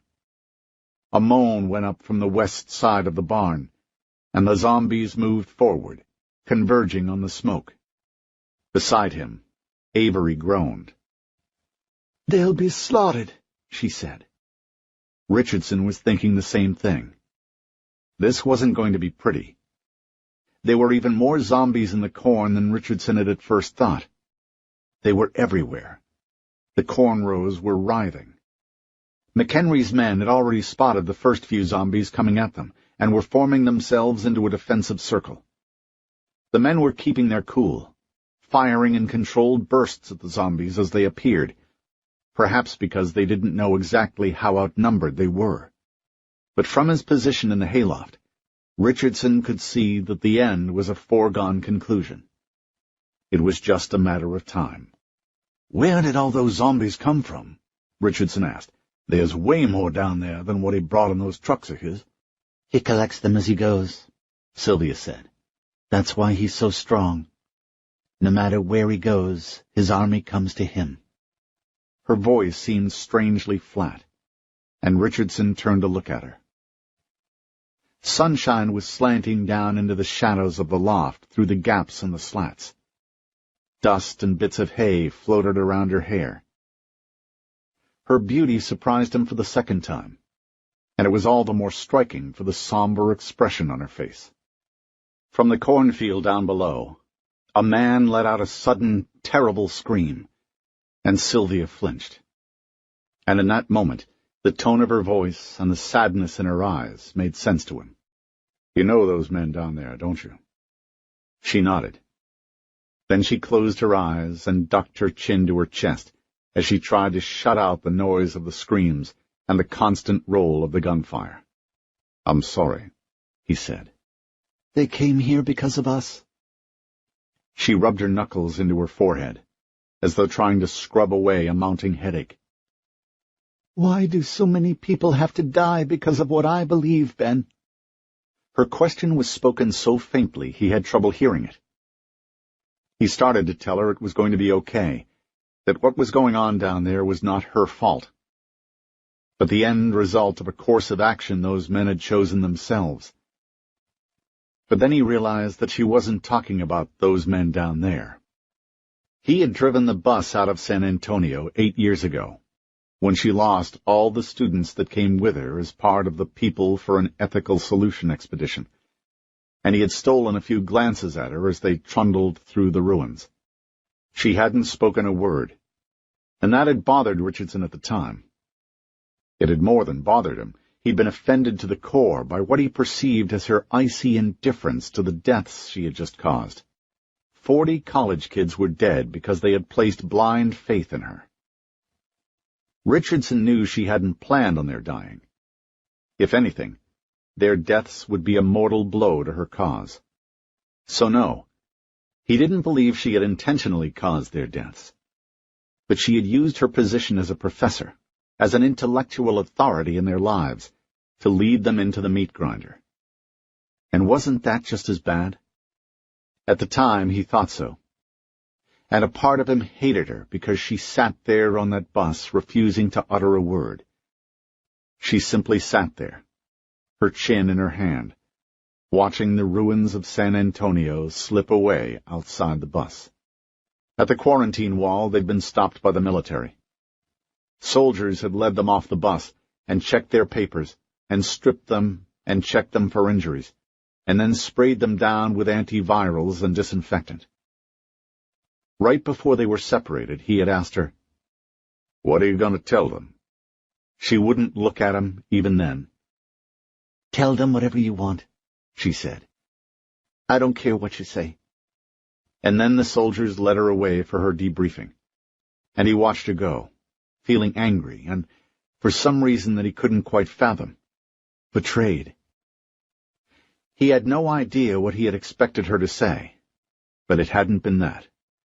Sylvia turned from the slats in the wall and looked at him. She looked ill, and it occurred to him that he had forced the old wound open by coming back into her life like this. Good, he thought, surprised at how fresh the anger still seemed. "I hope it hurts," she said. "I told myself I would go to the parents of each of those kids on that bus, Ben. That was the promise I made myself. I figured those kids deserved it for believing the way they did. I knew none of those parents would understand, but I told myself I would do it anyway." "But you never went," he said. He intended the words to have more heat than they did. She was tearing herself up inside, he realized. She was doing more damage to herself with her memories than he ever could do with his harsh words. "No," she said. "I never went. I had all their names, all their addresses. The university fired me, of course, so I had nothing but time. But then the weeks slipped by, and I hadn't visited a single one. All I did was stay in bed and cry. I told myself I'd at least write a letter, but—" She trailed off there, shaking her head at the memory of her failure. A bullet struck the slats down at the other end of the loft, and a laser of light lanced into the darkness. The yelling was getting louder now, the fight spilling into the driveway in front of the farmhouse. Just a quick glance was enough for Richardson to see that McHenry's squad had completely broken ranks. They were fighting hand to hand now, totally unorganized. "Sylvia," he said, "you two come over here with me. We need to stay—" There was a crack, and something sliced the air in front of his face. He felt a tingling spread across his cheek that suddenly turned into a burn. His first thought was, "I've been shot." And then, as shock gave way to denial, he touched his fingers to his face and felt small bits of wood splinters stuck in his skin. "Only splinters," he thought. "Oh, thank God." He turned to the wood slats and saw the jagged hole left by the bullet that had narrowly missed his head. Looking through it, he could see one of the last of McHenry's squad down there on the road, swinging his rifle like a club at a zombie. The zombie went down, but there were more pouring out of the corn every second. Richardson heard men yelling orders off to his right, and turned to see several of the Red Man's soldiers running toward the farmhouse. One of the black shirts raised his rifle as he ran, and fired at the last of McHenry's squad. The man who had been using his rifle as a club was struck in the chest and was flung backward, with bloody bits of flesh and fabric spraying up from the wound. One of the zombies behind him twisted suddenly and stumbled to his knees. The zombie's hands were swatting at the air like he was being attacked by bees, bright gouts of blood oozing down his chest from the wound where his face had been. When the zombie fell over dead, Richardson turned back to Sylvia. She and Avery were still holding each other. "Get down," he hissed. "Both of you get down." Avery looked at him from beneath Sylvia's massive hair. Her eyes were shining with tears. He motioned to her to lie down in the hay, and after a moment, she and Sylvia both lowered themselves down on their bellies. A pair of trucks pulled up to the driveway below them, and Richardson crawled back to the wall and looked through the bullet hole. The Red Man was standing next to one of the trucks, surveying the destruction. There were bodies all around him. Most were zombies, but here and there Richardson could see a few of McKinney's squad, and even one or two of the Blackshirts. He could also see a lot of wounded zombies, some of them so badly shot up they couldn't even crawl, while others, dragging dead legs or waving armless stumps, staggered toward the trucks. The red man let out a low, rattling moan, and all the zombies stopped. None of them blinked. They just stared at him, swaying on their feet as though drunk. Then he motioned toward the truck, and two of his soldiers pulled Nicky Booth from the cab. "Oh, my God," Avery said. "Nicky!" "Shh," Richardson cautioned her. "Not too loud." The red man held out a hand, and one of his soldiers handed him a knife. Then he crossed the driveway to where one of McKinney's squad was dying. The man was on his back, twitching and moaning, trying to point a finger at Nicky Booth. Two of the Blackshirts grabbed Nicky and pulled her over to the red man, who knelt down next to the dying man and began carving one of the ears from his head. Screams echoed over the corn. Nicky tried to turn her head, but the soldiers wouldn't let her. "This was Ken Stoller's mighty rescue party," he said, holding up the bloody ear.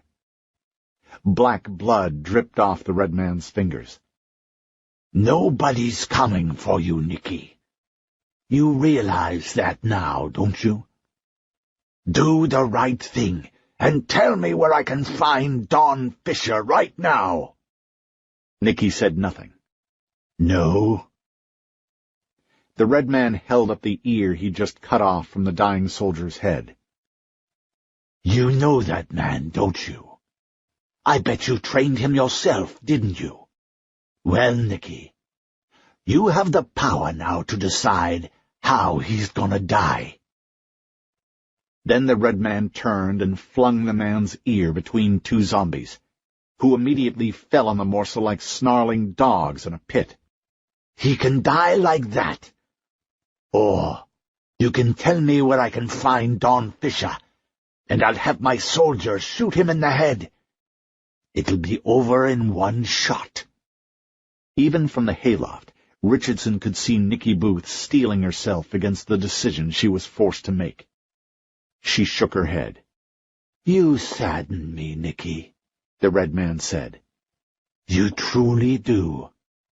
He let out another low, rattling moan, and the zombies who had been waiting at the edge of the corn moved forward like a wave and descended on the dying soldier, whose panicked whimpering had turned to screams once more.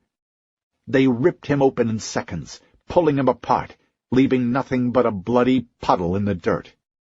Richardson nearly threw up watching one of the zombies drag an arm across the driveway and into the ditch, where it started feeding. "Roving camera," he thought. "Roving camera. I'm a roving camera." He repeated it in his head again and again, as though in the repetition of it he could force the images of the man's death out of his head. A moment later, the Blackshirts were stuffing Nicky Booth back in the truck, and the whole caravan was driving away, leaving a driveway full of bodies and zombies too wounded to climb into the trucks. Richardson fell back on his butt in shocked disbelief. Had life become so cheap that it could be tossed aside like that? He turned to look at Sylvia and Avery, but they were as horrified as he was.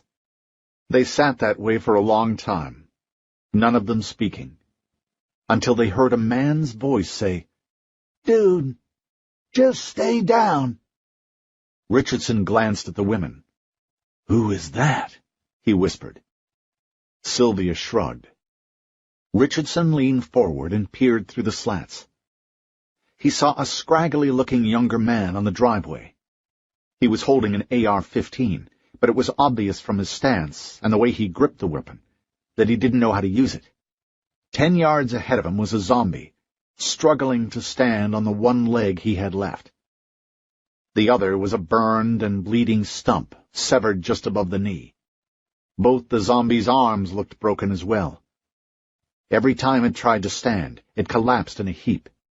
It was breathing hard, and when at last it couldn't muster the strength to stand, it tried to pull itself along with its mangled fingers. "Dude, come on," the scraggly-looking man said. He pointed the rifle at the zombie and pulled the trigger. It jumped in his hands as a 3-round burst left the gun, killing the zombie. Then he lowered the weapon and looked around. A dozen more zombies were pulling themselves along with their fingers, inching closer to him. "That's the man from the gas station," Richardson said. "No," Sylvia said. "Impossible. He'd have changed by now." "It is. Look at him." All 3 of them did. Then Sylvia sat back and shook her head. "That's impossible. Ben, wait! Where are you going?" Chapter 11. The morning had greeted Nate Royal with a kick in the ribs and something heavy dropping down on top of him. Nate groaned with the pain. He tried to roll over, but the body on top of him wouldn't budge. "Get off," he said, pushing the body away. His arms felt limp as wet pasta. There was no strength in them, and even the slight effort of rolling over left him exhausted. With his head spinning and his stomach threatening to rise up his throat, he blinked at the man who had tripped over him, and was now rising to his feet. "Oh, shit," Nate said. The man was a zombie. He was dressed in soiled rags, his face covered with abscesses and oozing sores. One ear was missing, and that side of his head and the shoulder beneath it was dark and crusty with dried blood. The zombie bared his teeth at Nate, and a stuttering moan escaped his lips. The moan was answered by other zombies all around them, just out of sight in the corn. Backing away from the zombie, Nate looked around. He couldn't see through the head-high cornstalks, but even through his fevered disorientation, he could sense movement all around him. "Christ, not again!" Nate tripped over a backpack on the ground, and for a moment couldn't place it. The fever still gripped him. His body felt achy and weak, his head in a fog. But he remembered walking by the river and finding the family that had taken care of him gone, their campsite cleaned of everything but the backpack at his feet. He remembered picking up the backpack and walking most of the day. The smoke and the smell of roasting meat had brought him to this place. He'd hoped that it was the family who had gone off and left him, but he hadn't been able to make it all the way. He got lost in this cornfield in the dark, and when he tripped and fell, he just stayed there, unable to get back up. But he had to move now. The zombie brought its hands up and started clutching for him. Its moans were becoming louder, more insistent, and other zombies were answering it. Nate looked over his shoulder and saw movement in the corn. The zombie put its hand on Nate's arm. He felt pressure from the thing's fingernails. "Get off!" he said, and yanked his arm away. The zombie stumbled forward and fell face first at Nate's feet.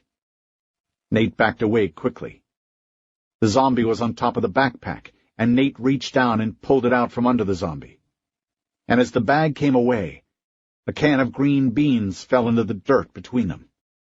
The zombie was trying to get to its feet. Nate tossed the backpack aside and scooped up the can of beans, just as the zombie turned to face him. Gripping the can with both hands, he swung it down on the zombie's forehead. The edge of the can struck the thing's forehead and bounced off, and Nate, who with his fever could hardly keep his balance, went tumbling after it. He landed painfully, his hands bunched up underneath him. Nate heard a moan and rolled over. The zombie's head was haloed by morning sunlight, but Nate could still see the enormous gash across its forehead where the edge of the can had cut it. Fresh blood was streaming down the thing's face, getting in its eyes. It was reaching for him frantically, its moaning coming in a quick, animal-like snarl as its fingers tore at the stalks of corn all around it. Nate clambered away on his hands and knees. The zombie was right behind him, stepping on his feet, its fingers at the small of Nate's back. Nate gave the zombie a kick in the knee and rolled to one side, and when he did, he saw a stick about as long as his arm in the dirt. He picked it up and climbed to his feet. The zombie was turning toward him, its face covered with blood. Nate took the stick in both hands and stabbed the zombie in the face, catching it in the eye and causing it to fall to the ground, where it rolled over onto its side, twitching as if it had been electrocuted. Watching it, Nate let out a long sigh. He felt like he had to throw up, but as soon as he bent over, he saw more of the infected crashing through the corn, coming his way. "Damn it," he said. He didn't have the energy for this. There was a farmhouse behind him. He turned and staggered off in that direction. Nate was aware of noise, but his fever-addled mind couldn't pick it apart. He couldn't identify it. But he could hear the zombies moaning behind him. There was no confusion there. A bite from one of the zombies wouldn't hurt him. Not a small bite, anyway. But if they caught him, there would be no way in hell he'd be able to wrestle with them. 2 or 3 of them would be able to pull him apart, and his immunity couldn't help him with that. The noise was growing louder. He could hear men screaming. And was that gunfire he heard? It sounded sporadic, panicked. Something invisible whistled past his face. The next moment, the air seemed to come alive around his head. A high-pitched sizzle, like the sound of an angry swarm of bees, enveloped him. Stalks of corn and leaves were exploding, filling the air with floating bits of plant matter. "Bees?" he thought. "Oh, shit, bees!" Nate swatted at the air, trying to wave away the dark specks floating all around him. Between the noise and the fever and the floating bits whirling around him, he felt disoriented. He stumbled as he turned, trying to find the farmhouse, but suddenly unable to do so. Someone ran in front of him, a man in a gray shirt and black military-style pants. He was carrying a black rifle. Nate caught a flash of him before the darkness of the corn swallowed him up. "What the—" Nate turned around again, and this time he could see another man, dressed just like the first soldier who had sprinted by him, firing at a pair of zombies. Both zombies went down, but not before a third stepped out of the corn next to the man and tackled him to the ground. The zombie ripped out the man's throat, spattering blood all over the corn as the soldier's body twitched and convulsed under the attack. Nate could only stand there and stare at the ferocity of the attack. Thankfully, the man's screams were cut short by gunfire. He had wandered into a full-fledged battle, Nate realized. Looking around, he could see men in gray shirts and black pants fighting the zombies pouring out of the corn. Bullets continued to fly, but the soldiers had lost control of the situation. Even Nate could see that. The zombies had broken through their lines, and now the soldiers were on their own, firing at random into the corn, swinging their guns like clubs when their ammunition ran out, dropping to the ground beneath a hail of hands and teeth, their shrieks rising into the air, unheeded.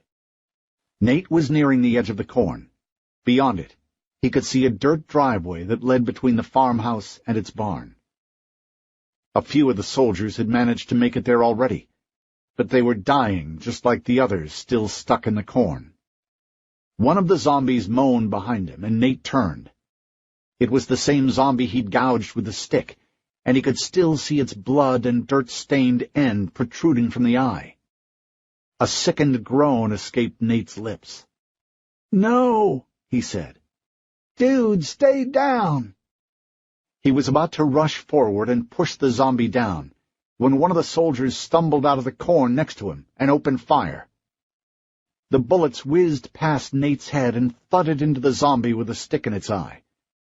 The zombie convulsed and fell to its knees. Nate, for his part, turned to watch the soldier run out of the corn and into the driveway, and right into the path of 2 big black trucks.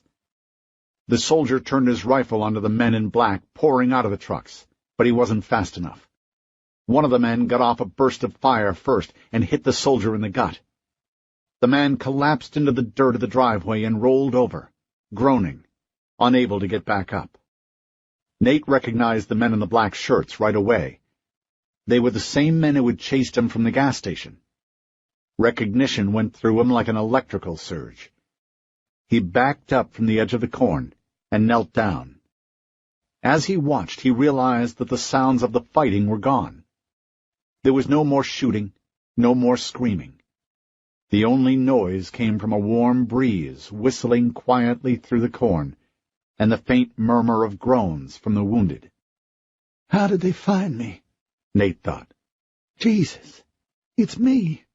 They're here for me. What do I do, Doc? Nate said. Come on, Doc, I need some help. Kellogg stepped through the corn, bits of floating leaves drifting through his form. He knelt down next to Nate, studying the events playing out in the driveway. "Looks like you got yourself into a mess," he said. Just tell me what to do, Doc. "Stay down. Keep quiet. If they see you, run back into the corn." I can't run, Doc. I'm hurting really bad. "Then keep your head down and hope they don't see you." A flash of red caught Nate's eye, and he looked up.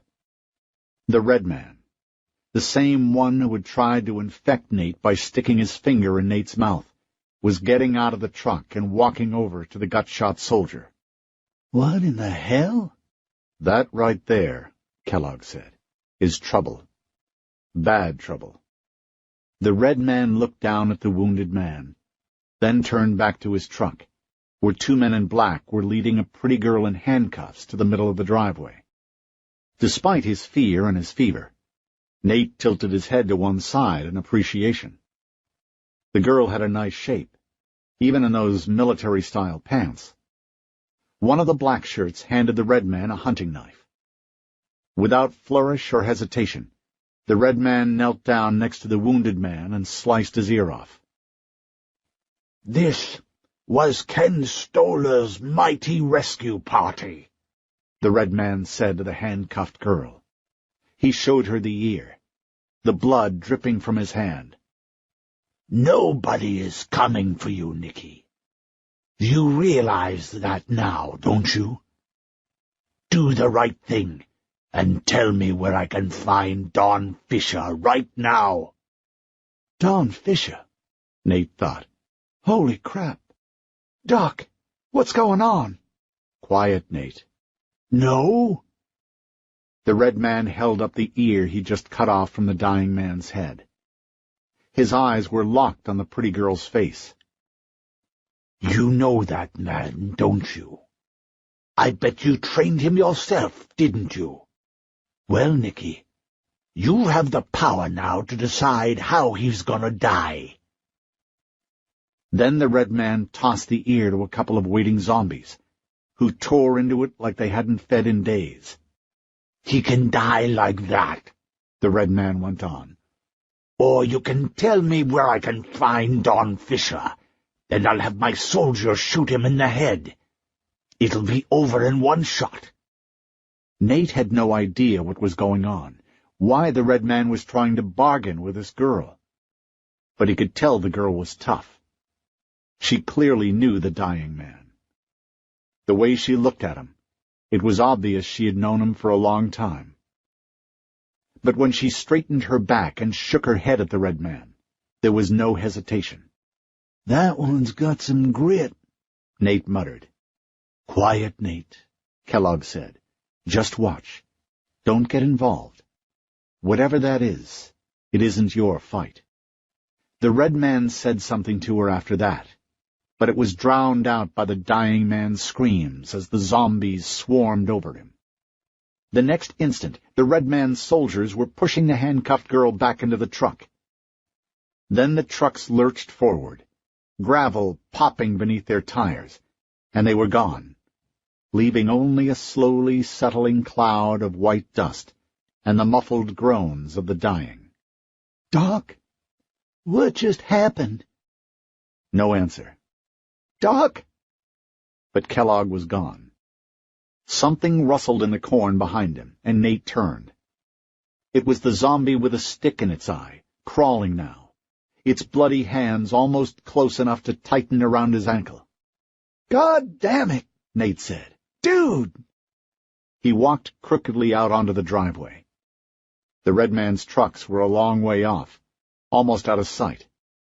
Nate breathed a sigh of relief. Turning, Nate saw the bloody mess on the driveway where the gut-shot soldier had died. There was little left but a hand here and a foot with part of a leg still attached over there. But his rifle was still here. Nate walked over to the gun and picked it up. It felt light in his hands. He wasn't quite sure how to hold it, but he could see the selector switch on the side of the gun was set to burst, and he knew that meant it would fire a bunch of rounds at a time when he pulled the trigger. He sensed movement behind him. It was the zombie with a stick in its eye again. It had managed to crawl out of the corn and onto the driveway, its fingernails tearing off its fingertips as it pulled itself toward him. "Dude, come on," Nate said. Nate was exhausted. His head was swimming from the fever, but he forced himself to focus. He leveled the rifle at the zombie and pulled the trigger. The bullets tore into its head and shoulders, and broke open its skull like an egg that was dropped on the floor, its blood and brains oozing into the dirt. "Fucking right," Nate said, swaying on his feet. "Now leave me the fuck alone." Richardson had thrown himself over the side of the loft and was going down the ladder. Sylvia appeared above him and said, "Ben, wait. What are you doing?" "I'm going out there, Sylvia." "You can't, Ben. Don't." He was at the bottom of the ladder, looking up at her. "Sylvia, this is important. That guy should have turned by now. He hasn't. We have to find out what's going on with him." She tried to argue, but Richardson didn't bother listening. He walked out of the barn and into the driveway. And there he stopped. He'd thought he had a good view of the fighting from the hayloft, and he had. He'd been able to see the big picture, the ebb and flow of the battle. He'd been the roving camera. But down here, on the ground, the view was something else, more visceral, more immediate. Being the camera was fine, but not like this. He saw body parts everywhere. Hands, a part of a leg, a shirt with just a hunk of shoulder left in it. A few zombies were still pulling themselves along as best they could toward the wounded soldiers who blinked at the morning sunlight and reached for Richardson with bloody, trembling fingers, groaning for help. A few zombies had already latched onto the dying men, their diseased faces tearing into the soft parts of the soldiers' necks with eager, slurping sounds. "Ben, don't go out there." He looked over his shoulder. Sylvia was standing there, at the entrance to the barn. Her expression was desperate, terrified. "I'll be right back," he said. But when he walked to the middle of the driveway and got a close look at the man from the gas station, he thought that maybe he had made a bad mistake. The man's eyes shone with fever. It gave him an almost feral intensity. His face was flushed, covered in sweat and grime. There were twigs and leaves and bits of corn silk stuck in his long, shaggy hair and beard. He looked like a man who has reverted to a wild state. "You're not infected, are you?" Richardson said. The man raised the rifle and tried to point it at Richardson. But he was swaying badly, and he looked clumsy with the gun in his hands, like maybe it weighed too much for him. "I don't want to hurt you," Richardson said. The man just stared at him, like the simple act of standing up was almost too much for him. The barrel of the gun was pointed off at the barn. Every few seconds the scraggly man's swaying would cause it to drift back toward Richardson, and then it would just as quickly slip off again. Richardson figured he could probably bum-rush the guy and get the gun away before he had a chance to fire off a shot, but an instinct told Richardson that would be the wrong way to play it. "There are 2 women with me," Richardson said. "Back over there at the barn. We saw what happened at the gas station yesterday. How the red man tried to infect you. Why haven't you turned yet?" At the mention of the red man, the barrel locked on Richardson and stayed there. "Stay away," the scraggly man said. "Easy," Richardson answered. "I'm a friend." "Bullshit. I ain't got no friends." The gun barrel dipped to the ground. Richardson watched it sink, suddenly alarmed at how badly the other man was swaying. "He's going to fall over any second," Richardson thought. "Doc, what do I do?" Richardson looked around. A few zombies were slowly inching their way onto the road, pulling themselves along with ruined fingers at garden slug speed. Behind him, Sylvia and Avery were watching apprehensively. But there was no one else around. "Who are you talking to?" Richardson asked. "Who's Doc?" No answer. "Hey, can you hear me? Who's Doc?" "Zombies can't hurt me," the man said. "Nobody can hurt me. Doc said so. I'm immune." Richardson wasn't sure he'd heard him correctly.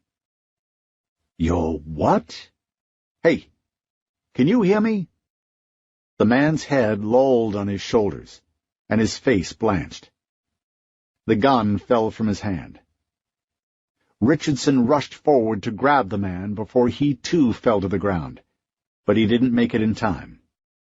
The man hit the ground like a bag of rocks. Later that afternoon, Richardson was back in the driveway, this time with a wooden baseball bat in his hands. They had hoped most of the zombies wounded during the fighting that morning would die off within a few minutes. But that hadn't happened. More than a few had gone on moaning throughout the day, and those moans had attracted other zombies, who were not injured. One of those zombies had come crashing through the front door, and Richardson had been forced to put it down before it got a chance to take a bite out of Avery. After that, he'd gone outside with the bat to finish what they should have done as soon as the Red Man and his soldiers left. "Ben." It was Sylvia, calling to him from the front porch of the abandoned farmhouse. He looked away from the zombie skull he'd just turned into mush, and saw her waving at him. "He's starting to come out of it a little," she said. He nodded, then looked back to the dead zombie at his feet, and his continued existence suddenly seemed so pointless. The wandering, the stories, the fight to survive. Why was he bothering with it? Wasn't he just going to end up like this poor bastard? They all would in the end. And everything he'd done, all the interviews, all the thinking, all the friends he'd lost since the first zombie rose up from the flooded ruins of Houston 8 years ago, all of it would be for nothing. Just wasted effort. "Ben?" "Coming," he said, and with a sigh he turned away from the dead zombie and trotted to the farmhouse porch. Sylvia was waiting there, leaning against a doorway that had no door. "Are you okay?" she asked. She nodded toward the driveway and the dead zombie he just pounded into a bloody puddle. "Did something happen?" "No," he said. He was aware of what she was asking, but he didn't feel like getting into it with her. Not now. "We're good, I think. I checked to the edge of the corn all the way around. I didn't see any movement." She took a long time to answer. "Okay. Well, that man is starting to come around. He's still burning up, but I think the fever will break soon, especially once that Tamiflu kicks in." She glanced at the sky, the air already turning hazy and golden beyond the farmhouse. "Ben, I think we ought to head out as soon as we can. I'd like to be away from here before it starts getting dark." Richardson stepped over to the doorway and glanced inside. Looters had taken most everything that wasn't nailed down. They'd left trash scattered in with the bits of the ceiling plaster that had fallen to the floor over the years. Avery had cleared away a clean area on the floor. The man was lying in the middle of that clear spot, groaning miserably, with Avery on her knees next to him. But his groaning was an improvement over the tossing and turning and constant fevered babbling he'd been doing most of the day. "And what about him?" Richardson asked. "What about him?" "You're not seriously suggesting we leave him here, are you?" "What would you have us do with him, Ben? We need to go. Avery and we have to get to Herculaneum and charter a boat to Chester. We don't have time for strays. But he's important, Sylvia. You've heard him calling out for Doc. He's got all that Tamiflu and those antibiotics. He got those from somewhere, from somebody who knew what they were doing. Well, why didn't those people take care of him? I don't know. But you think we should take care of him? Ben, how are we going to do that? We can't even defend ourselves. And somehow we have to find a way to rescue Nicky. If we leave him here, he'll die. You don't know that. He's survived since the outbreak. Obviously he can take care of himself. He grunted, shook his head. You were the one who tried to tell me that the infected were worth all this effort to save. Well, he's not infected. He's a human being, a living, disease-free human being. Shouldn't he be more important than those zombies out there? You're being overly dramatic, Ben. And you're being a cold-hearted bitch. She chewed on her lip while she considered him. I'd slap your mouth if I thought you meant that, she said. Let it go, he thought. Make a bubble. Count to 10. Look, he said, that guy is immune to the necrosis filovirus. That means something huge. In all the wandering I've done, I've never met anybody like that. Hell, I've never met anybody who even thought that was possible. And then I meet you and Avery, and you guys tell me you're looking for somebody who's immune. Well, there he is, Sylvia. He's right there. All we have to do is take him with us. All you've got is his word that he's immune, she said. And the fact that he's right there. Sylvia, you saw the red man try to turn him into a zombie. He should have changed by now, but he hasn't. Can you think of any other way to explain that? Richardson stopped there, waiting for her to reply. But when she didn't, he threw up his hands in exasperation. Unbelievable, he said. You're as obstinate and bull-headed as you ever were. He shook his head, turned, and went inside. What are you doing? She said to his back. What does it look like? I'm going to talk to him. You can't talk to him. You heard him raving in there. He's out of his head. Yeah, Richardson thought. He'd heard him raving. He'd heard him talking to Doc, whoever that was. He'd heard him talking to himself, saying not to ever tell anybody anything unless you know more about them than they do about you. I've got an idea, Richardson said. Avery rose from the scraggly man's side and gave Richardson a wide berth as she made her way back to Sylvia. Richardson, meanwhile, knelt by the man's side and shook him gently. Hey, can you hear me? The man's eyes fluttered open. He took a look at Richardson, and then he crab-crawled away from him. Easy, easy, Richardson said. I don't want to hurt you. My name's Ben Richardson. That's Sylvia Carnes over there, and Avery Hopper there. The man's eyes went from Richardson to the women, and then back to Richardson. But he said nothing. What's your name? The man seemed to consider it.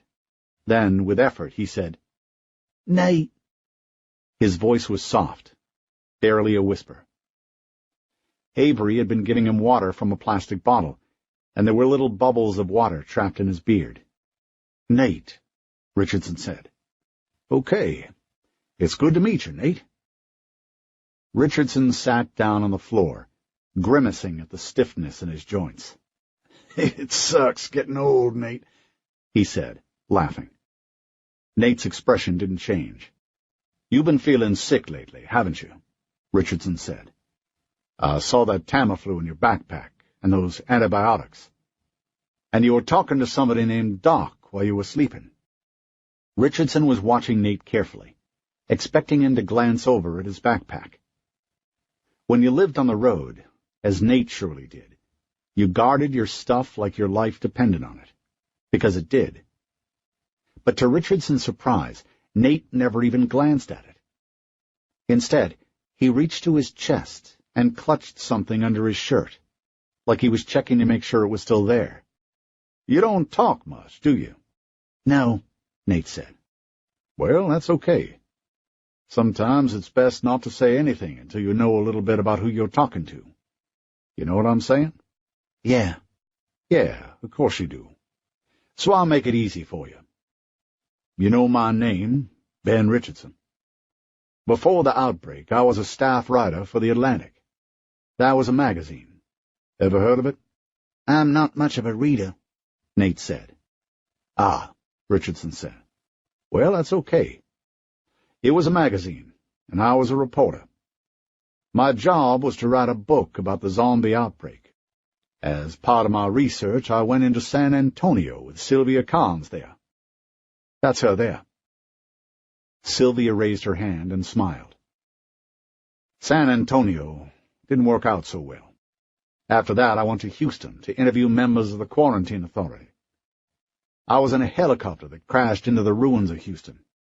I met a couple of survivors, and together we slogged our way to the wall. We didn't know it, but we were right in the middle of the second wave of the outbreak. We got to the wall right as it was coming down. Richardson studied Nate's face for some sort of reaction, but there was none. Well, he said, pushing on, after we reached the wall, we just decided to keep going. I mean, we couldn't stay there, you know. So we wandered north until we saw signs for a community this preacher named Jasper Sewell was forming. The Cedar River grasslands. The words stopped Richardson cold. That's right, he said. You heard what happened at the grasslands? Nate didn't answer right away. He looked around the bare, dilapidated farmhouse. He wouldn't meet their eyes. Finally, he said, I was there. You were there? Richardson said. At the grasslands? Nate nodded. Look, Richardson said. It was kind of a small community, and I was there for about 3 months. I got to know pretty much everybody. I don't remember you. I was there, Nate said. A slow struggle seemed to be going on behind his scraggly beard and dirty face, like he was arguing with himself about how much to say.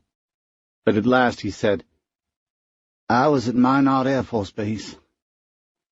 The doctors there were working on me because I'm immune to the disease that makes people into zombies.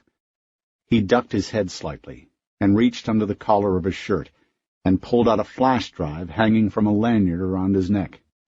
They were using me as a guinea pig to find a cure. There was a doctor there named Mark Kellogg. He managed to find the cure, and he put it on this right before the base was overrun. They all died. All of them except for a few of the officers. They put me on a helicopter and flew me to the grasslands, hoping to keep me safe. Oh, my God, Richardson said. Now I remember you. His past was rushing up to meet him, and it was coming faster than he could process. First Sylvia Carnes, and then this guy, another survivor of the grasslands. He didn't know what to say, but Sylvia didn't give him a chance to say anything. She knelt down beside him and said, Nate, you said there was a cure. You have it? You have the cure there? Nate made a fist over the flash drive. This doctor, she said, her voice almost trembling with excitement.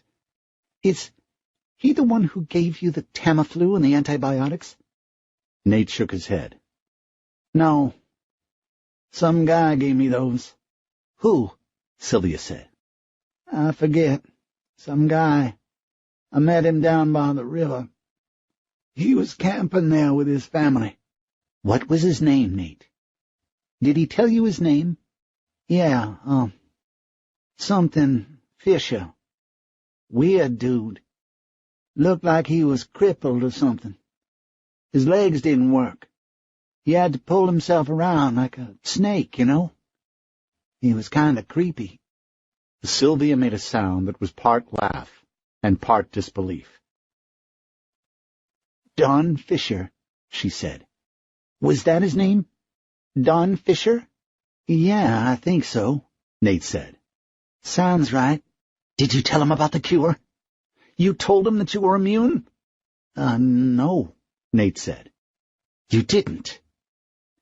Nate, please tell me you're kidding.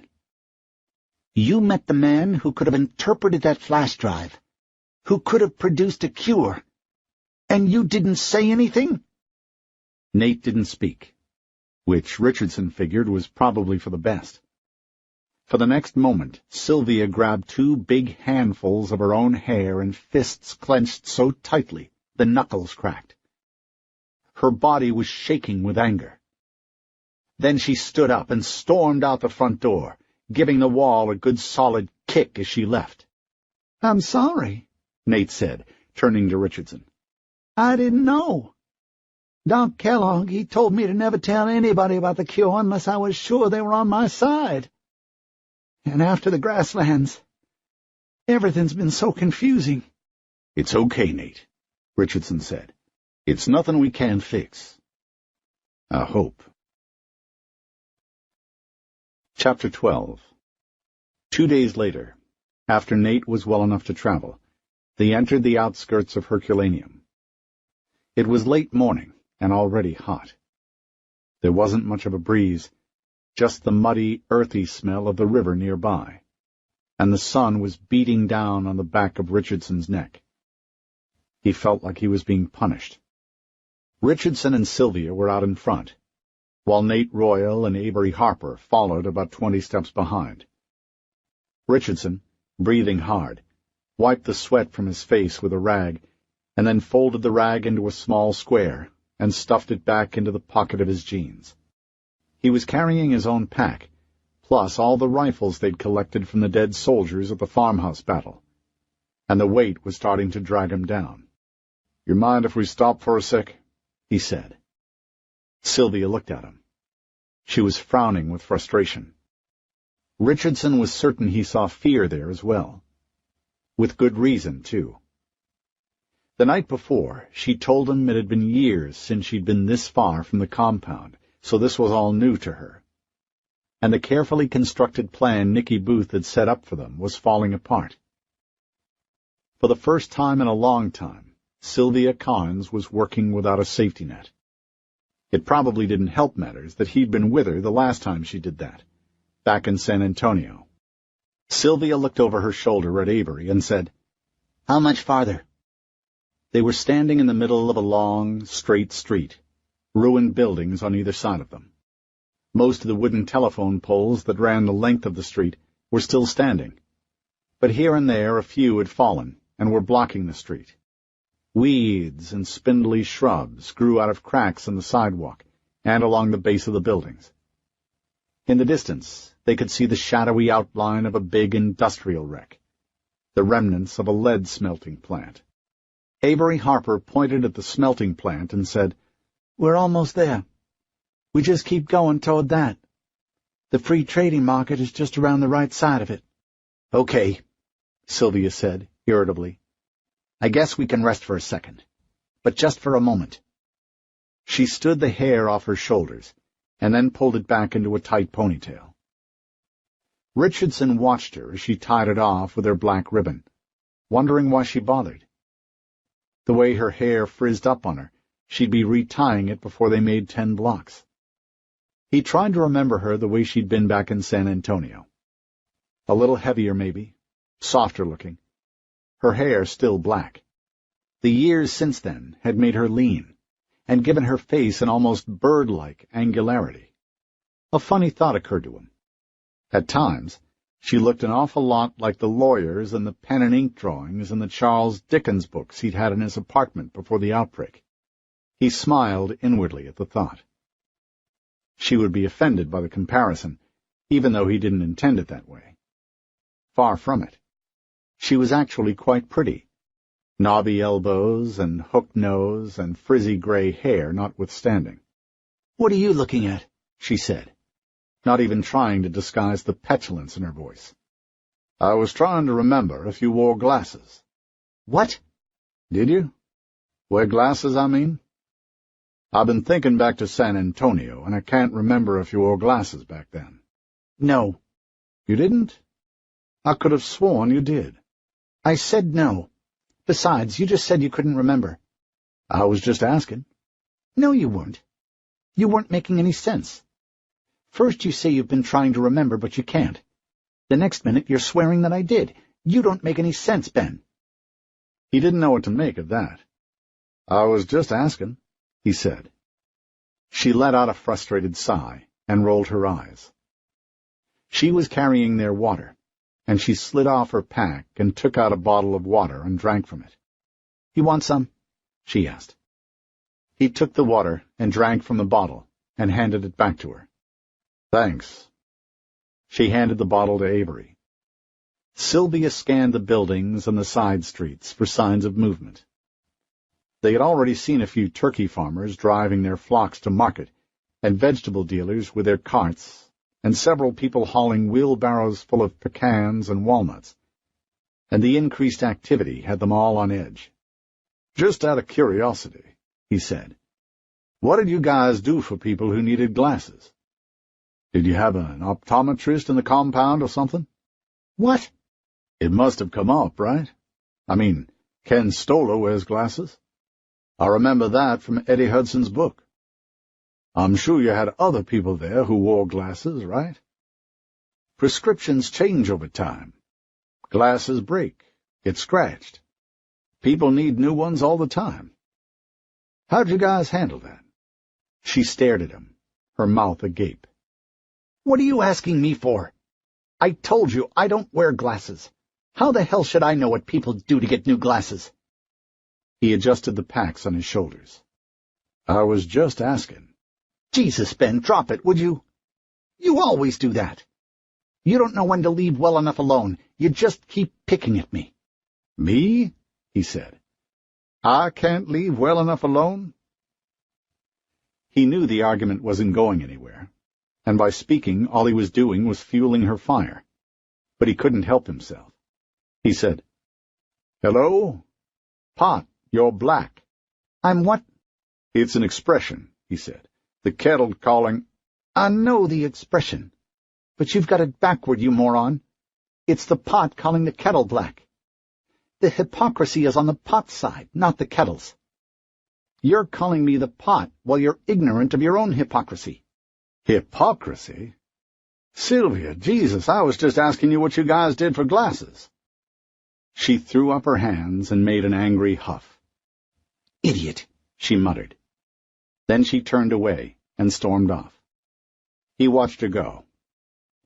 He'd made her mad, and he didn't understand how the whole thing had gotten so out of control. It was just an honest question, and a not very important one in the great scheme of things. He should have just let it go. But it wasn't all his fault, he reminded himself. She'd been like this since the battle at the farmhouse, since meeting Nate and hearing that he could have saved them all a whole lot of trouble if he'd simply introduced himself to Don Fisher. It wasn't hard to figure out she was disgusted by that missed opportunity. He was, too, but that didn't account for her being angry with him. Or maybe it did. Hell, he didn't know. It had been 6 years since he'd spent any time at all with a woman. More than 20 since he'd lived with one. Most of what he remembered of women was like trying to picture a diamond through a pawnbroker's grimy yellow display case. But now that he thought about it, he did remember that they saw the world differently from men. They weren't pragmatists. Yes, they had reason, but it wasn't the same kind of reason that men had. When they thought about a problem, they didn't think in a straight line, from problem to solution. Their way of thinking made countless loops and diversions on its way to a conclusion. They seemed to thrive on subtext and implied meaning, the kind of things that men just didn't have the time or patience for. Richardson found the whole thing really aggravating.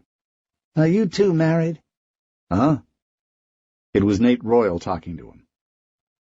Avery had paused for a second, then hurried on after Sylvia, leaving Richardson and Nate standing there. You sure act like you're married.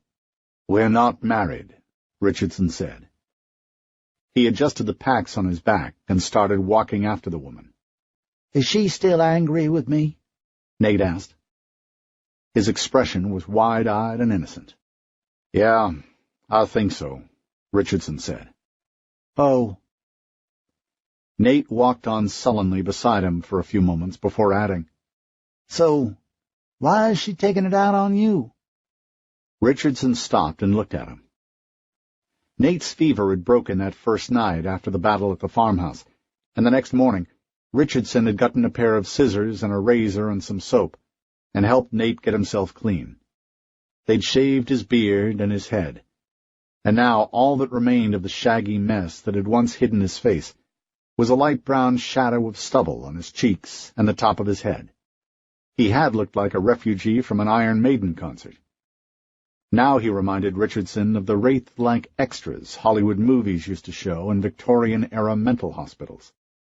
But he didn't look so bad that Avery Harper hadn't taken an interest in him. Shortly after his big cleanup, Nate and Avery had actually hit it off quite well.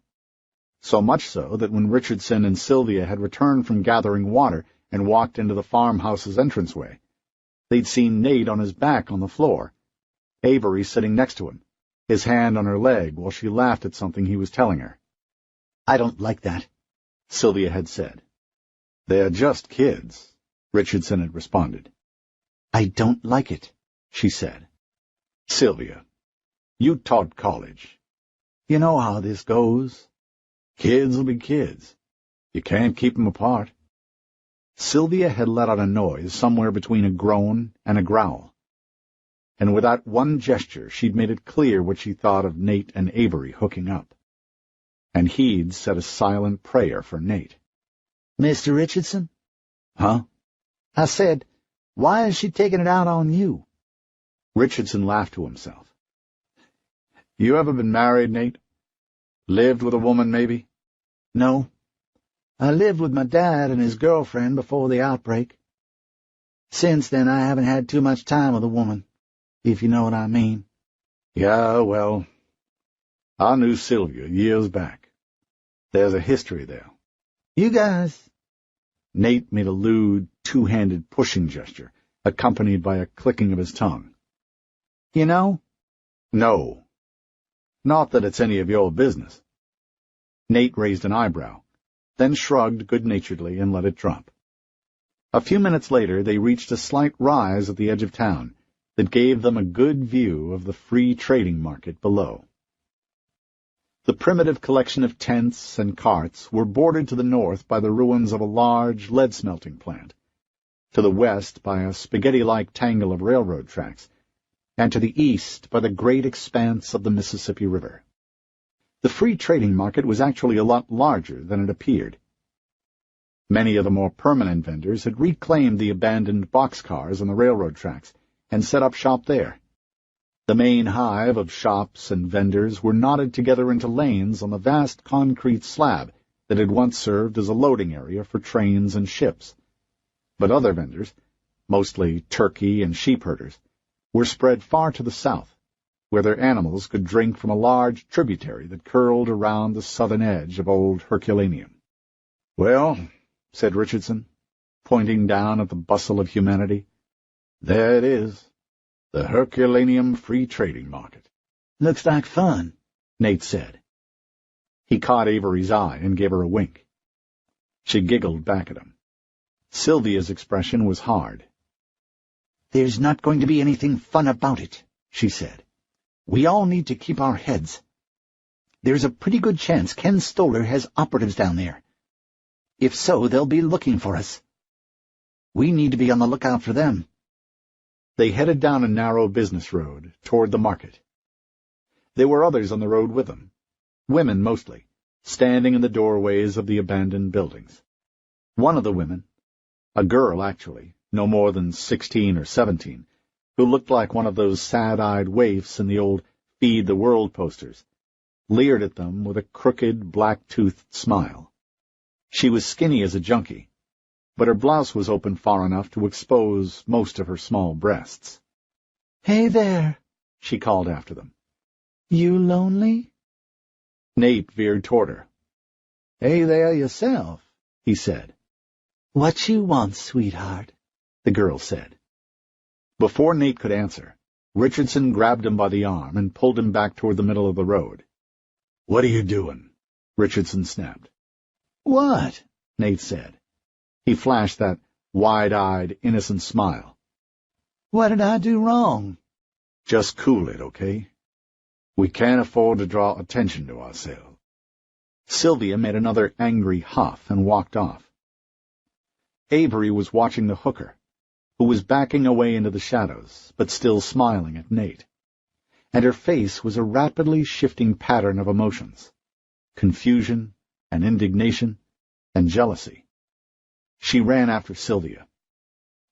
"What was that woman doing?" Richardson heard her ask. He gave Nate a slap on the shoulder. "Come on." The crowds got thicker as they entered the market. It had been a long while since he'd been around so many people, and Richardson felt his anxiety rising with every passing moment. They brushed against him in a constant shuffle. Vendors bartered with customers, their voices loud, abrasive. A sense of claustrophobia welled up in his chest. He was sweating, breathing fast. He couldn't stop swallowing. And then he saw the soldiers from Ken Stoller's compound. It was a squad of 5. They were dressed in the familiar gray T-shirts and black BDU pants, each of them armed with rifles. Richardson watched the man in charge of the squad, saw his head swiveling as he scanned the crowd. "Sylvia," he said.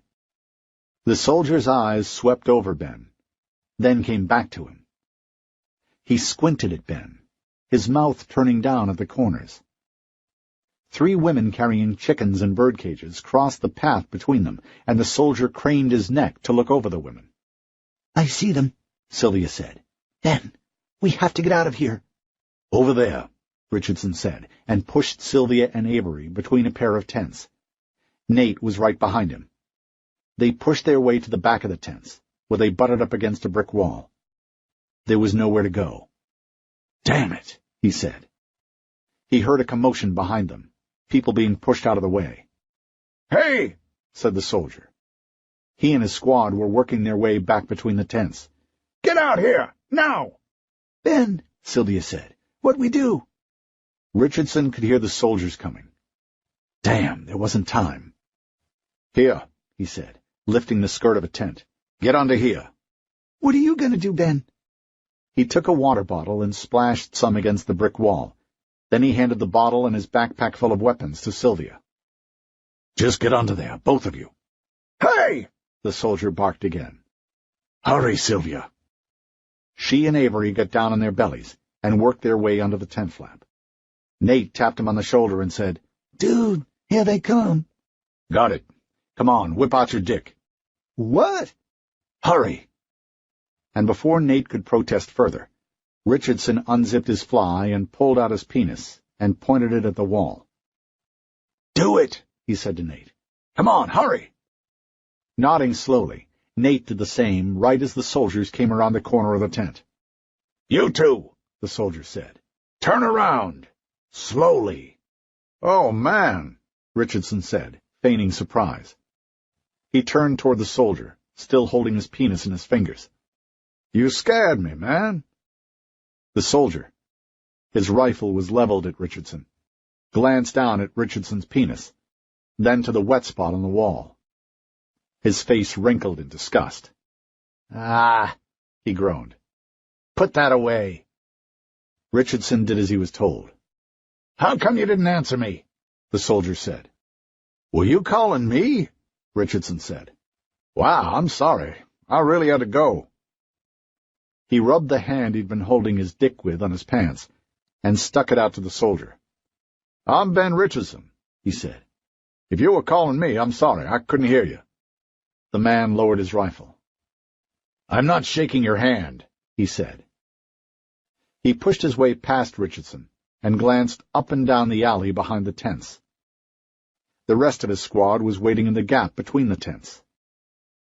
"You guys double back," he said to his squad. "Search in between the tents." He turned back to Richardson. "Where are you from?" "Well, gosh, all over," Richardson said, scratching his head. "This is my first time here in Herculaneum. but I've been all over. Mostly I've been up in the Northwest. That's where I met Nate here. We've been going around together about 2 years now. You talk? The soldier said to Nate. He can talk fine, Richardson said. But most of what he says just tends to get us in trouble where there was no trouble before. You know what I mean? He's got a little problem understanding social cues. It ain't his fault. He fell off a 2-story balcony one night when we almost got cornered by some infected. And he ain't been the same since. We go around together. I watch out for him. The soldier studied them, nodding slowly. And then, much to Richardson's relief, he turned and went back to the crowd at the front of the tents. Watching him go, Richardson let out the breath he was holding. "That was close," he muttered. "What was that about me falling from a balcony?" Nate said. "You ever read Steinbeck's Of Mice and Men, Nate?" "Huh?" Richardson smiled. "Well, that guy hasn't either, apparently. Good thing." "They gone?" Richardson glanced down at the tent flap. Sylvia was looking up at him. She looked frightened. "Yeah, they're gone." He knelt down next to her and spoke in a whisper. "Sylvia, this isn't going to work. We're going to have to split up." "I know. What do you want to do?" "Nate and I will find us a boat. Can you and Avery make it down to the docks on your own?" "Yeah, I think so." "Okay. We'll find somebody. You guys should probably take most of the weapons, too. We need to keep those out of sight. Meet us up at Ferry Street Point." "Good luck," she said.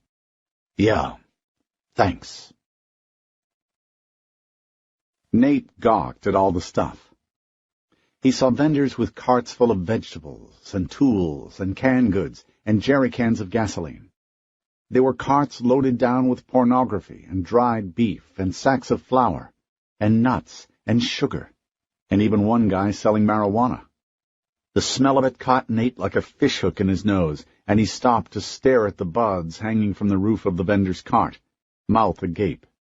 The buds were so dark in color they almost looked brown, and they were practically dripping with resin. Some of them were as fat as a leg of mutton. The old hippie behind the cart sat puffing on a small brass pipe, his face wreathed in smoke.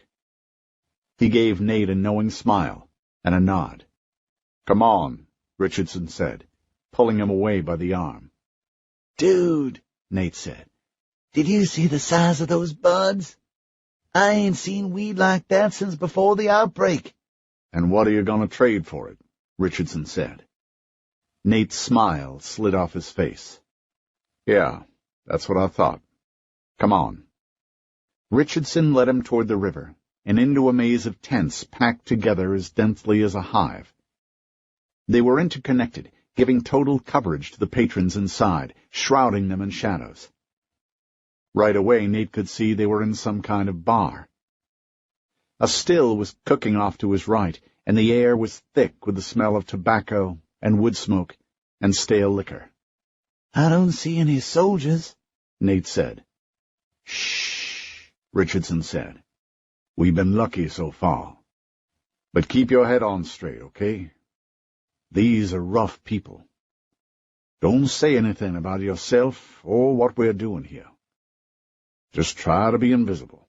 "You sound like Doc Kellogg." Richardson gave him a sidelong glance. "Yeah," he said. "Well, it's good advice most of the time.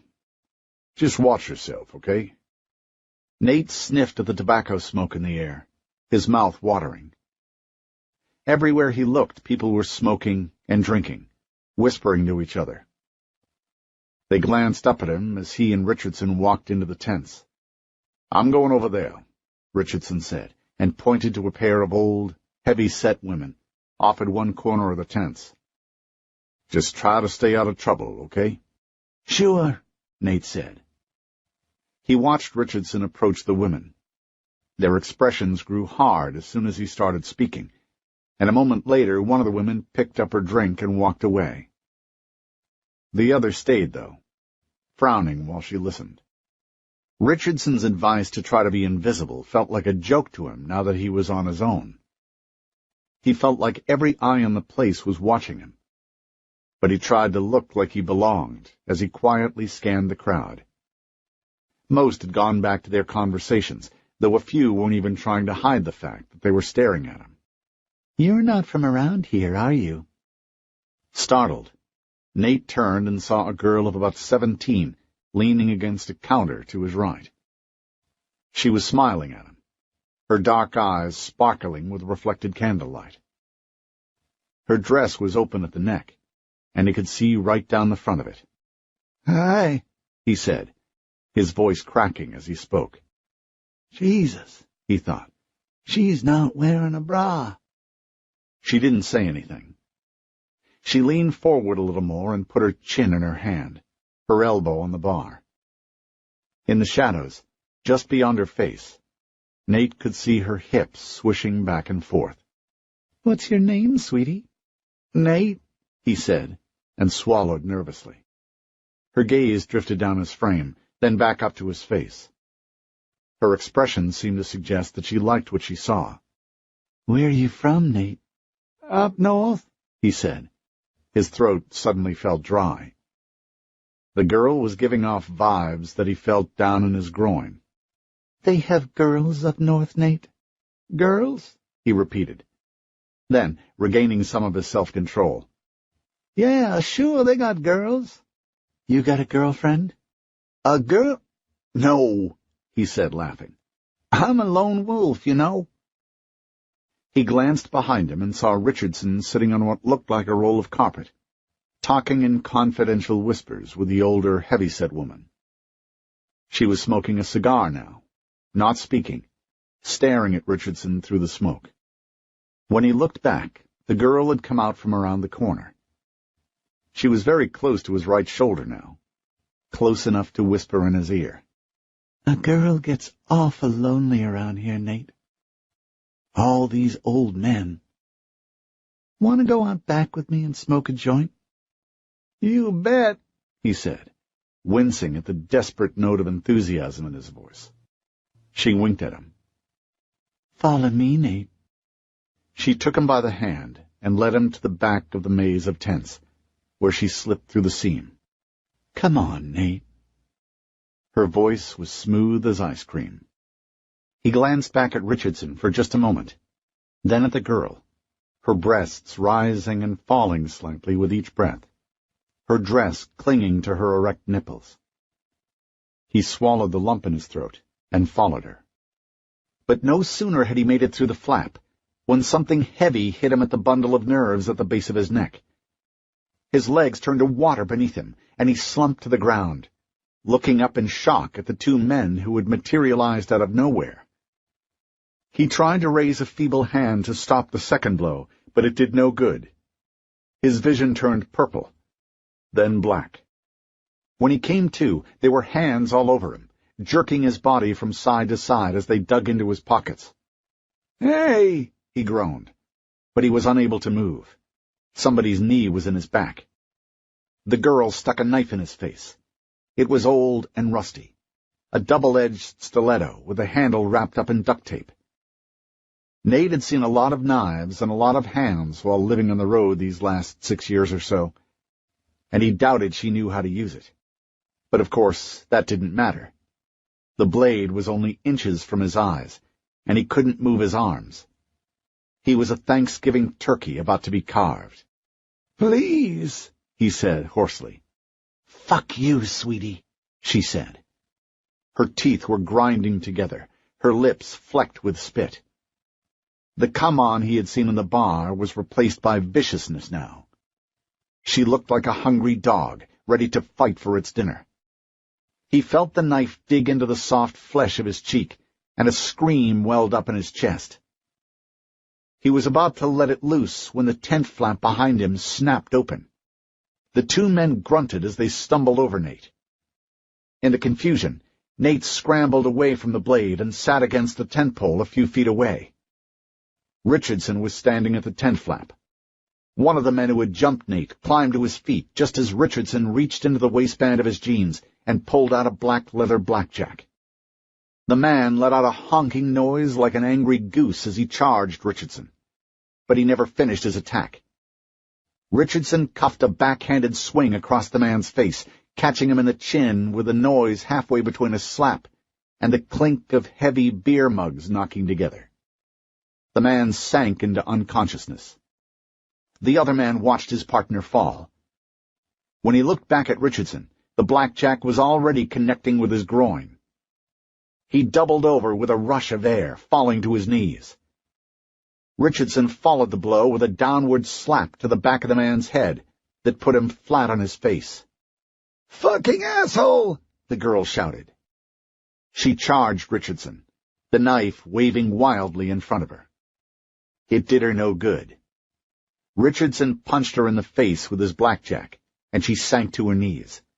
Her hands cupped over the bloody bloom that had been her nose just a moment before. "You fucking bastard!" she said. The blood was pouring out between her fingers, her face ruined. "Shut up, bitch," he hissed, bringing the blackjack down on the side of her ear. Nate watched the girl sink into a heap on top of the tent skirts. He stared at her, then slowly became aware of Richardson standing above him, watching him. And behind Richardson was a heavy-set woman, the same one he'd been speaking to on the opposite side of the bar. She was looking at Nate like he was a dog that had just rolled in something nasty. "Are you okay?" Richardson said. "Huh?" Nate said. Richardson pointed to the side of his head. "Your cheek. You're bleeding there." Nate touched his own face. His fingers came away bloody. "Yeah," he said. "I think." Richardson nodded. "This is Gabby Hinton," he said, pointing to the old woman next to him. "She and her husband own a trawler. I think they might be able to help us." "That remains to be seen," the woman said. She turned to leave, spreading the tent flap open. "You and Odie there want to follow me?" The Mississippi River moved sluggishly by. Sylvia Carnes and Avery Harper knelt in a stand of tall weeds next to the water, watching the commotion up on the docks. Soldiers from Ken Stoller's compound, men Sylvia had known for years, were patrolling the docks with AR-15s at the ready. She knew they were looking for her, and she knew what would happen if they were found. She pulled Avery close. "What are we going to do, Sylvia?" "Shh. Just keep quiet." A man named Justin Roth stopped a few feet from the weeds where the two women were hiding, and pulled the walkie-talkie from his belt. "Yeah, this is Squad 9. Go ahead." The voice on the other end was broken, but Sylvia did hear it say something about trouble over at the bar. "Squad 9, copy," said Roth. "We're on the way." Roth motioned to his men, and then to one of the other squad leaders. Stoller's soldiers, most of whom looked bored and itching for a fight, perked up at Roth's command. From the weeds, Sylvia and Avery watched as the men huddled together, and then moved into the middle of the trading center. "What's going on?" Avery asked. "I don't know," Sylvia said, "but I don't like it." Nate followed along behind Richardson and the old woman, feeling a little numb from his close encounter with death. The way that girl had looked at him, he had no doubt she'd wanted to drive that knife into his eye socket. Even now that the danger was behind him, he could still feel his stomach churning with a charge of adrenaline. He scanned the faces that had just a few minutes earlier looked at him with the unabashed contempt one reserves for the stupid, and was surprised to see that none of them would meet his gaze now. Nate shifted his gaze to the old woman. She wasn't that old, Nate realized, just seemed that way at first glance. He guessed she was probably over 60 or thereabouts. She had large, deeply tanned arms, and a bushy mess of hair that reminded Nate of smoke rising from her head. Her bottom wriggled and shifted beneath her brown linen skirt, but despite her weight and her age, she moved with confidence through the crowd, and as he watched it zipper apart for her, he was reminded of a mama bear herding her cubs. "That's it," he thought, smiling. "She's Mama Bear." She led them out of the main section of the bar and into a dark back corner.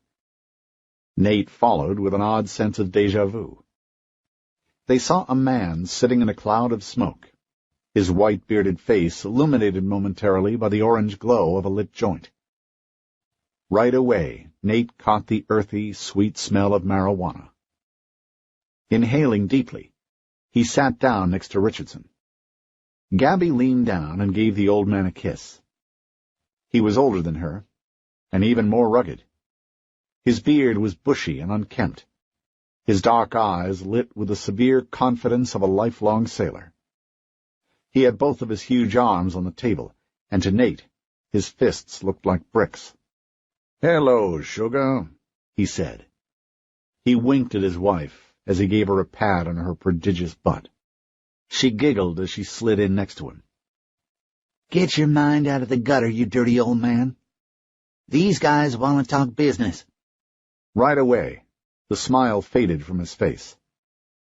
He put his joint down and examined Nate and Richardson. "I saw what you did to Mary and her brothers over there," he said to Richardson. "That was good work." Then his gaze shifted to Nate. "You, on the other hand, boy, you ain't got the sense God gave cow shit if you fell for that come on in the back with me routine.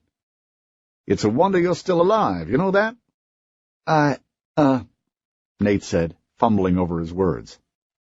Richardson came to his rescue. "You have a boat," he said. "That's right," the man said. "I'm Jimmy Hinton. My wife and I are the co-owners of the Sugar Jane. Gabby here tells me you guys want to go downriver." "We do." "How far downriver?" "To a little town called Chester. You know it?" "Chester?" Hinton glanced at his wife. "Gabby, I thought you said these guys were serious." "Mr. Richardson, you have any idea what's going on that far downriver? You two ever heard of the Red Man?" "We know about the Red Man," Richardson said. He appeared amused. "Naturally, we want to avoid any contact with him, but we would like you to take us to Chester, and we'd like to leave this afternoon."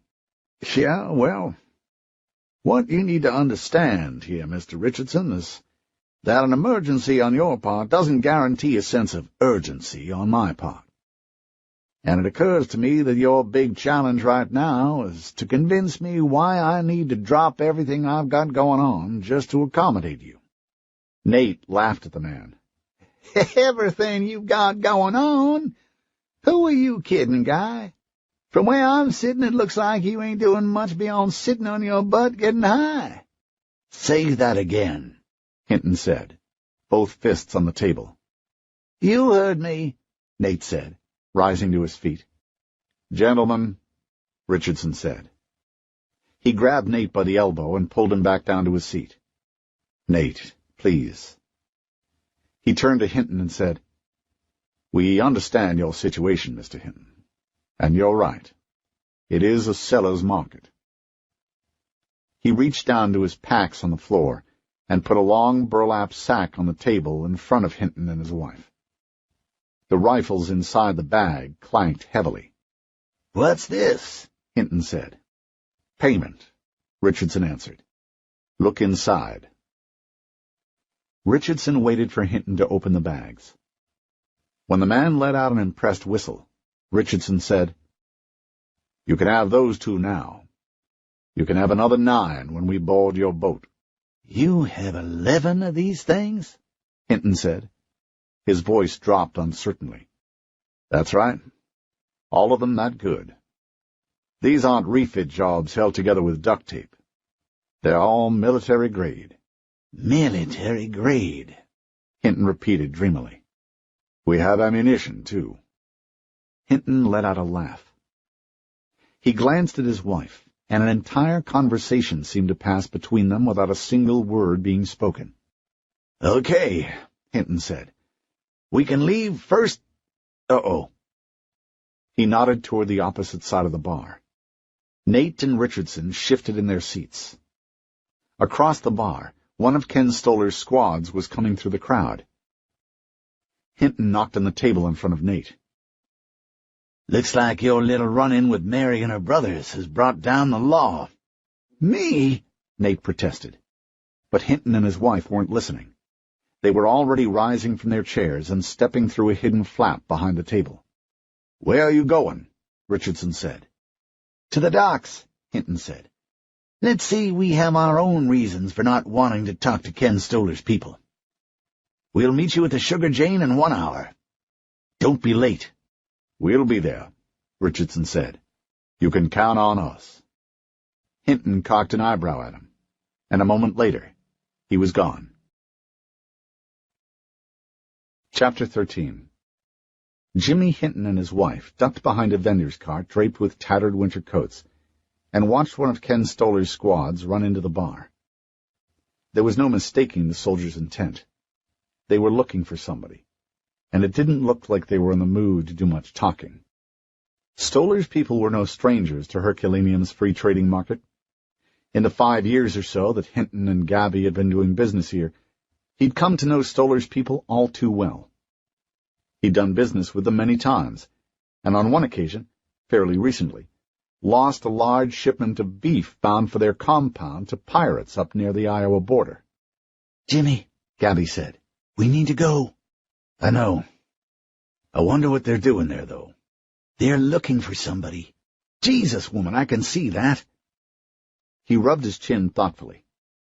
Stolar had always been unpredictable, even when he got his money's worth. But he'd been especially high-strung lately. Same with his troops. Jimmy supposed it was because the Red Man's black shirts had finally broken and defeated the other compounds in the area. That would certainly account for Stolar and his people feeling on the defensive. Everybody was feeling a little bit afraid of the Red Man's growing power in the area. But even still, Stolar's people were behaving more like Nazi stormtroopers than an embattled private security detail. Jimmy sensed restlessness in them. Uncertainty, maybe. Was there some kind of internal trouble in the compound, perhaps? Maybe in light of the Red Man's recent successes and Stolar's seeming inability to stop him, his popularity with his people was waning. Jimmy suspected that was probably the case. And it was bad for business, too. Everybody along the river was starting to notice that. Regardless of what he thought of Stolar and his people, he did have to admit that at least they always demonstrated a pragmatic streak when it came to commerce. They knew to leave this bar alone. It was where all the river business got done. If your cargo needed to go anywhere on the Mississippi, from Memphis to Minneapolis, you arranged for its transport in the bar at Herculaneum. Now the bar, too, seemed to be a victim of Stolar's increasingly questionable leadership. Raiding the place would upset the delicate economy of trust that had grown up among the river pilots who made the place their home base. For Stolar, the effect was like pissing in his own pantry. Nobody would trust him after this. "I want to go, Jimmy." "Yeah," he said. "I think that's a real good idea." They slipped through the maze of carts and the crowds of dazed people, all of them moving slowly in the heat of midday. In his mind, Hinton ran through the list of supplies they were going to need. It would take 3, possibly 4 days to make the trip, and they still needed canned goods, toilet paper, and an auger to fix the crapper on board the Sugar Jane, which had been stopped up for over a month now. They had less than an hour to get it all done, but they could do it. At least he'd had the forethought to gas up last night. That was going to make things a lot easier. "This is a good deal for us, right?" "Huh?" Hinton turned to his wife, the fragility in her expression taking him by surprise. After 46 years of marriage, after having a child together, after losing a child together, losing a grandchild together, after walking hand in hand through the apocalypse together, he had come to look upon her as his rudder. She nursed him when he was sick. She satisfied him when he was drunk and horny. She had once pulled his unconscious body from a burning warehouse down in Bartlett. And after all that, he had almost forgotten that she could, at times, look so fragile. "Yeah, I think so," he said. "You did good setting this up. 11 military-grade rifles." He shook his head in wonder, a smile spreading across his face. This could be our ticket, Gabby. You mean it? We could really leave all this? Head down to Mexico? Finally? You bet, he said, still smiling. Tell me again how it'll be, Jimmy. I already told you, he said. Tell it again. I like to hear you tell it. Tell me about the island with the sand so white it looks like salt, and the fruit hanging off the trees, and the fish so big and dumb they jump right in the boat. You don't even need to put your hook in the water. Yes, she said breathlessly. She took his hand in hers and squeezed it. Tell it to me again, please. Okay, he said. Jesus, woman, the things you put me through. It had been 6 years since they'd lost their only daughter, Eileen, and her daughter, Sarah, to a zombie attack in Sarasota, Florida. After that, Jimmy and Gabby had taken their trawler, the Sugar Jane, and gone cruising, always staying one step ahead of the zombie hordes, and finally settling here on the Mississippi. For 5 years they'd lived as river Bedouins, hauling pick-me-up cargo up and down the river in a never-ending loop. In many ways, their marriage had taken on the same kind of circularity. They were both running from their memories of the past, never staying in one place long enough for the images of what they'd lost to catch up with them. They floated up and down the Mississippi, Jimmy telling Gabby about the island to which they would one day run. They would settle there, eating fruit from the trees, drinking booze with their toes buried in the white sand, eating pan-seared red snapper by a campfire at night. He told the story so many times that he could picture that dream island down off the Mexican coast as clearly as he could remember the way his granddaughter had squeezed his finger when she took her first steps. But like that memory, the island had always seemed like it belonged to another time, one that he and Gabby would never live to see. The 11 military-grade weapons would change that.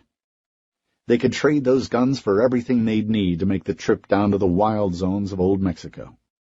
It might actually be happening for them. Finally, after all these years, after all they'd been through together.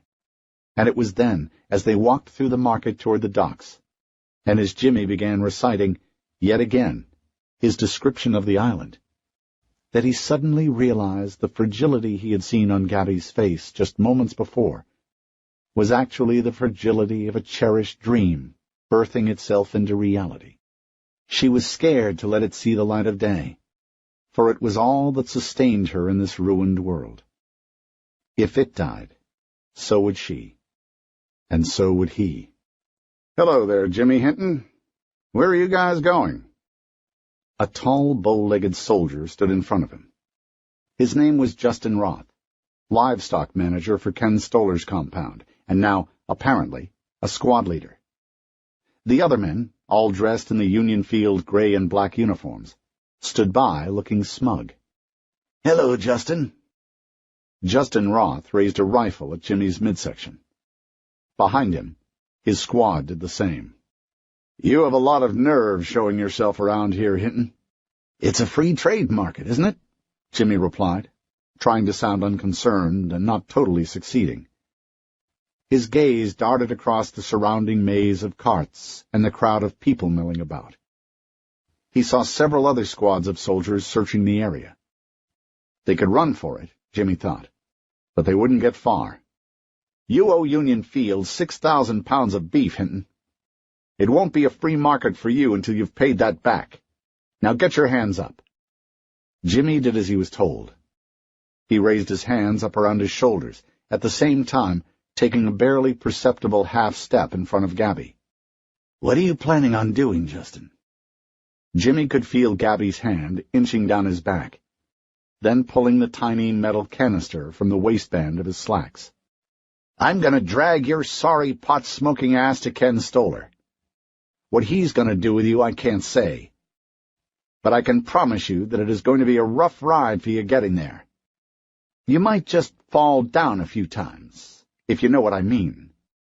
A hard-edged smile played at the corner of the cowboy's mouth, exposing his tobacco-stained teeth. "Yeah, I think I get you loud and clear," said Jimmy. "Gabby, what do you think?" "Loud and clear," she said, stepping around from behind Jimmy with a metal canister raised high. She pulled the trigger on the head of the canister, and it let out a liquid spray of oleoresin capsicum. Justin Roth and his squad flinched as the pepper spray hit their faces, and for a moment nothing seemed to happen. But then, suddenly, the air seemed to catch fire. Roth and his soldiers dug their fists into their eyes. They were screaming. A few of them doubled over, coughing. Gabby pulled Jimmy back into the startled crowd. He too could feel the pepper spray burning the back of his throat. "We gotta move," she said, and before they turned and ran, she sprayed the remainder of the canister into the crowd. Angry yells rose up all around them. People elbowed each other, trampled one another, in a mad dash to vacate the area. The scene was complete confusion. Carts were upended. People were yelling, fighting, scrambling to scoop up their belongings amid the rush of bodies. Through the panic, Jimmy could see other squads of soldiers turning their heads toward the outburst. A few were already running. "This way," Gabby said, pulling him through the crowd. He tightened his grip on her hand and let her lead him. They ran with the crowd, slowing to a walk only when they encountered people who were facing the direction from which the couple had just come. Jimmy glanced left, then right. Stoller's soldiers were everywhere. "Jimmy, there," said Gabby, pulling at his sleeve. "You see it?"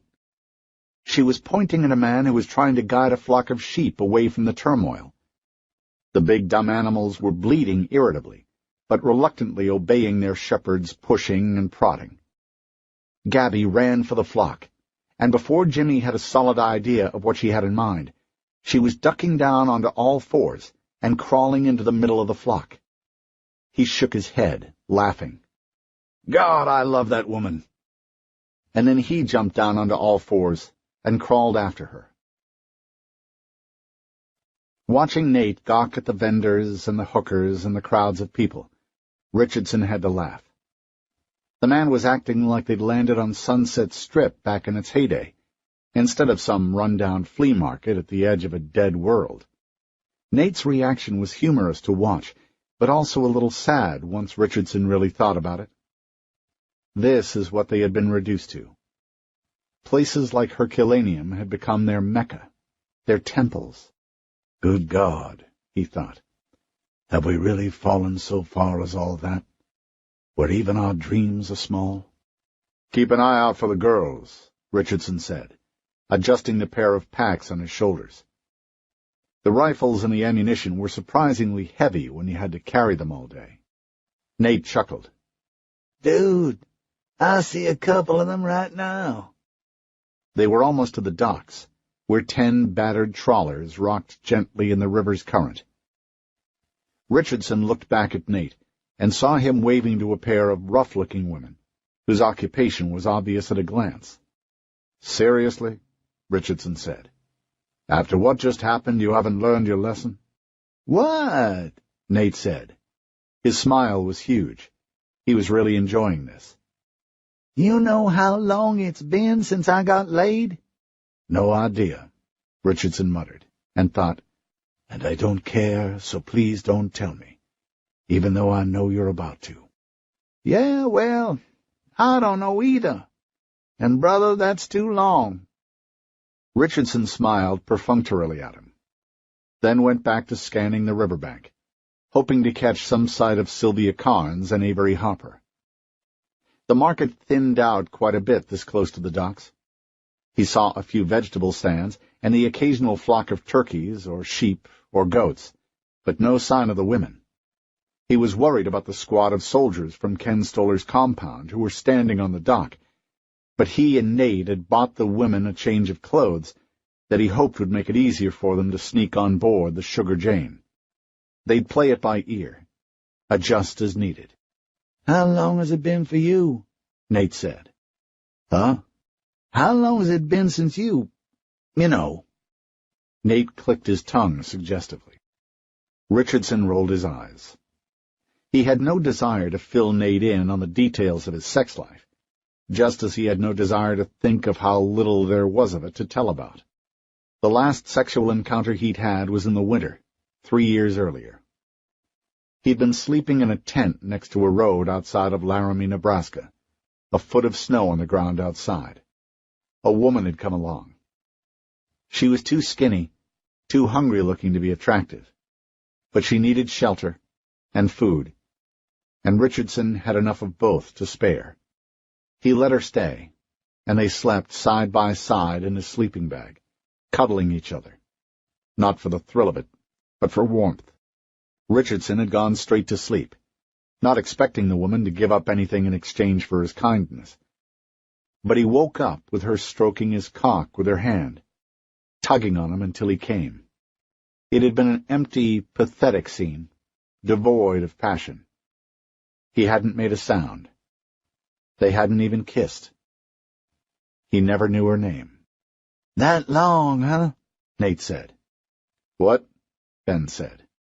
Nate smiled and shook his head. "Say, what do you think about Avery Hopper? She got a little meat on her, I know, but she seems pretty cool. I wonder if she's got a boyfriend back at that compound she's from." "I doubt it," Richardson said. "She told you that?" "No, Nate. She didn't say a word to me about it. But seeing as all these soldiers around here are trying to kill her, I doubt she has anyone back at the compound anymore. Know what I mean?" Nate nodded, the smile leaving his face. "Yeah," he said. "I think I got you." They found Sylvia and Avery hiding behind a row of wrecked cars that had been there so long that weeds were growing up around the wheels and through the empty engine compartments. Richardson gave them the clothes he'd found for them, and he and Nate waited while the women crawled inside one of the wrecked cars and changed. When they came out, Richardson told them about the boat he'd chartered. "Hinton and his wife," Sylvia said. "Do you think we can trust them?" "I think so. The wife seemed to have a pretty good head on her shoulders, and I got the feeling they weren't any more eager to meet up with Ken Stoler's soldiers than we are. That's their boat right over there, the white one at Slip 6. It's called the Sugar Jane." She nodded. The ponytail between her shoulders looked as lively as a squirrel back there, and he frowned, looking at it. "What is it?" she asked. "Your hair." The clothes he'd obtained for them managed to change their appearance somewhat, but that head of frizzy gray hair of hers was going to give them away for sure if any of Stoler's soldiers got close. And they still had to get past the squad stationed at the entrance to the docks. "Have you ever thought of cutting it? I mean, really short?" "Cut my hair?" she said. She looked momentarily horrified. But she didn't get to finish the rest of it. Before she could say anything else, they heard a lot of yelling coming from the edge of the market. The soldiers, who had been lounging around the entry to the docks, sprinted toward the disturbance. "That doesn't look good," Nate said. They heard 2 shotgun blasts, and more screaming. Avery put a hand on Sylvia's shoulder. "There's no one guarding the docks," she said. "We should get going." Sylvia took the young woman's hand and squeezed it. "She's right, Ben. Let's move while we have a chance." Another shotgun blast from the edge of the market made them turn. Jimmy Hinton and his wife, who was wielding the shotgun, were running into the clearing. Though it wasn't really a run. Both husband and wife were in their late 60s and overweight, and they advanced with an awkward, loping gait that looked terrifyingly slow compared to the soldiers chasing after them. Richardson saw one of the soldiers bring his rifle up to his shoulder and fire at the couple. Little umbrellas of dirt exploded around Hinton's feet, and he raised his arms and wobbled like a man trying to stay balanced on a high wire. Gabby Hinton turned and jammed the stock of her shotgun into her belly and fired twice at the advancing soldiers. One of the soldiers dropped to his knees, holding his side. Then she turned and ran after her husband, who was still gesturing to Richardson, to get onto the dock. Richardson ran up the short flight of stairs that led to the dock. 20 feet ahead of him, Sylvia, Avery, and Nate were face to face with a soldier. The man was barely Avery's age. Just a kid, really, who had his rifle leveled at them. The soldier looked frightened, almost like he was seasick, but when he saw Richardson charging up the stairs, he turned and fired at Richardson. The bullet whined through the air, narrowly missing his face. Richardson ducked behind a thick wooden pylon and drew his pistol. He gave a quick glance over his shoulder and saw that Jimmy and his wife had almost reached the dock. Then he looked back at Sylvia, Avery, and Nate, who had backed up to the edge of the dock, their hands in the air. The soldier was still standing in the middle of the gangway, the rifle down around his hips. His mouth was hanging open, and his eyes were darting back and forth between his prisoners and the pylon where Richardson was hiding. It looked like he couldn't make up his mind what to do.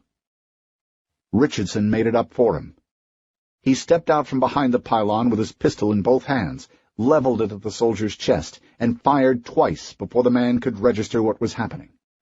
The soldier kept his feet, even after getting hit. He staggered back to the opposite edge of the dock, his hands hanging limply at his side, the rifle dropped and forgotten on the wooden planks. His face had an elastic, slack-jawed expression as he stared about him. He never cried out. He saw a wooden pylon and fell against it. There was a look of utter disbelief on his face as he sank down onto his butt. His eyes never closed. "David!" Avery shouted. The girl ran over to him and stopped, wanting to touch him, but unable to do so. Sylvia gave him a sad, pained look before grabbing Avery by the shoulders and pulling her toward the Sugar Jane. "Good shot," Jimmy Hinton said from the top of the stairs. "You seen the boat yet?" "Huh?" Richardson said. "No time like right now." He turned to his wife. "Gabby, you got this rifle?" "Got it," she said, as she too crested the top of the stairs. "Get the boat started." "Yes, ma'am." Gabby Hinton ran over to where the dead soldier's rifle lay on the dock and scooped it up. More soldiers were coming up the stairs. She turned the rifle on them and started firing in short, controlled bursts, aiming every shot, making them count. "You got those rifles you promised me?" Hinton said to Richardson. "Now's the time to prove they work." The world seemed to be swirling around Richardson, going too fast. Feeling dizzy, he took one of the AR-15s from his pack and started firing at the soldiers who were running toward them from the market. From where they were firing, he and Gabby had both cover and concealment behind the heavy dock timbers, while the soldiers had to cross nearly 30 yards of open concrete slab. They were sitting ducks down there. "I'm out," Gabby said to him. "Go to the boat. I can cover us." "We'll need at least 2 minutes to get the boat loose from the dock." "I got it," he said. "Go." Gabby slung the rifle over her shoulder and waddled down the length of the dock. Richardson watched her go, then turned back to the concrete slab between the dock and the market. Nearly all the vendors had fled. Here and there he saw carts overturned, their contents spilled on the ground. Dead soldiers were everywhere. Here and there he saw a few dead vendors and their animals. The soldiers had taken up cover and concealment at the edges of the market. He could see their gray shirts and black pants moving in the shadows. He fired whenever he had a chance, then stopped to reload.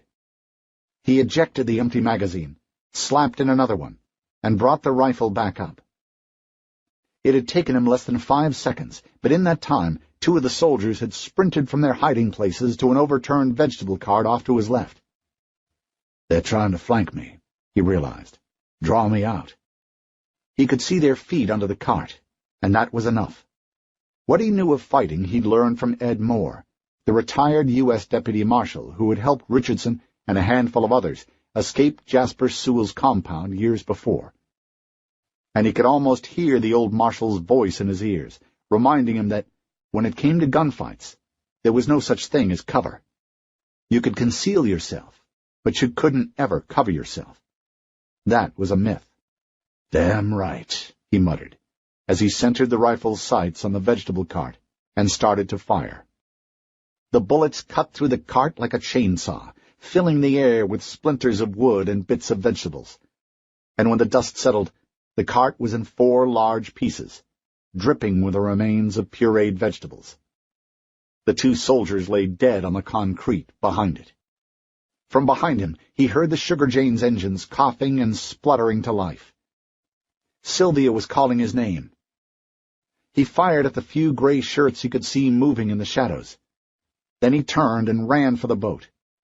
It was already pulling away as he reached the end of the dock. Sylvia and Gabby Hinton were motioning to him to hurry up. "Hurry, Ben!" Sylvia shouted. He heard more yelling behind him, and the sound of running footsteps on the wooden pier. Richardson glanced over his shoulder and saw a handful of soldiers coming up the stairs. Jimmy was right beside him. "Let's go," he said. Suddenly, Gabby popped up behind Sylvia. She had something in her hand. "Get your head down," Gabby yelled, and lobbed what looked like a green baseball over Richardson's head. A second later, there was an explosion that knocked him off his feet. He looked behind him toward the market. The dock was in a shambles. Men were dead or dying.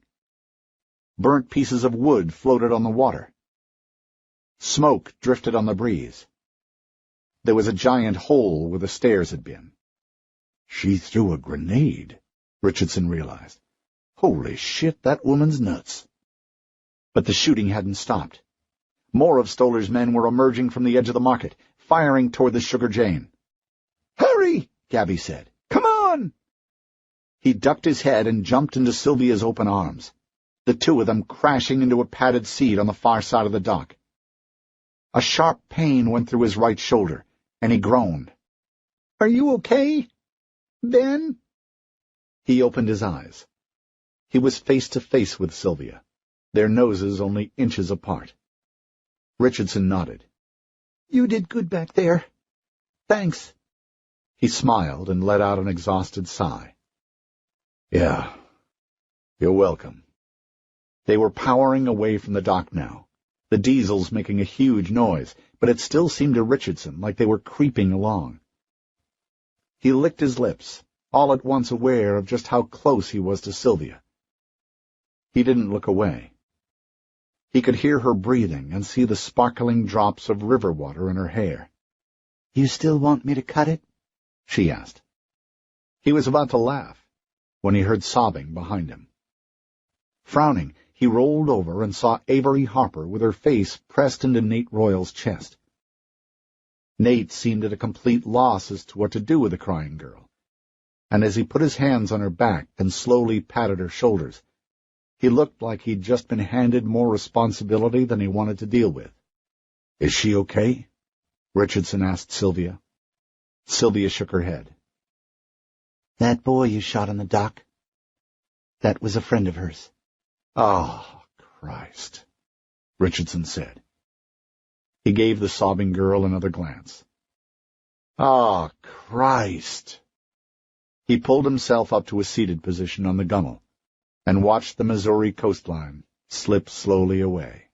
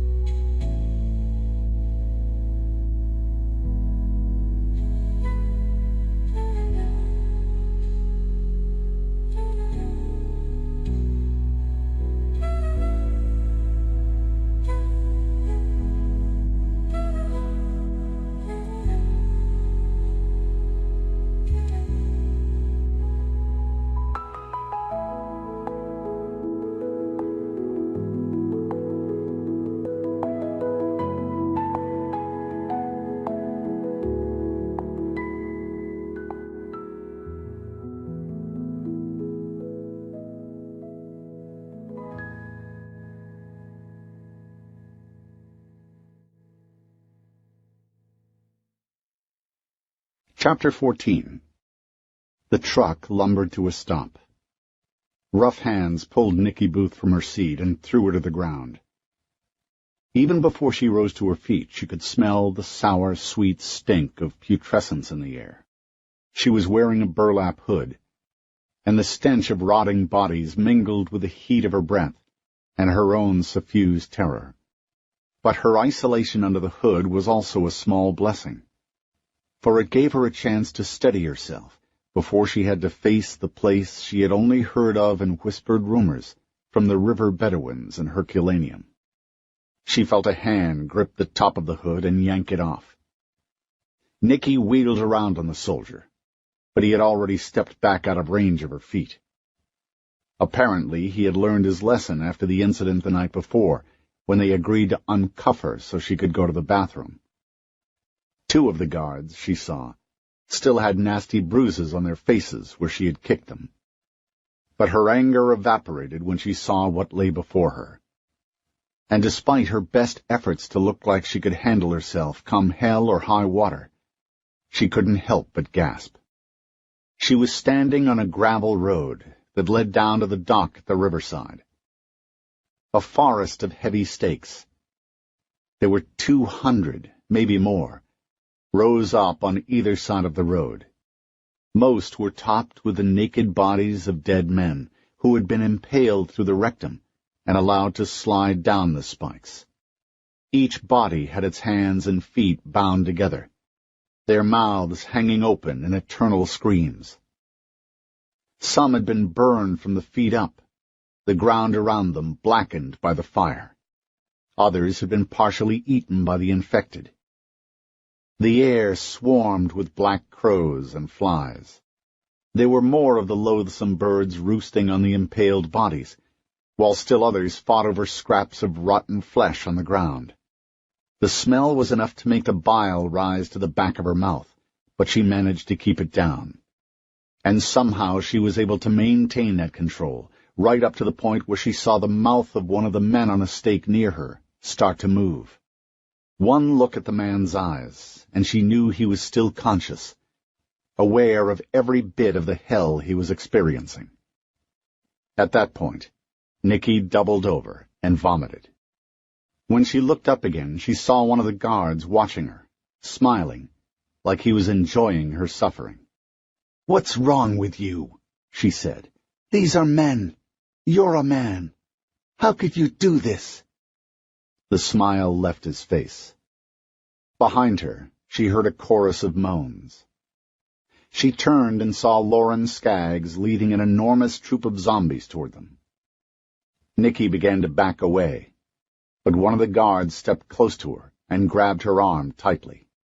"It'd be a mistake," he said. "Stand still. Don't move." She looked at the man as she struggled to break his grip. He wouldn't let go. Lauren and his zombies were almost on them now, and she could smell them. Their moaning had blotted out everything, even the squawking of the crows. "Hold her still," Lauren said, and the sound of his voice sent a chill through her. She stopped struggling and watched him as he passed, the red flesh on his bald head glistening like a puddle of oil. "Bring her over with us on the ferry," Lauren said to the guard. "Yes, sir." And with that, Lauren walked on down to the river and the waiting ferry, his zombies following behind like a congregation headed for baptism. They passed on either side of Nicky, so close she could have reached out and touched them had her hands not been cuffed behind her back.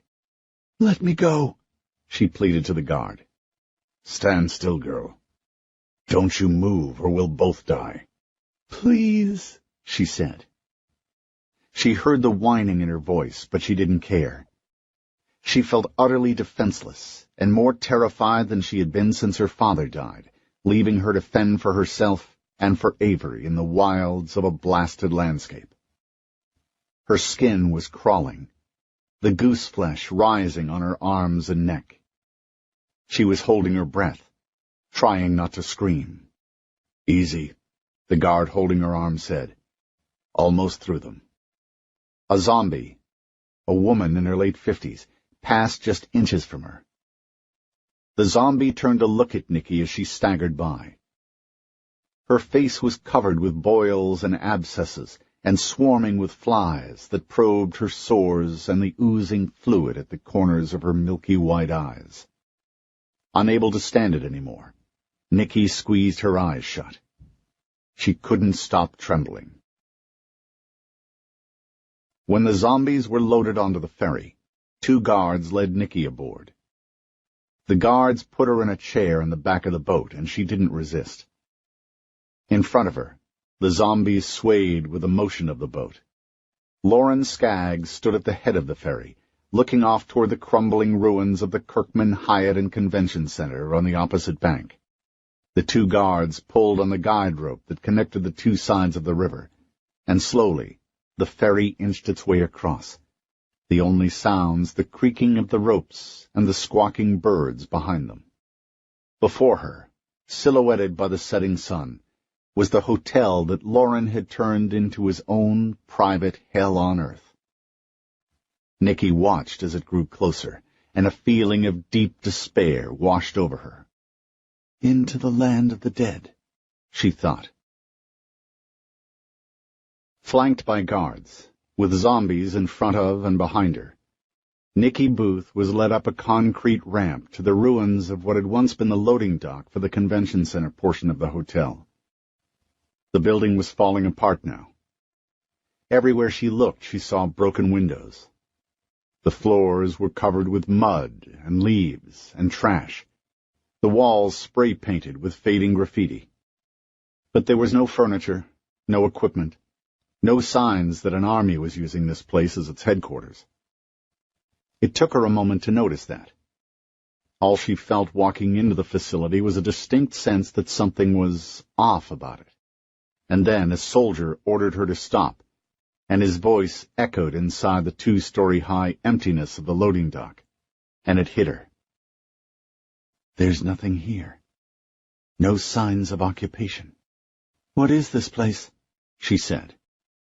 No one answered her, and she knew she'd made a mistake. Don't show them you're afraid, kiddo. Keep 'em guessing about you. She sensed the guards behind her had stopped, and she tried to turn around. Somebody hit her in the shoulder. Don't turn around, one of the guards said. Come a little closer and say that. A different man spoke, this one older, and a smoker, Nikki guessed. His voice sounded like gravel. You heard the lady. Uncuff her. Nikki tensed. So they wanted to have some fun with her, eh?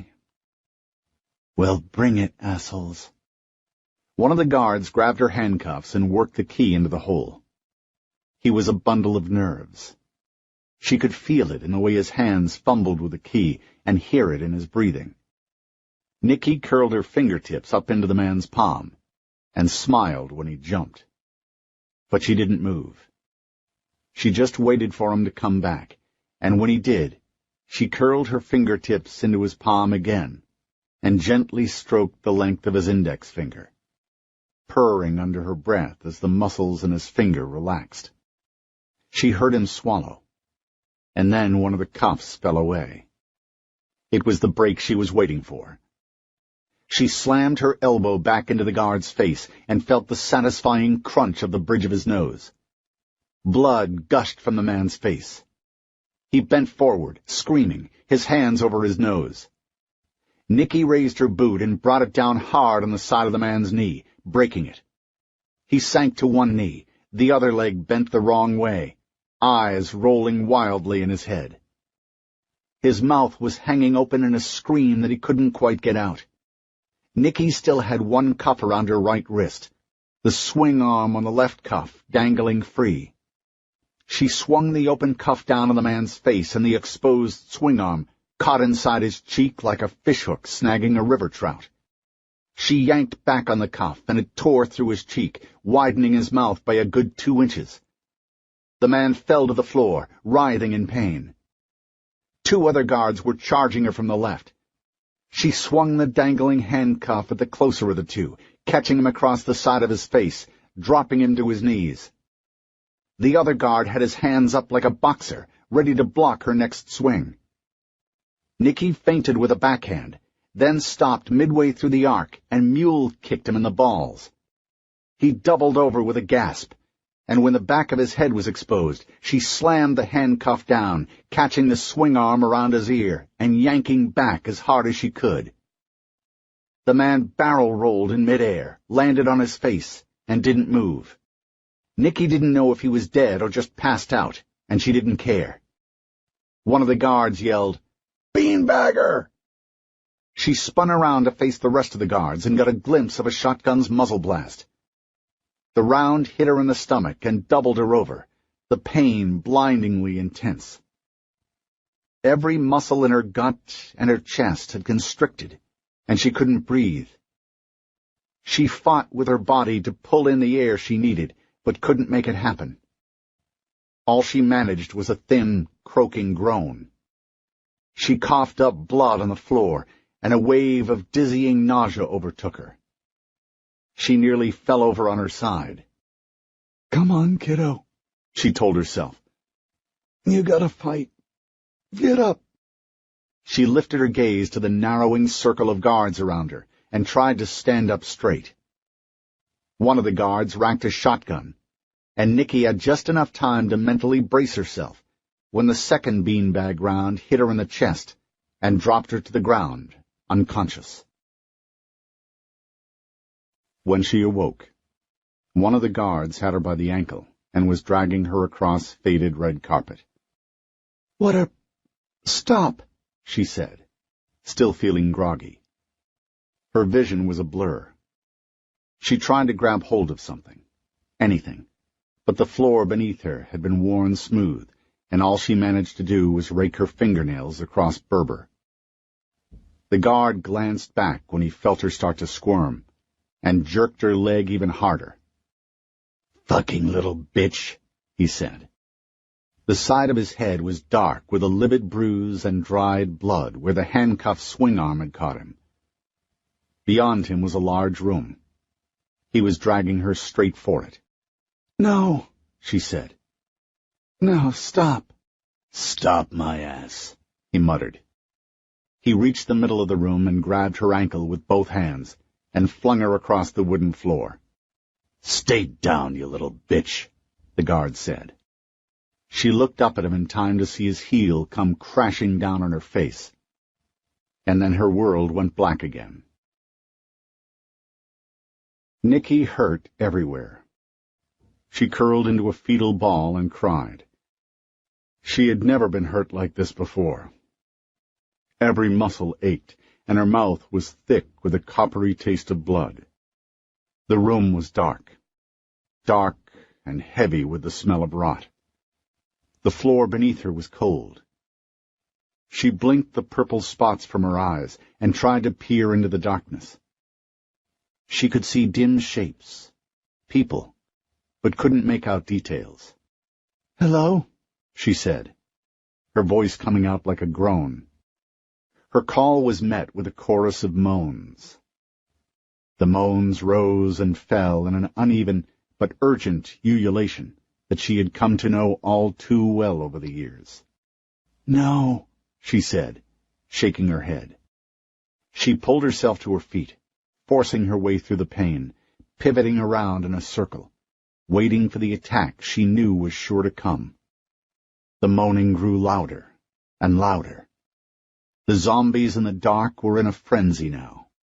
She heard the musical clinking of a chain-link fence, and in her mind she remembered visiting the St. Louis Zoo as a child, holding her father's hand as the two of them stared at a chimpanzee, shaking furiously at the bars of his cage with both hands. She was hearing the same kind of noise now, and knew there was a terrifying, frustrated, insatiable rage fueling it. But the question that mattered, indeed, the only question that really mattered, was which side of the cage was she on? Turning in a circle, she bumped into something heavy hanging from the ceiling. Her shoulder hit the bottom edge of the object, and it rocked away from her. It felt like a huge birdcage. And as soon as she moved it, the zombie inside it turned wild. Its moans rose from a fevered panting as the ghostly shape of its diseased arm shot out at her from between the bars. Nicky jumped back, her heart in her throat, her hand over her aching chest. "Oh, Jesus," she said. "Oh, Jesus, oh, Jesus." She staggered backward and fell, landing on her butt. She was surrounded, and for the first time in her life, she found that she couldn't make herself get back up. This was the end of the line. Her train stopped here. She was down in the bowels of the zombie king's lair, and she was going to die here. The realization made her feel like she'd been run over by a truck. It flattened her, numbed her to the point that she was prepared to just let it happen. It wasn't scary anymore. All she had to do was sit still and wait for death to clamp its filthy jaws on her. She was crying, sobbing, when a series of bright lights came on. Black shirts, she realized, standing on the edge of the room holding hand-cranked spotlights. Nicky lifted her head and saw at once that she was in a large room, lined on either side by improvised cells constructed of chain-link fencing, strung over recessed chambers in the walls. Leering from behind the fencing were hundreds of zombies. They pressed against each other, clawed at each other's ruined faces, trying to squeeze through the diamond-shaped holes in the fence to get to her. And hanging from the ceiling were 3 large bell cages, each one containing a zombie. It was the middle cage she had run into. The zombie inside was on his knees, his face wedged between the bars, his hands reaching for her, clutching at the empty air between them.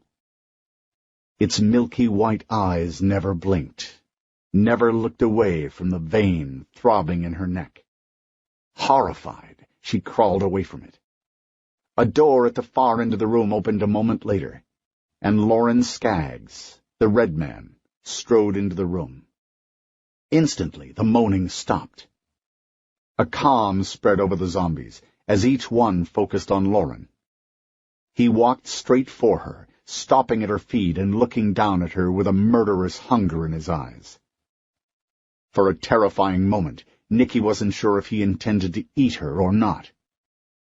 He just stood there, breathing heavily, watching her. "You're bleeding," he said at last. She didn't respond. "What? No nasty comeback?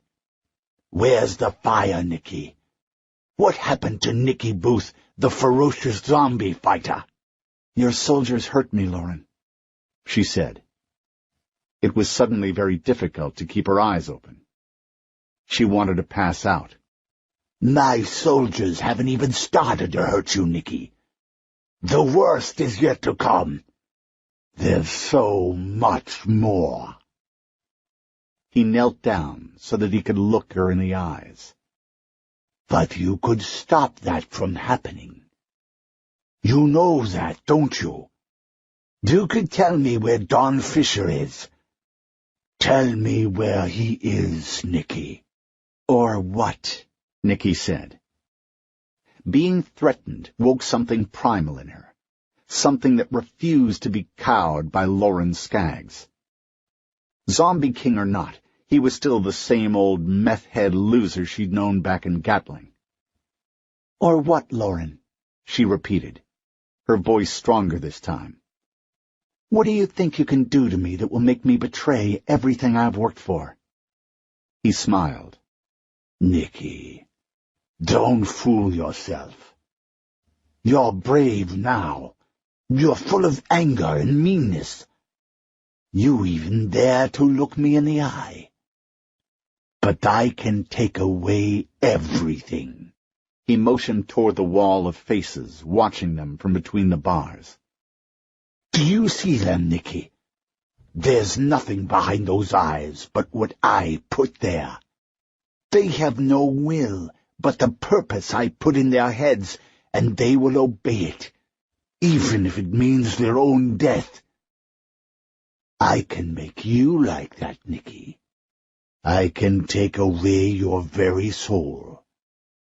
And when I do, there will be nothing left inside but what I put there. I will own every inch of you.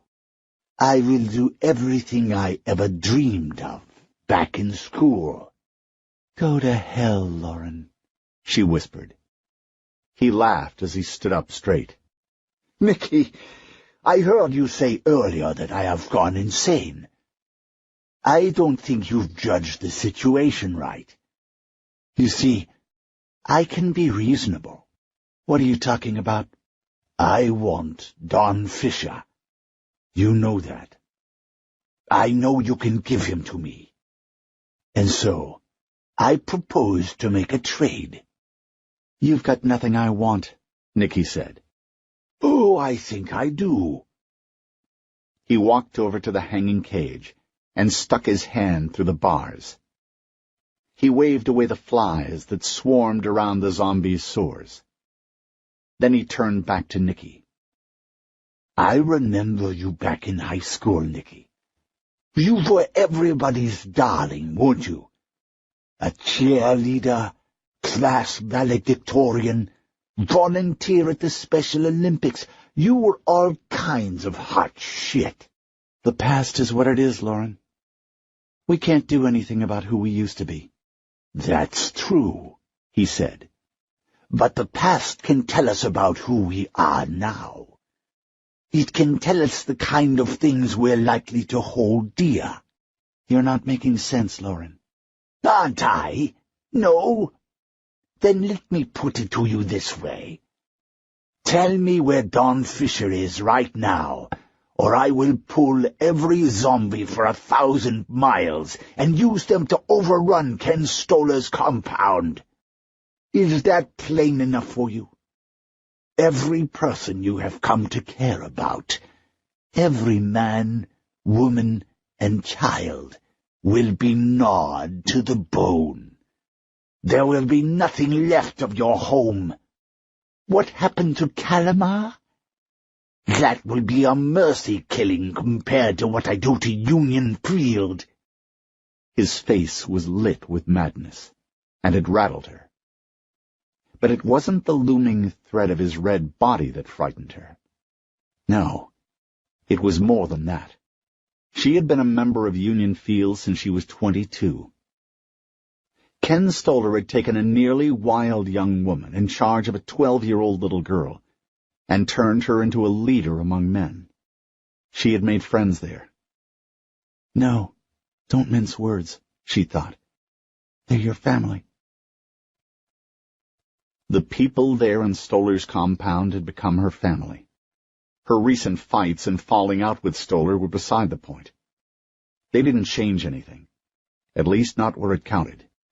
When she left Union Field, she left a lot more than a safe haven. She left her family. And the idea of Lauren's zombies killing them, improbable as it was, rattled her to the core. Do whatever you're going to do, she said, praying that he would believe her. I've got nothing there anymore. A sneer played at the corner of his mouth. You fight better than you lie, Nicky. I know what you're really thinking. You're scared, but not scared enough. You don't think I can make good on my promise, and that's why you think you can lie to me. You've seen, what, 100, 200 zombies? You think that is all I control. You're wrong, Nicky. I control them all. Have you ever watched an enormous flock of birds in flight? Seen the way they wheel and turn like one mind is working them all? It's morphic fields. I don't know how, but I can see those fields. It's like a fog that I can move and push. I can control it. He gestured to the zombies behind the chain-link fencing. I can control all of them without making a sound. You believe that? Lauren, you really are insane. Nicky. he said, shaking his head. You haven't been paying attention. I know you've seen a quiet street suddenly fill with zombies. You've seen that, right? You've seen one zombie turn into a stadium full of them in the blink of an eye. Haven't you ever wondered how that happened? How they converge on a victim so suddenly, so completely? She didn't answer.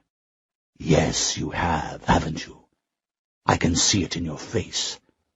You're wondering how it happens, but I know the answer, Nicky. I know because I can see what connects them. I can make them do anything, go anywhere, and I can do it without ever leaving this room. I don't believe you. Like calls to like, Nicky. A virus will invade a host, but it won't make its presence known until it has sufficient numbers to control the host. We've known that for a long time, even though we've never understood how it works. I still don't. But I can use it, Nicky. If I concentrate, I can make a zombie in Los Angeles walk into the Pacific Ocean. I can make a crowd of them in Mexico City come north. Viruses are like that. No matter where they are in the host, they can communicate. It's not telepathy, or pheromones, or any of that shit. But it happens just the same.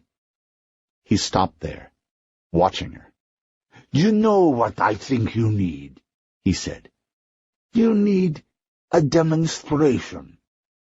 He didn't take his eyes off her. He didn't do anything but stand there. And yet, somehow he delivered a message to the zombie behind her.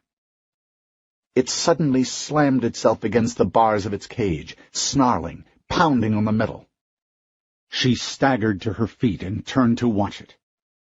The zombie tried to tear a strip of iron with its teeth. He clamped down on the metal and tore at it, even after shattering its teeth.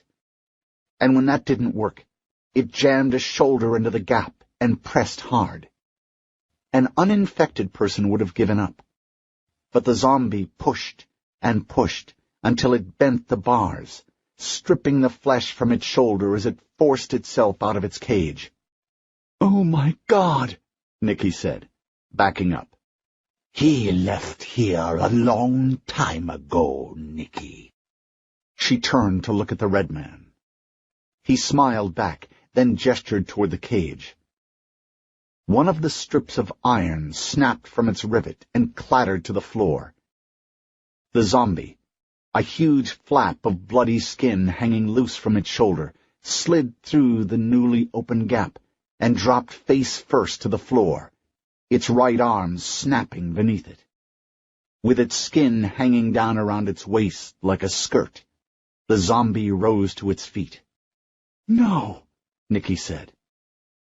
No. That's a man, she thought. How can he still be alive? It took a few faltering steps toward her, smearing the ground with blood. The zombie was less than 5 feet from her when it stopped and turned its diseased face toward the red man. It was swaying in a circular motion, barely able to keep its feet. He will walk 1,000 miles more if I want him to, the red man said. Lauren, stop it, please. Then tell me where I can find Don Fisher. Herculaneum, she said, her voice barely more than a whisper. She couldn't bring herself to look at anything but her own boots. All the fight had bled out of her. I was supposed to meet him in Herculaneum this morning. He's probably still there. The red man smiled. Better and better, Nicky. My zombies will move through Union Field, and then we will go looking for Dr. Fisher. What? She said, aware of the fear in her voice, but unable to stop it. You can't. You said you just wanted Fisher. I do want Fisher, Nicky. And when you're ready to give him to me, I'll take him. But you're still lying to me. You have 3 days to give me what I want. It will take at least that long for my zombies to gather at Union Field. If I have not heard the truth by then, it won't matter. Not for you or for Fisher. With that, he turned and strode out of the room. And when the black shirts turned out the lights, the only sound she heard was the exhausted breathing of the dying zombie on the floor, just a few feet away.